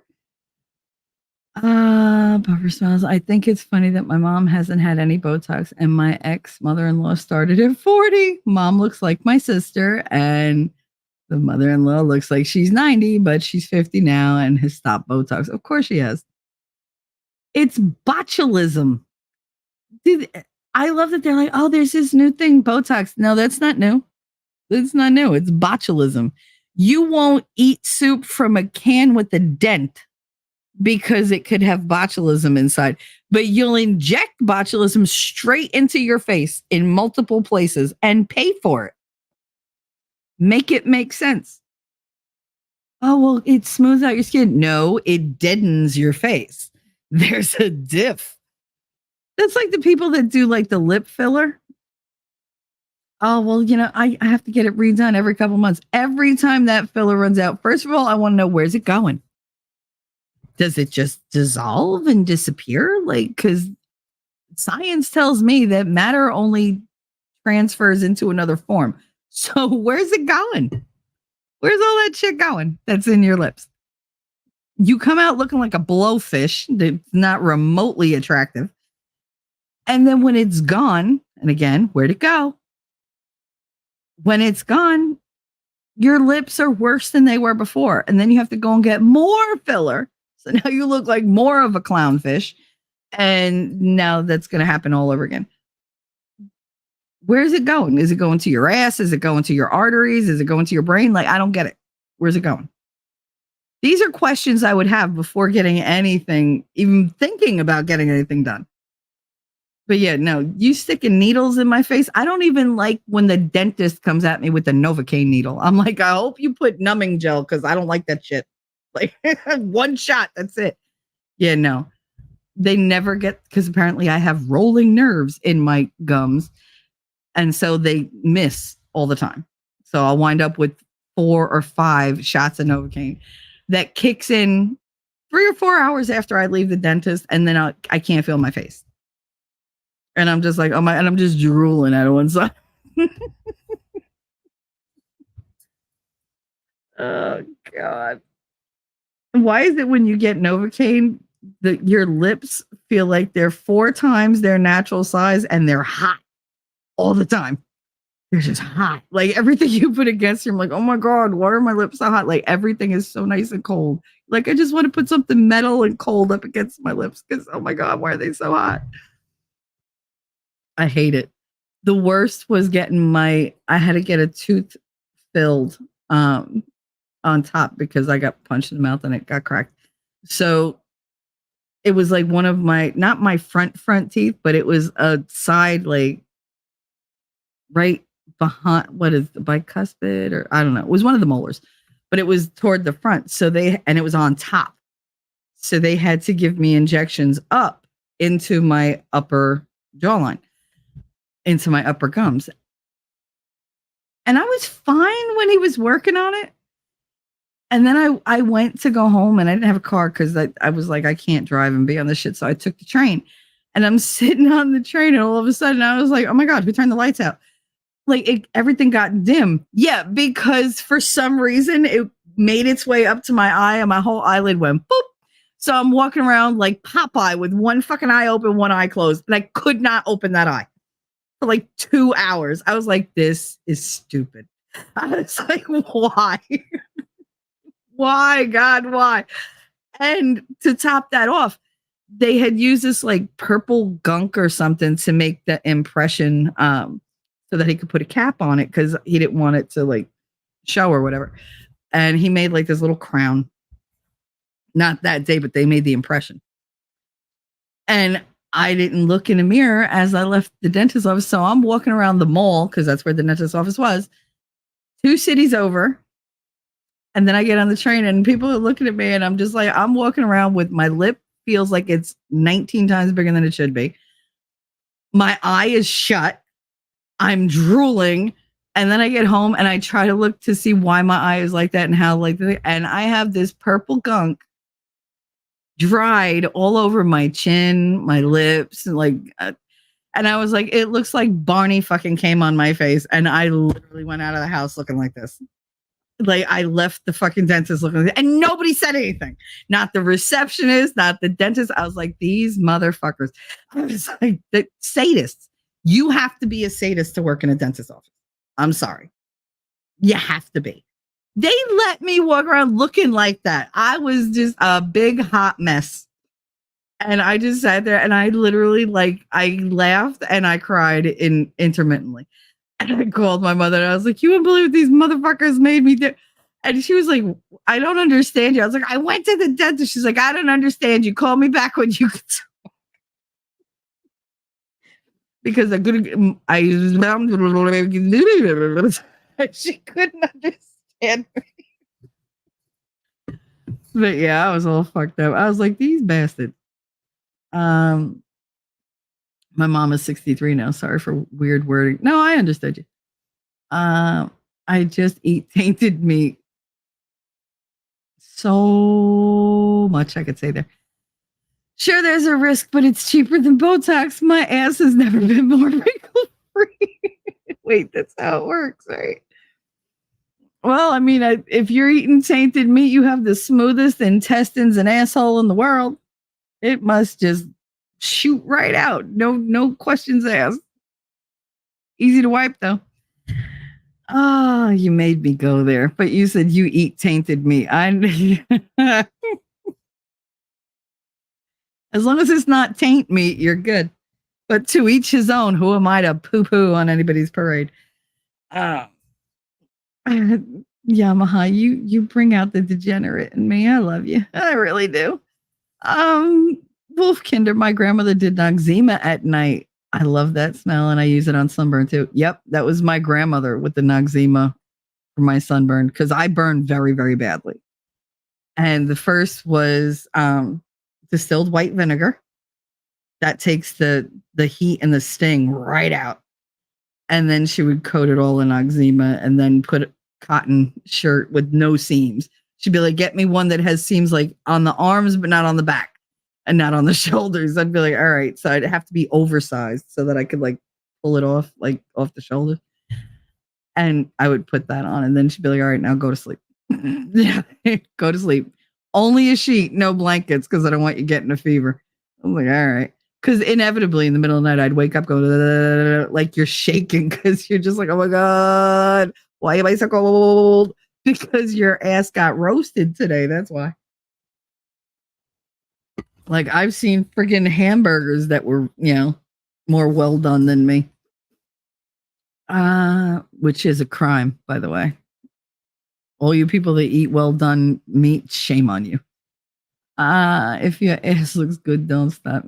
There you go, Yamaha. Oh my God, Yamaha, that sounded like something else. See, I went there, Wolfie. I did. Oh yes, the Hawaiian Tropic. Heck, we used baby oil and didn't burn. Oh no, I burned, but I still used it. Just like we put sun in our hair. You remember what that did to hair? If you weren't a natural platinum blonde, then that was very bad for you. Even though I washed out one spray of it, I washed my hair like 3 times. I went out and we went fishing and my mother was like, oh my God, it turned my hair orange, not red, not copper, orange. Okay. Orange hair. And I had a body wave at that point. So it was frizzy orange hair. I was like, guess who's dyeing her hair and getting a haircut tomorrow? Because I was like, what the fuck happened to my hair? And my hair was long. I cut it all off. All of it. I cut it to my chin. I was like, nope, not dealing with it. My hair grows really fast. Like really fast. Everybody's like, hair only grows at one speed. Unless you take a lot of vitamins. In which case I do. And my hair grows really fast. Wrinkle lips. Where's the suction? Sorry. I mean, that's the thing. See, lesbians tend to have no, or very thin lips. And anybody who, sucks dick usually has puffy lips. That's why they're called DSLs, dick sucking lips. Chicken or the egg? Are my lips, going to stay plump because that's what I do? Or am I going to keep doing that because my lips stay plump? You never know. All I know is one works really well with the other. See, I have a story for me going there. I do. Because I usually don't go there. And that's fine. I love you anyway, honey. Especially. Wolfram, I think it was Avon Skin So Soft turned out to. Yes, I have that. Because it is an amazing mosquito repellent. It really is. It works better than any citronella or off or anything. Like, it works really, really well.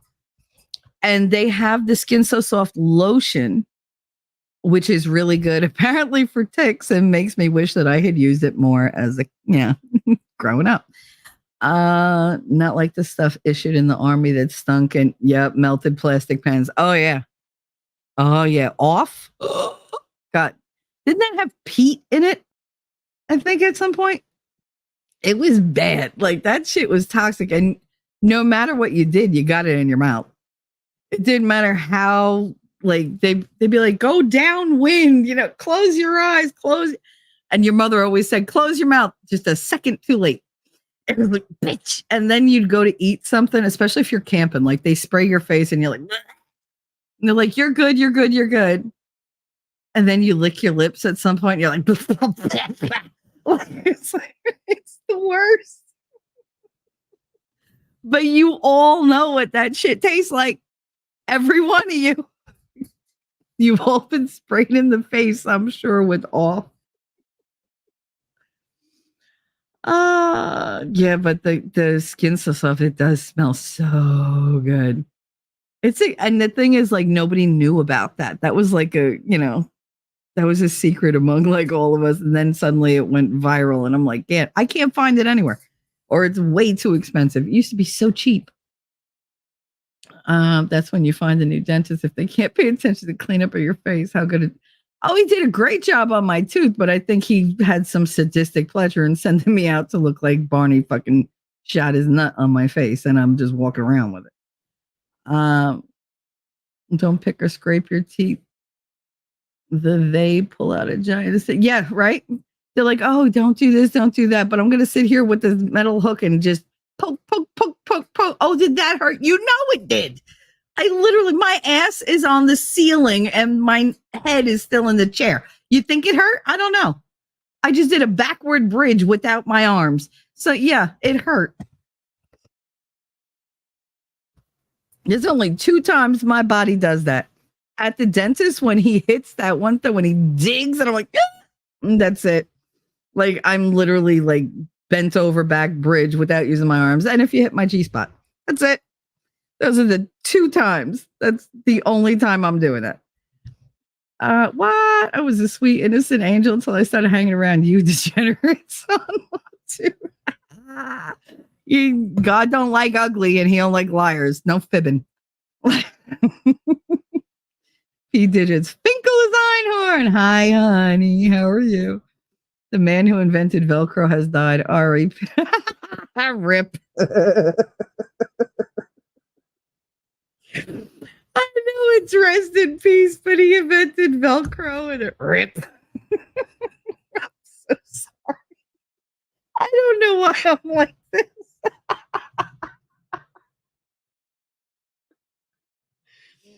Oh, Jesus. Oh, my God.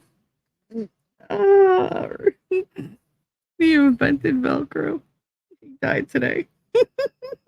Rip. That shouldn't be as funny as it is. Oh, God, forgive me. I'm so sorry.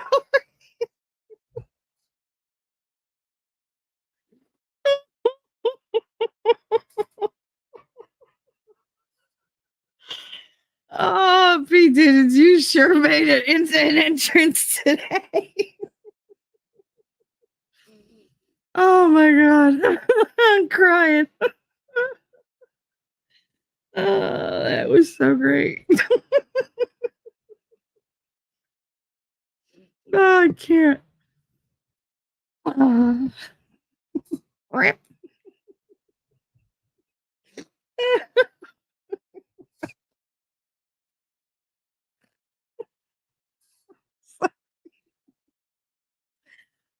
Oh, wait, I'm gonna get it together. Wait.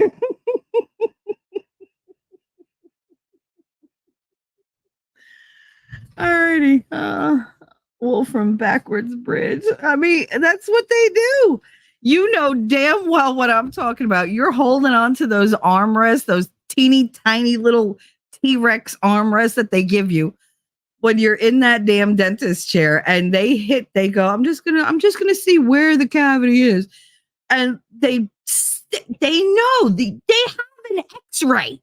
So they're not stupid. They know what they're poking around in. And they hit that thing, you get that shot of pain that goes up through the top of your head, into your ear, and down your neck, down your spine, down your legs, into your feet, and comes back up all in a nanosecond. And it's excruciating. And your body goes, whoop, and you just, like, you know damn well what I'm talking about. And like I said, it's the same thing if you hit the G spot. If you're doing it right, you're going to make me do a backward bridge. Just saying. Keeping it real. At least you know you hit the right spot. You're like, oh, there's the on button. There she goes. Gallows humor hits everyone different. It can be sticky. I aim to please. I hate you all. I hate you. I really do. It can be sticky, then he aims. Talking about G spots and you're aiming to please. Good on you. Oh, I do love y'all. I really do. Because no matter what I'm feeling, you guys have the ability to make me laugh. I'm supposed to be making you laugh, but you do it. You know, number one, I love the corny stuff. You know I do. The dad jokes, that's gonna get me in my heart. That's the fastest way to my heart. Oh my god. Oh, I make you laugh. I'm glad. I'm glad I make you laugh, honey. That's my goal in life. Yesterday, my son was in the kitchen and which well, I don't know, we were talking about food or whatever. And I said, oh yeah, they say it's the fastest way to a man's heart or whatever. And he's like, I said, actually, isn't the fastest way to a man's heart is through his intercostal ribs. And he just was like, wait, what? What'd you say?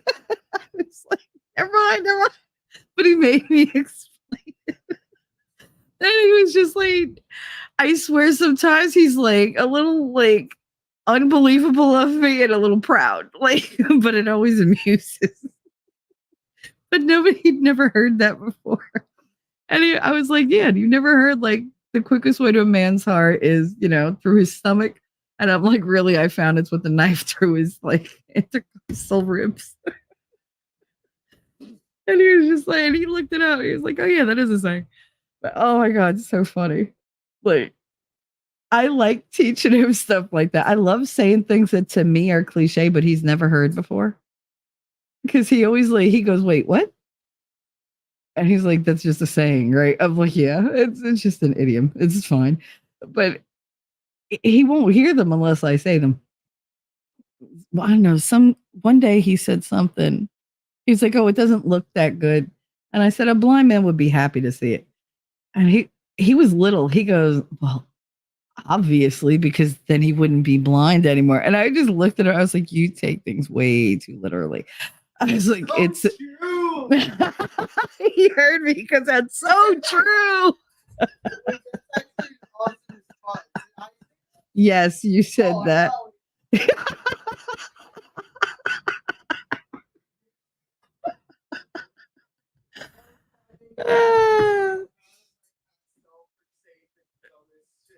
No, it wasn't dumb. It was true. Like,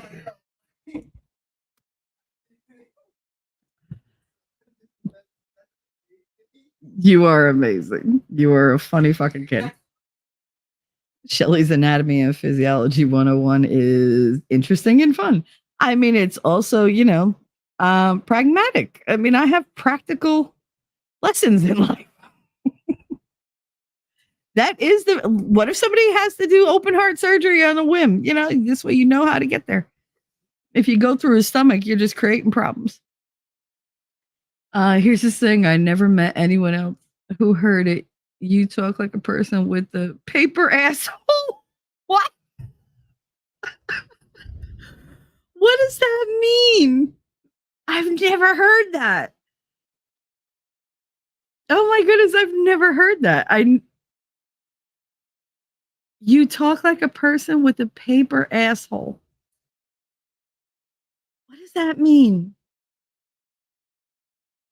Cookies for whoever can explain that to me. Paper asshole. I kind of want to use that now, but I want to know how to use it. I don't want to use it improperly. I know, what the heck does it? Yeah, what does that mean? I don't know. Somebody tell me. Look it up or something. Maybe you've all heard it. I never heard that. Shit just dribbles out. I mean, that would be an open asshole or a loose asshole. Shit dribbles out. Well, thank you for that visual, Yamaha.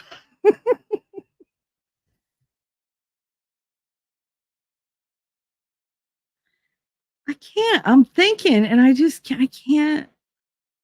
Like, what would you sound like? Somebody? You talk like a person with a paper asshole.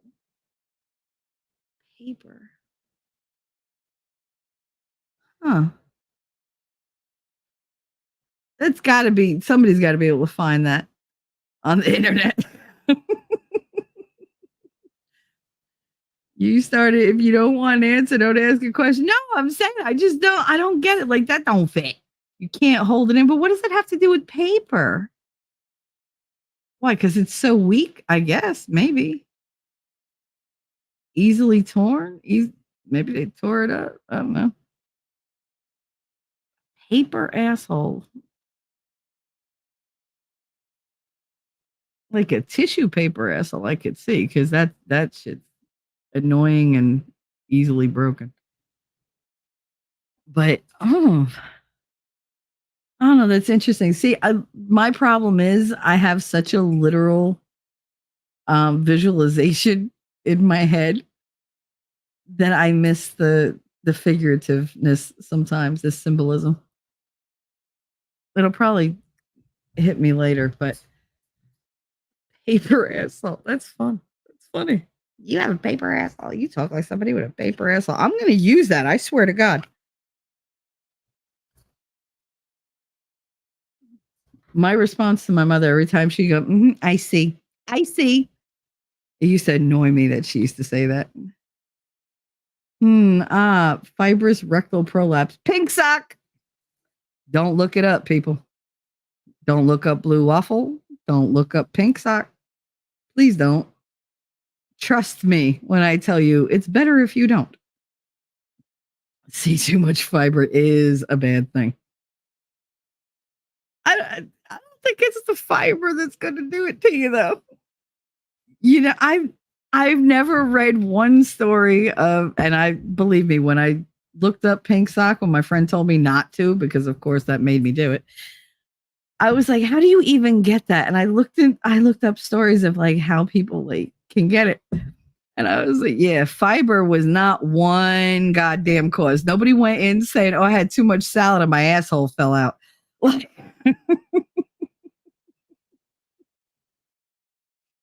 there were a couple that were like, oh, it was from lifting weights. I don't think it was only from lifting weights. I mean, unless you're like a hardcore bodybuilder doing deadlifts and shit, I don't think that was the only reason. You know, I think your asshole has been abused. Like, invest in lube or somebody with a smaller dick. I mean, if you've used it so much that it fell out, God, that's like a muffler falling off a friggin' 1978 Cadillac or something. Like, I don't know. Like, I know you've seen like the Mazdas and shit, the old like 80s Mazdas with the muffler that's tied up to rope that goes inside the trunk, holding that shit out. I know you all have seen those. I know it. There's no way you haven't. We all know that car. That you're stuck behind it on the highway going, oh no, I'm not staying behind him. That's just going to come off at any point. Go around. Let's just say with the prolapse, fisting is a thing. Oh God, no. Ugh. Listen, I already told you the story about the dude that had put a friggin' hamster or gerbil up his ass and it went in and died. And he had to go to the the hospital to get it removed because it was like decaying and it wouldn't come out. I was like, couldn't he just shit it out? No, apparently it wasn't coming out with the wash. I loved the Mazda RX-7 back in the day. That was decent. It was. I mean, we had a couple Mazdas. They ran really well and really long. But there was this certain, I can't remember which model of Mazda it was. We used to see them all the time when they were taking them to the junkyard. They always had the exhaust pipe tied, like the whole muffler would just hang. And it was just tied with the rope to the inside latch in the inside of the trunk. And they just closed the trunk on it. Close the trunk on the rope. It was like, whatever. See, a lot of you were old enough to remember one, when your car had a key and when your car had two keys. Because your mother, you know, she'd be like, oh, here, go out, go unlock the door and put this in the trunk. So she'd have to give you the door/trunk key. Or she'd be like, oh, you have to put that in the trunk. But then I got to turn off the whole car. Because they didn't all have like the little latch to pop the trunk. You had the latch to pop the hood, but not the trunk. The trunk was locked. It was just locked. And you had the two keys. You had the one that was round and you had the one that was a rectangle or a square. And if you really had paranoid parents, you had the rubber thing that they put on so that they know which one. They'd be like, here, the one with the plastic is the one for the trunk and the doors. I know you all had that. There's no way I'm the only one. You remember 2 keys? That's why my keychain was always huge, because I had 2 keys to my car, plus I had the extra key to my car. And then I had the key to the vestibule door, to the inside wooden door, to the second wooden door, because we had like a little like foyer, like an atrium, I guess, in between. Then I had the key to the kitchen door, like the apartment door. I had the key to the upstairs door. I had the key to my mother's downstairs front door, lobby door. I had the key to her upstairs door. I had the key to the deadlock on that door because they were different. And like I had so many keys. And it was just like, Jesus, I had keys to the gas station. That was like 4 or 5 keys. I can't remember. And then I had like the weird skate key. I had the key to it was a weird lock on the gate that went to the front door of the gas station, not the bay doors, because those needed a whole different key, and it had the chain because that was the rolling metal door that I had to pull up and down. It was the accordion door, the accordion gate door that you had to like. It wasn't a regular key. It was this weird like circle with the little like weird thing that you had to like put in. Yeah. The vestibule. We always had a vestibule. I've never had a house without a vestibule. It was weird. And then people are like, what's a vestibule? I'm like, it's kind of like a porch, but not really. They're like, oh no, that's a porch. No, it's really not. Like it's small. You literally, that's where you stand in the rain when you're waiting for somebody to get home from school. That's where you stand. That's where I would make out with Tommy when we would go back to my house. If we weren't on the side of the house, like behind my car or whatever, like we were in the vestibule. That usually meant it was raining. But that also meant that my grandmother could stand at the top of the stairs on the second floor, bend over a little bit and look through the two wooden doors with their glass panes and see exactly what I was doing. So it was like, I had to be mindful. And I'd tell him, listen for the door. He'd be like, how am I going to hear it? If you hear the door behind me move at all, that means she opened the door upstairs, because it would create like a weird vacuum. So when she opened the bedroom door, like to our bedrooms upstairs, it would pull the air out and the door behind me would get sucked in a little bit and it would vibrate back against the door jamb. And that's how I always knew when she opened the door. And I would stop whatever I was doing and be like, do, do, do, do, do, do, do, do. And he'd be like, how do you know? Dude, you got to pick up on the signs. He's like, can't she see us from the window upstairs? No, you can't see through these windows. They're slanted. All it shows her is her. That's why we're in here. Like, because I don't know if you guys know, like the doors that had the little panes of glass that slotted in, and you did the crank and they would open. They would slant open and then they would close again. We had those. So you couldn't see in the vestibule, which was great because you could scare the shit out of anybody. They couldn't see you because everything outside was reflected. Unless there was a light behind you, they couldn't see you. It was awesome. My grandmother used to surprise the shit out of me all the time.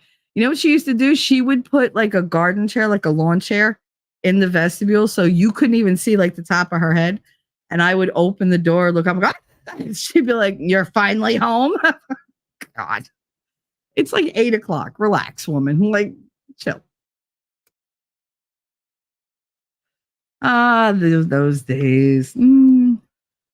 Oh, the things that people keister. I'm gonna write a book, Beyond the Prison Wallet. I can't. The hamster story about a Philly TV weatherman. I don't know about that one. I just know about the one my cousin told me about. Well, my father's cousin. Well, daddy's cousin. Because it was an emergency room thing. That was the same cop that told us a story about the dude that trained the little garter snake to go up his pee hole, wrap around his nutsack, make him come, and it would come back out. And it went in and it got knotted and died. And he had to have like a whole surgery. Like his nuts were like bigger than his head. Like, that's how bad it was. People do weird shit. I can't even pretend to be surprised anymore. You come up with the weirdest thing, and I'm just like, wow. But am I surprised? No. Louvered windows? I don't know. Is that what they were called? Remember lifting the license plate to pump gas? Oh my God, yes. Oh my God.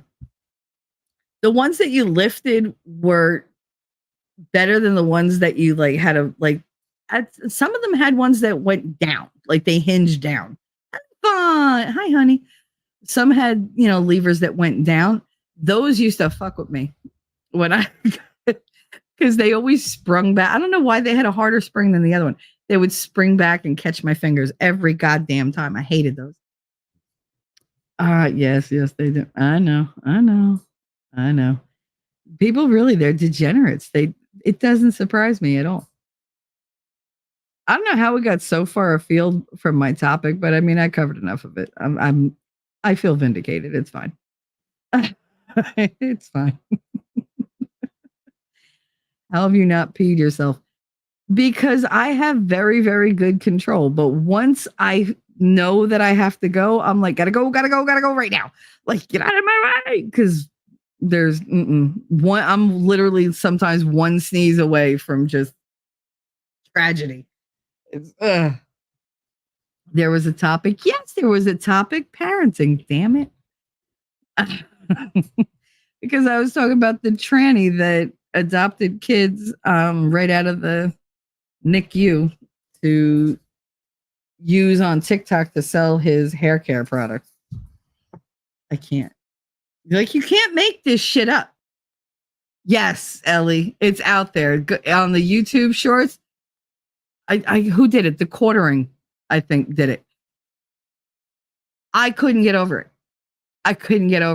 You got this non-binary with the horrible, like, weird eyebrows and tons of makeup holding this brand new tiny little baby named Kyle, who's a boy, with a gray hat on with this giant fucking bow.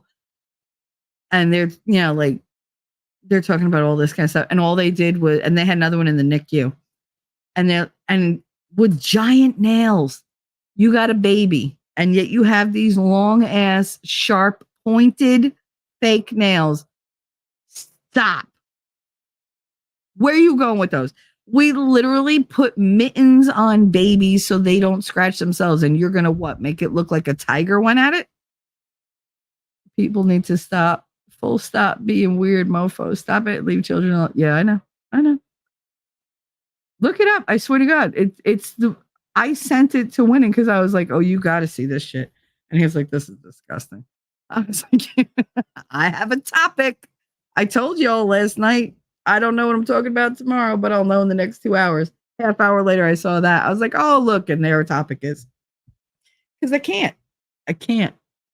Why? Why do you have kids if you're not going to take care of them? Why? I don't get it. It's not a hobby. They are not an accessory. Like I said, maybe I'm doing parenting wrong. Maybe I should have been like, okay, oh, look, you know how to crawl. Good enough for me. You're on your own. Newborns have very fragile skin. Yes, they do. Which is weird because you think of what them going through that canal. That is not an easy journey. It's just not. It was so different having my daughter and my son.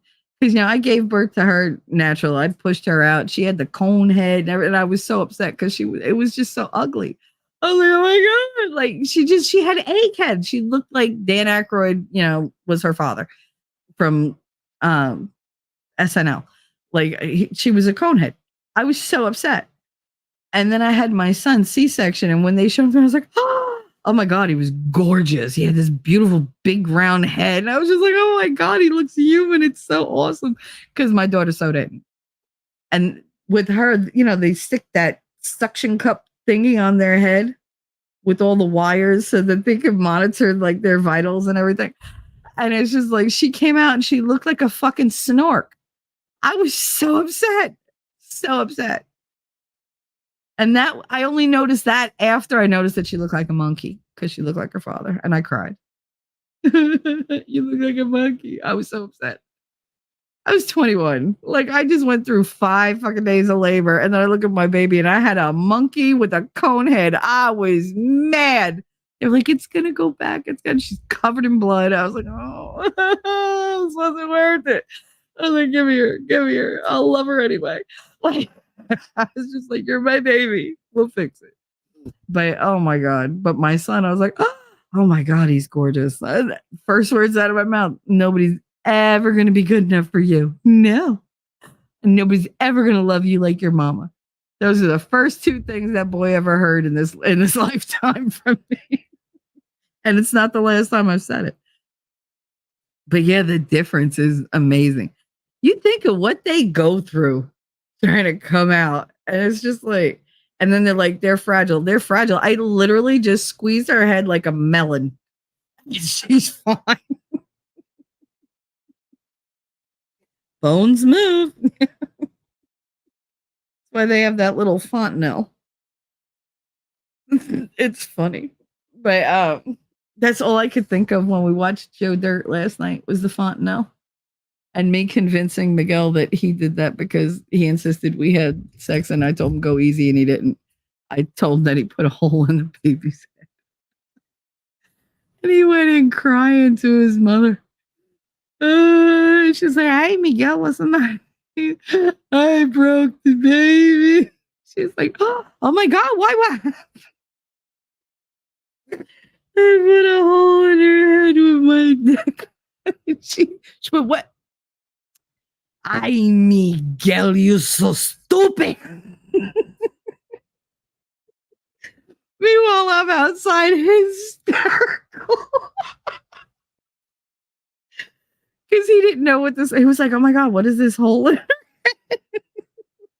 I was like, you did that. Straight face. Vicky was like, oh, I was like, I'm looking at her like, bitch, you shut up.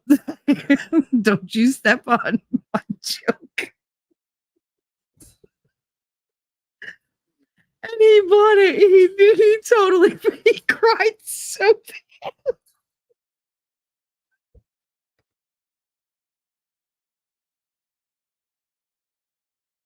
Oh my God, I can't breathe. Oh, it's been 28 years since I did it, and it still makes me laugh.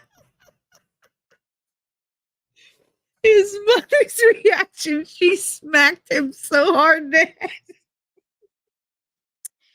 Hey, Miguel, you so stupid.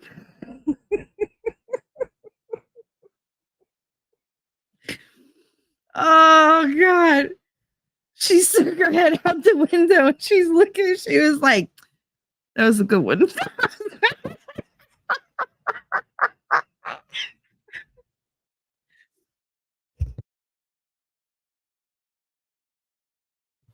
Oh my God. Oh my God. I can't breathe.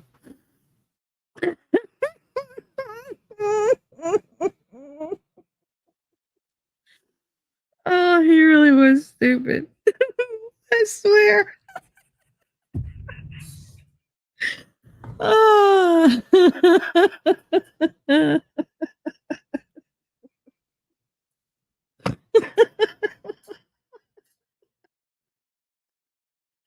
Oh, sorry. Oh, God, I'm crying. Oh my God.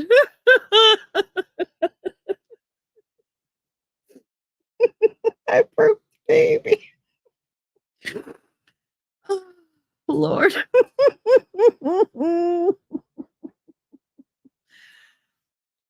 Oh, God.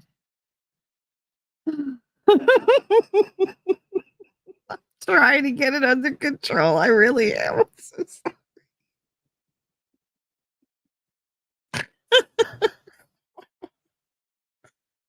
Oh, God, it hurts. It hurts. It hurts. Ellie, I hope that helped you calm down. Or at least made you laugh. Oh, there's no accounting for stupid. Oh, God.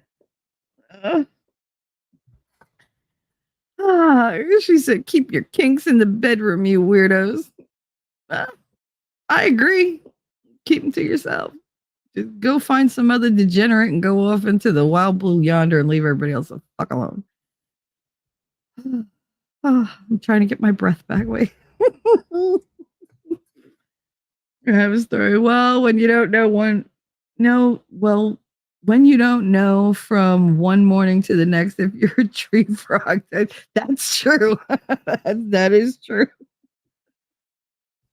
Oh, they have identities for all seasons. Oh God. People used to just change their shoes on Labor Day. Now they change their genders. Can't be a dude. It's after Labor Day. You can't wear white after Labor Day. I read that one. Thomas Anderson, how you doing, honey? What's up? Like buying a ranch and thinking getting a flamethrower on a robot dog to deal with mountain lions is an appropriate method of dealing with mountain lions. Who does that? And is there video of it? Because I want to see it. You can always DM it to me. Or throw the link up in here. I'm not going to show, but I would love to see it. I have a story. Who was it? Finland. Somebody just declared trans testicles as mentally diseased. No shit. Right? I mean, I'm glad the rest of the world is starting to wake up. I think because it's costing them so much money. Between lawsuits, they're like, oh, everybody's welcome. Okay, that business is going out of business. Okay, I'm going to sue you. I'm going to sue you. I'm going to sue you for infringing on my rights. You're giving it to their rights and taking away from me. How does that work? Like, no, I was born literally as is. They went and got changed. Why do my rights go away because they made a decision on their own? Like, that's a choice. Stop. And you allowed it. Well, they have dysmorphia, which means they should be treated, not enabled. Like, I can't. P digits. My mother said that she cried when she saw me. Aw. Thought I looked exactly like the most homely family member.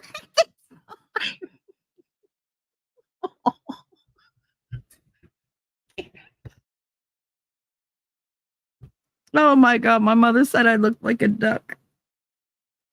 Because I was 4 pounds. I was completely emaciated. I literally had no body fat as a baby when I was born because my sister took it all.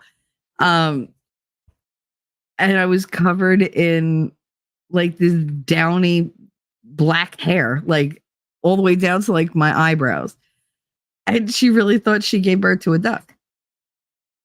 And by the time I was like 6 or 7 days old, all that hair fell off. All of it. And I plumped up by the time I was like, I think 6 or 7 months. But I mean, she said you were so ugly and you were blue. She's like, I really thought I gave birth to a duck. That was great. I was blue. Why do you think I was blue, Ma? Because I wasn't breathing. Like,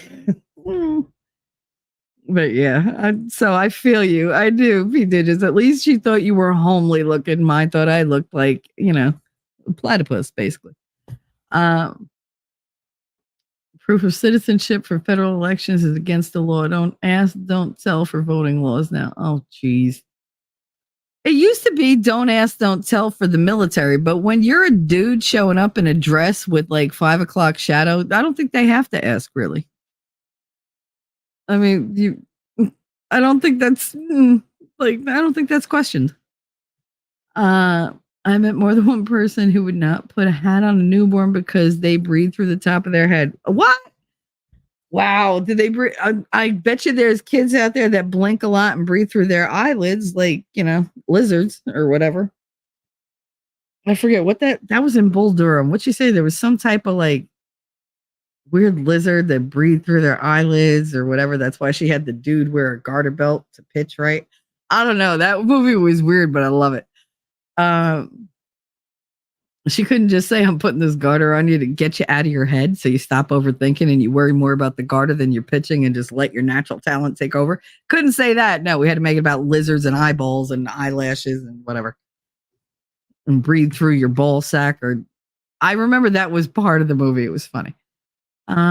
See, we don't have to say your type of work. I mean, you did take me down this road with your freaking, with the prolapse and everything. I had a boss who would say stupid people shouldn't breed. I mean, then we'd have no population problem at all. Like this would be a very sparsely populated planet.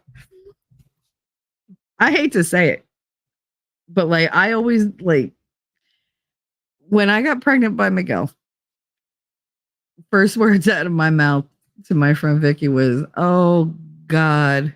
I was like, he's dumb as rocks. And she was like, yeah. She was like, but you probably have an average kid. I was like, what do you mean? She said, well, you're super, super, super smart and he's super, super stupid.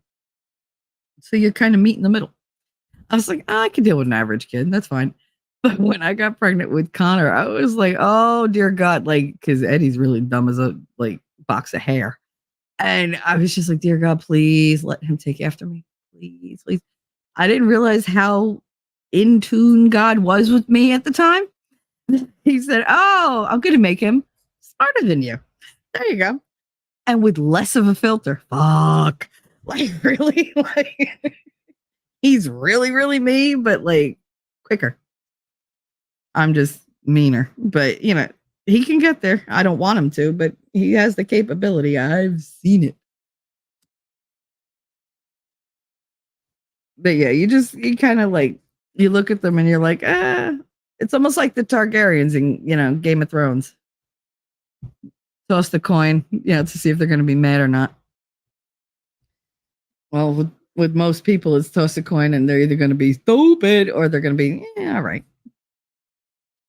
I got the average and then I got the over my head kid. So this is where the kid at school slapping the crap out of his mother story went, huh? Yep. Pretty much. Pretty much. You know that I squirrel all the time. Now Wolfram's going to be squirrel. Hiya. It's hard to see through tears. I know. I know. Ellie Fun at Wolfkinder. I kind of agree. I wish stupid people, mentally ill people would not reproduce, but I'm not God and they have a choice in procreating. See, that's the thing. Since I was like maybe a teenager, I used to ask the same question and I still ask it, even though, you're right, I assume, to have babies, but they license everything else. You have to have a license to operate a vehicle.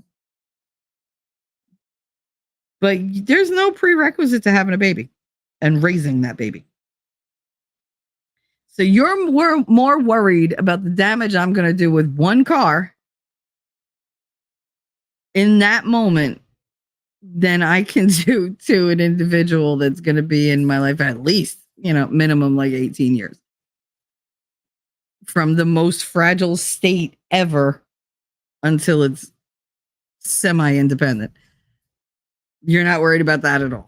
Like, that's okay. You just do that willy-nilly. We don't care about people, but, can't get on my highway because you might, crash the car into something that the state has to pay for. Like, okay. Like, insurance isn't going to have that. They don't care about your kids. They just, I don't want you behind the wheel of a car when you're not good at it. You got to be a certain age. Okay. Glenn Beck, he ordered one and said that was what the robot dog is for. Oh, stop. Is it really? The dog is the small one made by Boston Dynamics. That's very Doctor Who. I want that Doctor Who robot dog. Canine? Absolutely. He had a little flamethrower. How dare you not recognize my identity as Apache Attack? That's true. I am so sorry. I didn't see your rotors, baby. I didn't see your rotors. The DSM change is why I ran from clinical social work. I can't. Like, it's what got me out of education. Like, even if I didn't have to leave because of my physical, handicaps or whatever that were coming up. I couldn't stay. I couldn't stay. So many boy girls and girl boys that were there. Not even trying to look one or the other, but they're all like this weird, I don't know, like amalgamation of like all these different things at once. And I'm just like, even like the music teacher that we had when we were remote, it was doing it remote, and it didn't want me in the classroom for its classes. And I was just like, oh no, I'm gonna be here because I'm not leaving. I don't trust you. I don't know you. I don't trust you with my kids with cameras. No, I'll be right here. And the way they talk to like these kids, I was like, you need to like change your tone. Because you don't know who's watching this. The principal could be watching. You wouldn't know. And all this gets recorded. I was lying, but he didn't know that. But he would have a fit. Nobody's paying attention to me because you're boring as fuck. And we're on the computer. Like, if you can't keep their attention, good luck to you. We're all going to stop. We're all going to stop. They're like, good. Is class over? Because all they had to do was like hold out for like 40 minutes. And they knew class was over. They just, class is over. Click. They love doing that. To click, click, click, playing with the damn, like the sounds and whatever. And I'm just sitting there. Can't you control them? It's not my class right now. I'm just here in a supervisory capacity. You're a teacher. Teach. I'm sorry. Did they not teach you classroom management in your thing? Like, oh, that's an experience thing. I get it. You have none.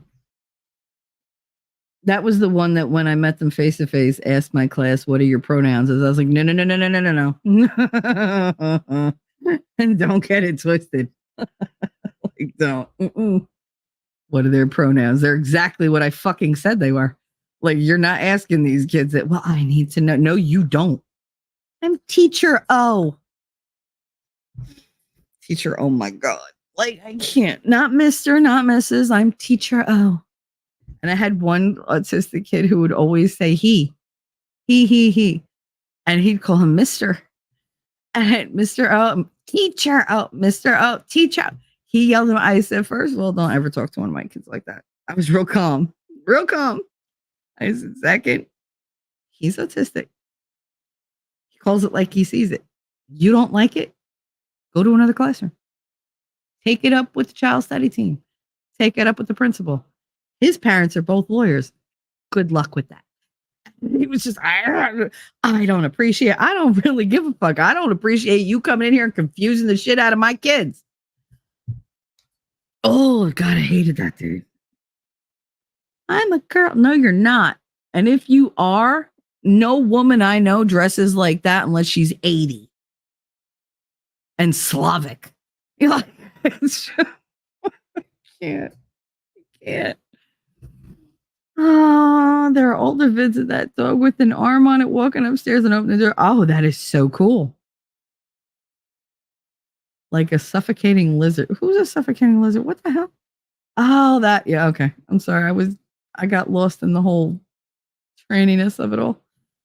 It also comes with a Picatinny rail for mounting weapons and accessories. Oh, so you can fully arm.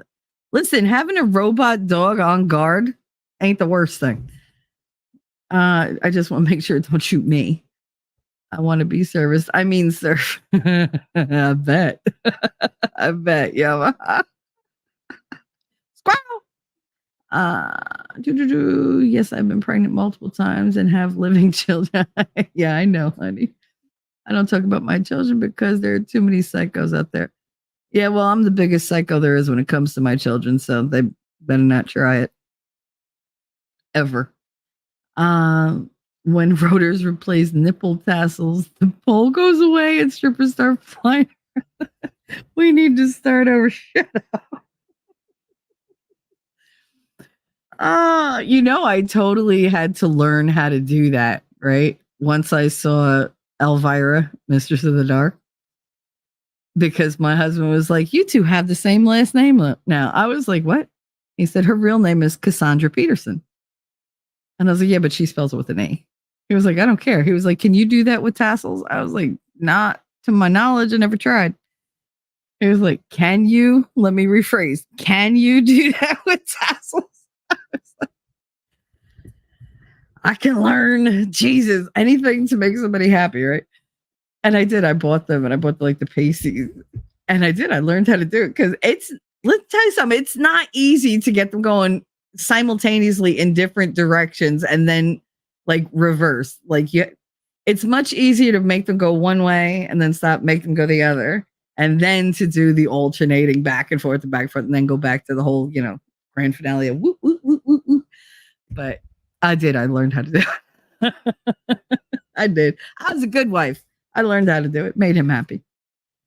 Didn't make me happy. I had fun, don't get me wrong, but didn't do shit for me.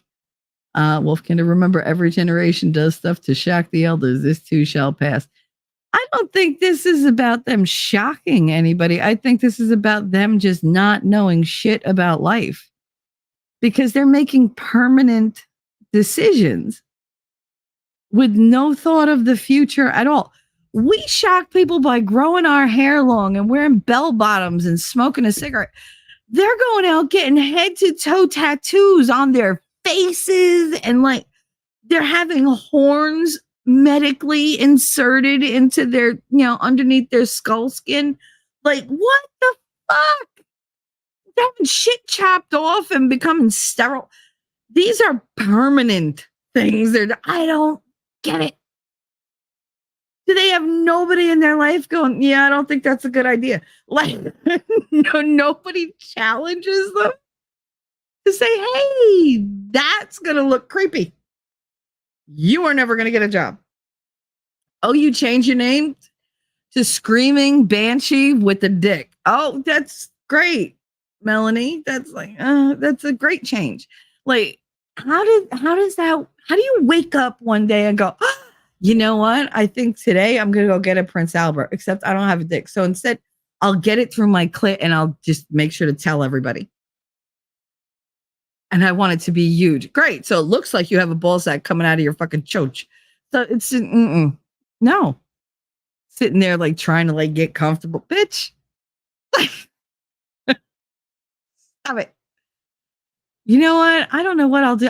Maybe I'm going to cut my hair. Instead, I'm going to get giant whore like tattooed across my cheek.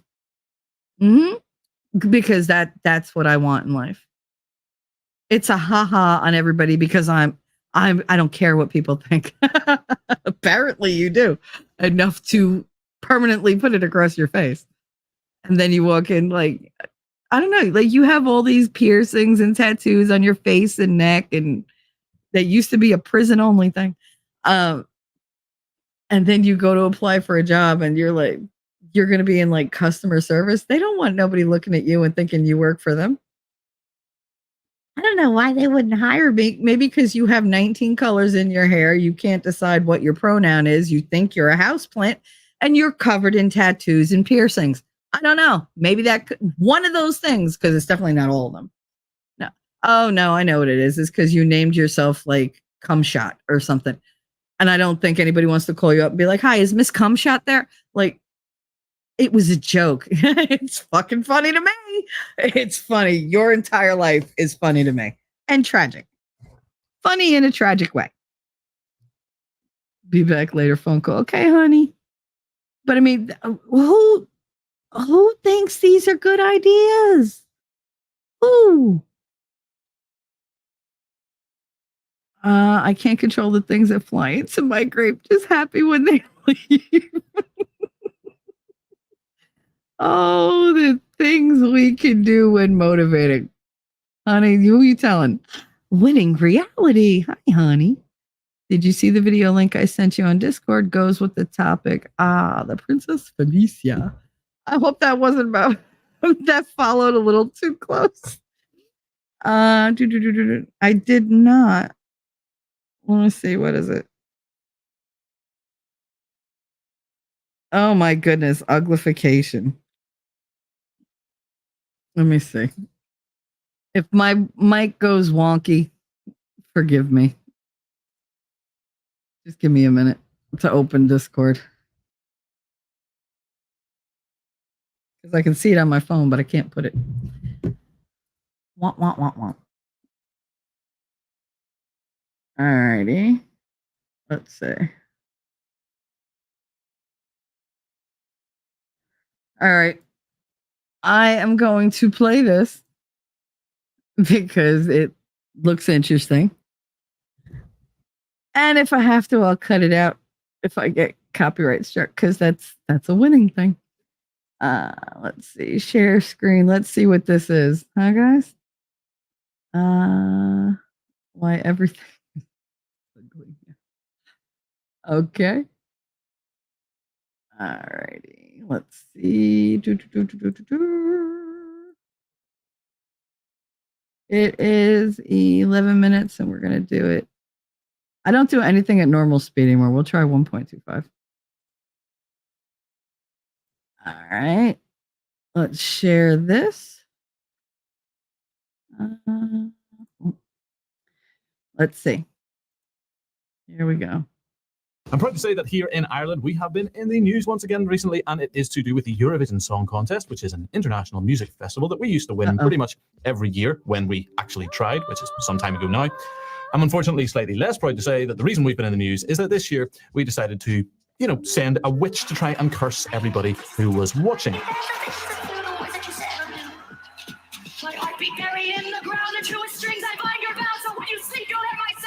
So, a little bit of give and take, publicity good, attempting to demonize and damn all of the viewers in this once child-friendly show, less good. Her name is Bambi Thug, and here she is acting in the sort of dignified manner that you would expect of someone representing their nation to the world. What makes me special? Makes you special ed. Come on! Do you know what makes me special? I'm a queer. And I'm a witch! Now, there is, of course, plenty we could say about this, but the thing that I want to comment on is something that was doing the rounds on the internet. Now, to briefly caveat what I'm about to say, anytime a man comments on a woman's looks in any direction, particularly a Christian man, you're going to get hate in one direction or the other. What about these people is attractive? I don't get it. Or you're going to get accused of being mean and derogatory. Daddy should have everybody a favor should have pulled out. I mean, Mama should have swallowed, because these are definitely people who deserve to be blowjobs. She is a good-looking young woman, right? She's pretty, I think that's fair to say. I know they say it's a sin, without wishing to be mean, to waste seed, but she looks like, that bit in the Matrix where Neo wakes up for the first time. That should have been tissue fodder. And he's got all these sort of pipes sticking out of him. She makes that version of Neo look like a young and surprisingly well put together Brad Pitt. Now, am I just saying this to make fun of her looks? I'm actually very genuinely not. There's actually an important point here regarding aesthetics and what we believe.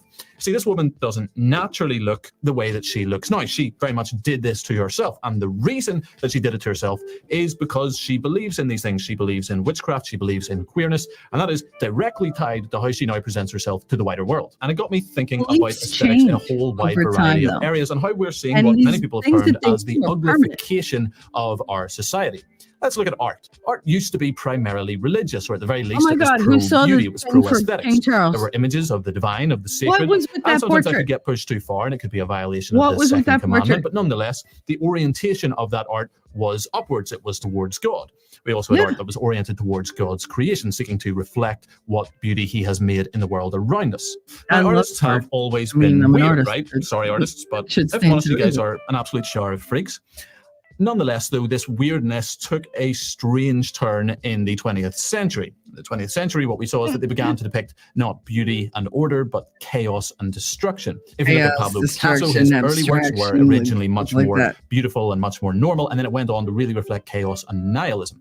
And part of that was that he, like many others in the art movement, which has led to the modern art movement, which is really not art at all by any meaningful sense, well, they rejected God. Picasso was Marxist, he became anti-God, and that was very prevalent throughout this movement and has led to the ugly art that we see in our art galleries today. We also see this in architecture. When you look at architecture back in the day, it had a couple of things going for it, right? Firstly, it was very Antebellum local. houses are my Style favorite. varied from place to place. I Local love materials plantation varied. houses. I You could think they're tell where you super were in the world by the architecture that was around you. Secondly, one of the things you saw that you really don't see anymore is ornamental things on buildings, little bits of design and beauty that were there purely for aesthetic reasons, not merely for Oh yeah, function. we have Art in Europe was names dominated primarily by engraved into Christian buildings themes, and here. again reflected God, reflected His We world, have house reflected tours. nature, and these things were brought into the architecture that we Hoboken has see for the beautiful purposes architecture. of beauty. That's what they were for. But again, in the 20th century, the most The powerful houses have to be architectural like movement 100 is that years old or of, more. as the Americans would say, Bauhaus, which I can't say because I'm Northern Irish. I would say Bauhaus,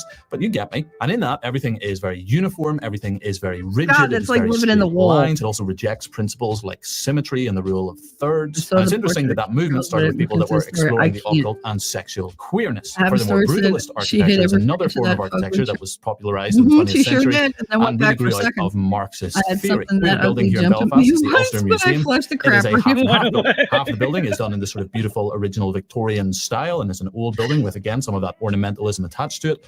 And then more recently, it was expanded Oh, using columns. I brutalist have architecture. And the such a juxtaposition fucking is incredibly ugly. The new building like looks columns terrible do it for compared to me. the I old don't one. know. It's the kind of architectural vandalism that would have seen the creator hung, drawn, and quartered back in the good old days, and the days which will hopefully one day return soon. Only slightly joking. Now, some of that architecture can be beautiful. It does happen from time to time that an architect comes along and elevates that style and brings something new to it. So it's not all terrible. But I think most people would agree that the average building made today is, number one, quite ugly, and number two, they're very uniform across the planet. They're not attempting to reflect either the image of cold. God They have no or character. the world around those who are I creating. like a house And let me with, give you a third one. like, How about clothing, right? Let me tell you a story. a certain I have feel a to it. clothing I brand that don't is have connected to to have this account. It's called personality because that means it's wearecontramentum.com. You can haunted, pick up and something there, if and it it's says excellent get the merch fuck worth every out, single I'm penny. running. I have it in good authority that Like, Jesus I loves will everyone listen. who buys some of it. Nonetheless, the provider of the clothing quite recently I saw the got portrait. rid of Oh, yeah, the but then women's look into it. section of the Look into clothing. it. They It's moved horrible. everything to being unisex. Generally It speaking, looks I like don't a think that's actually a friggin' very good idea. I think men's and women's Rorschach of bodies are period shaped blood with differently, in case you hadn't noticed. King Charles's And whilst face I don't in think the we should middle. have That's slutty it. clothing, clothing That's should what it looks reflect like the to me. body that it is going Looks to like be a placed on. crime Right? I think that's a scene. pretty normal thought to Or the have. sheets after But you once fucking again, when they're you on look at how Amazon. we got to our Like, modern that's clothing what it looks like. designs, well, you look at people like Yves Saint Laurent, very French name there, who had this warped sexual book. You look at Christian Dior, who's involved in astrology and the occult. Look at Coco Chanel, once again, another one of these lovely Marxists that seem to be involved in the destruction of everything around us, right? And modern fashion shows, what are they? Basically, they're nothing more than humiliation rituals, as are quite a lot of the things we see people actually wearing around us. And we could go on and on and on. We could talk about the removal of beauty from music. That music is really removing truth. Hello. Hello.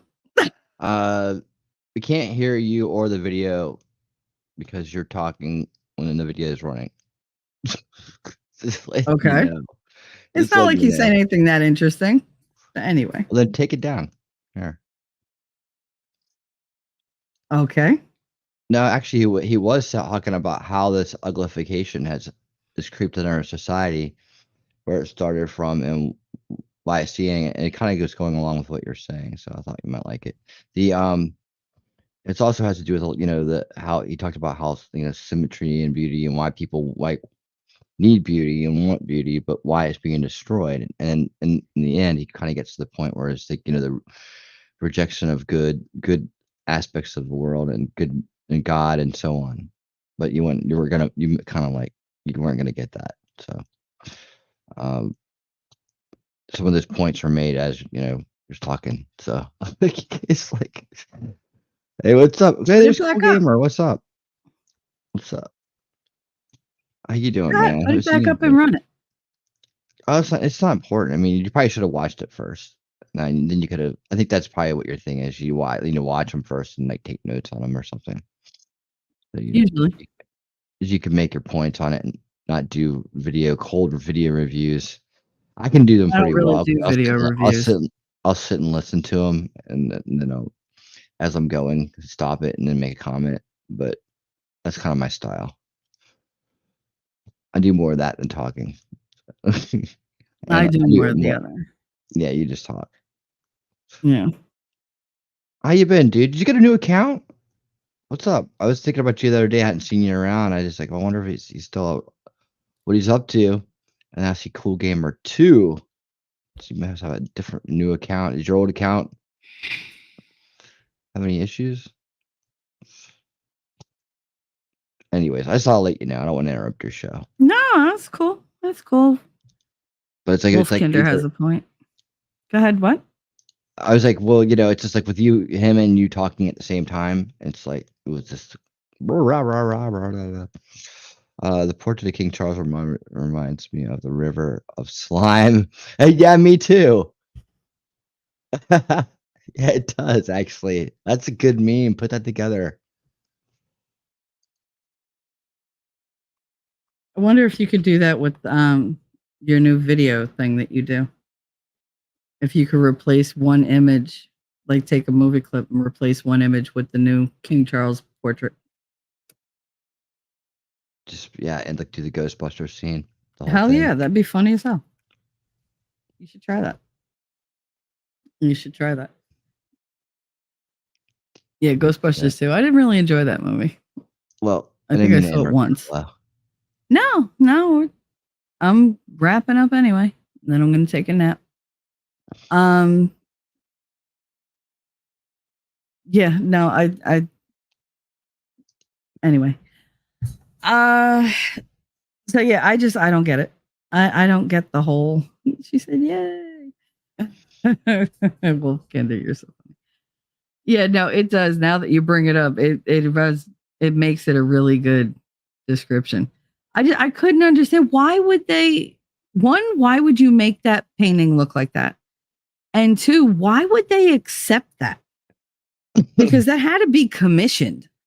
Somebody got paid well for that. That's the first official photo, like first official painting. Why would you do that? What kind of message are you sending? Because I can't imagine that was done willy-nilly. Right? I can't imagine that was done. Oh, this is wonderful. I don't know. Who looks at that and goes, oh, yes, that's a masterpiece. It looks like a crime scene to me.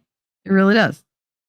Unless that was the thing they wanted to put across. Like, it does look devilish, but that also goes in line with Biden when he did that one, the Address the Nation or whatever the hell it was, that thing that he did in front of the White House when everything was backlit in red. You remember that? Do you remember him doing that? Mm-mm. You don't remember that speech he gave where everything in the back was like, there was like big things hanging in the back and all the lights were like red and everything. And it looked very like doomsday-ish. It was very like portentic. Like Dark Brandon. I don't know. Is that what they called him for that? But it was at the very beginning of his presidency. It just came off very, very bad. The one we came out and talked about MAGA Republicans. I don't remember. Okay. I don't remember what he talked about because I was completely distracted by what was going on like in the background.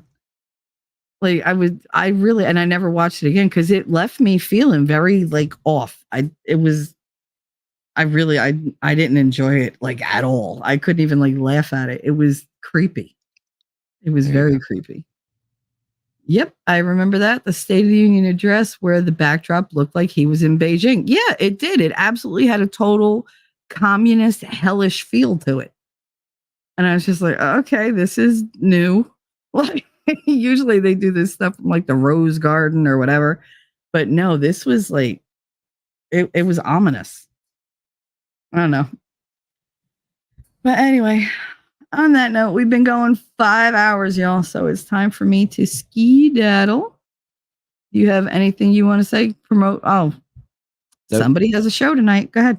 Promote. Oh, yeah. On Read the Game, 8 p.m. Eastern. Hope to see you there. Chapter 10.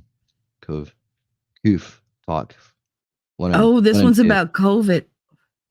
Okay, so that's cool. Because I know he's got a lot to say on that normally. So I would love to know what his organized thoughts on that are in the book. Because I've learned a lot from that book. I really have. Like he said stuff that I never knew. I was just like, okay, this isn't stuff he normally talks about. Like he doesn't give the details. He just kind of assumes you know them. And I don't. So like a lot of the stuff that he said in that book was eye-opening for me. Little connections that I didn't know were there, backstories I wasn't aware of. So it's been a really interesting ride with that book. I've enjoyed it. How many chapters are left? 3. Wow. Okay. I feel like Oligarchs went so much faster than this one. Is that weird? Control Oligarchs. I don't know. That was just boom, boom, boom. Maybe I was just a lot busier, and so time just seems to fly by. But no, I mean, both of them are excellent books. Excellent books. Highly recommend. But yeah, no, tonight should be fun. Well, but anyway, and then we got Raw. So yay! That's something for me to look forward to. So I was talking when I started the stream. I was telling them about your little playfulness with the filters and how, you know, he saw it and had to make a video for it. So I was saying how proud I am of that you did that, because that was good. You need a couple shout outs. I like when people get their creativity, you know, pointed out. Plus, I'm totally into the whole Ladybird mystery. It's just, oh, good God. Ladybird, Nightbird, whatever they're calling it. Nightbird. Yeah, that's what I thought. But then again, now I'm second guessing myself all day, so why not? Anyway, Yamaha, have a good day, Shelly, and see y'all later. Have a good day, honey. Make sure you check out Winning Reality tonight, 8 o'clock. Unrig the game. I will see you in chat if you drop by. Make sure you say hi. And I will see you in the funny papers. What do you think they should keep on doing? Go ahead. Winning. There you go. All right, I'm going to take us out. Say bye-bye. Bye. Bye, guys. Jersey girl, I know that you're a Jersey girl inside. 4 a.m. at a diner, stop singing, living on a And doggone it, people like me. I'm thinking maybe you're a Jersey girl with all those highlights in your hair. No other girl can move like you. We pump our fists damn right, it's true. And I don't care what they might say, they'll never get us anyway. So be my Jersey girl, and take a little ride with me tonight. And let's get dirty, girl. I know that you're a Jersey girl inside. The way you turn it up, turn me on, and then you take it off. Make it hot, make it loud. We'll wake the whole town. Jersey girl, I know that you're a Jersey girl inside. Yeah, listen up. Let me tell you about a girl from Jersey. She was looking so fine with her hips so curved. I wanna over down to Seaside Heights and a boardwalk fight at the end of the night. Hey, hold up, got a situation, got condensation from the girl's gyration. She's hot like the girl next door with a tig gold bitties that I can't ignore. Who the fuck starts a conversation like that? I just sat down. I'd be a boss, you'd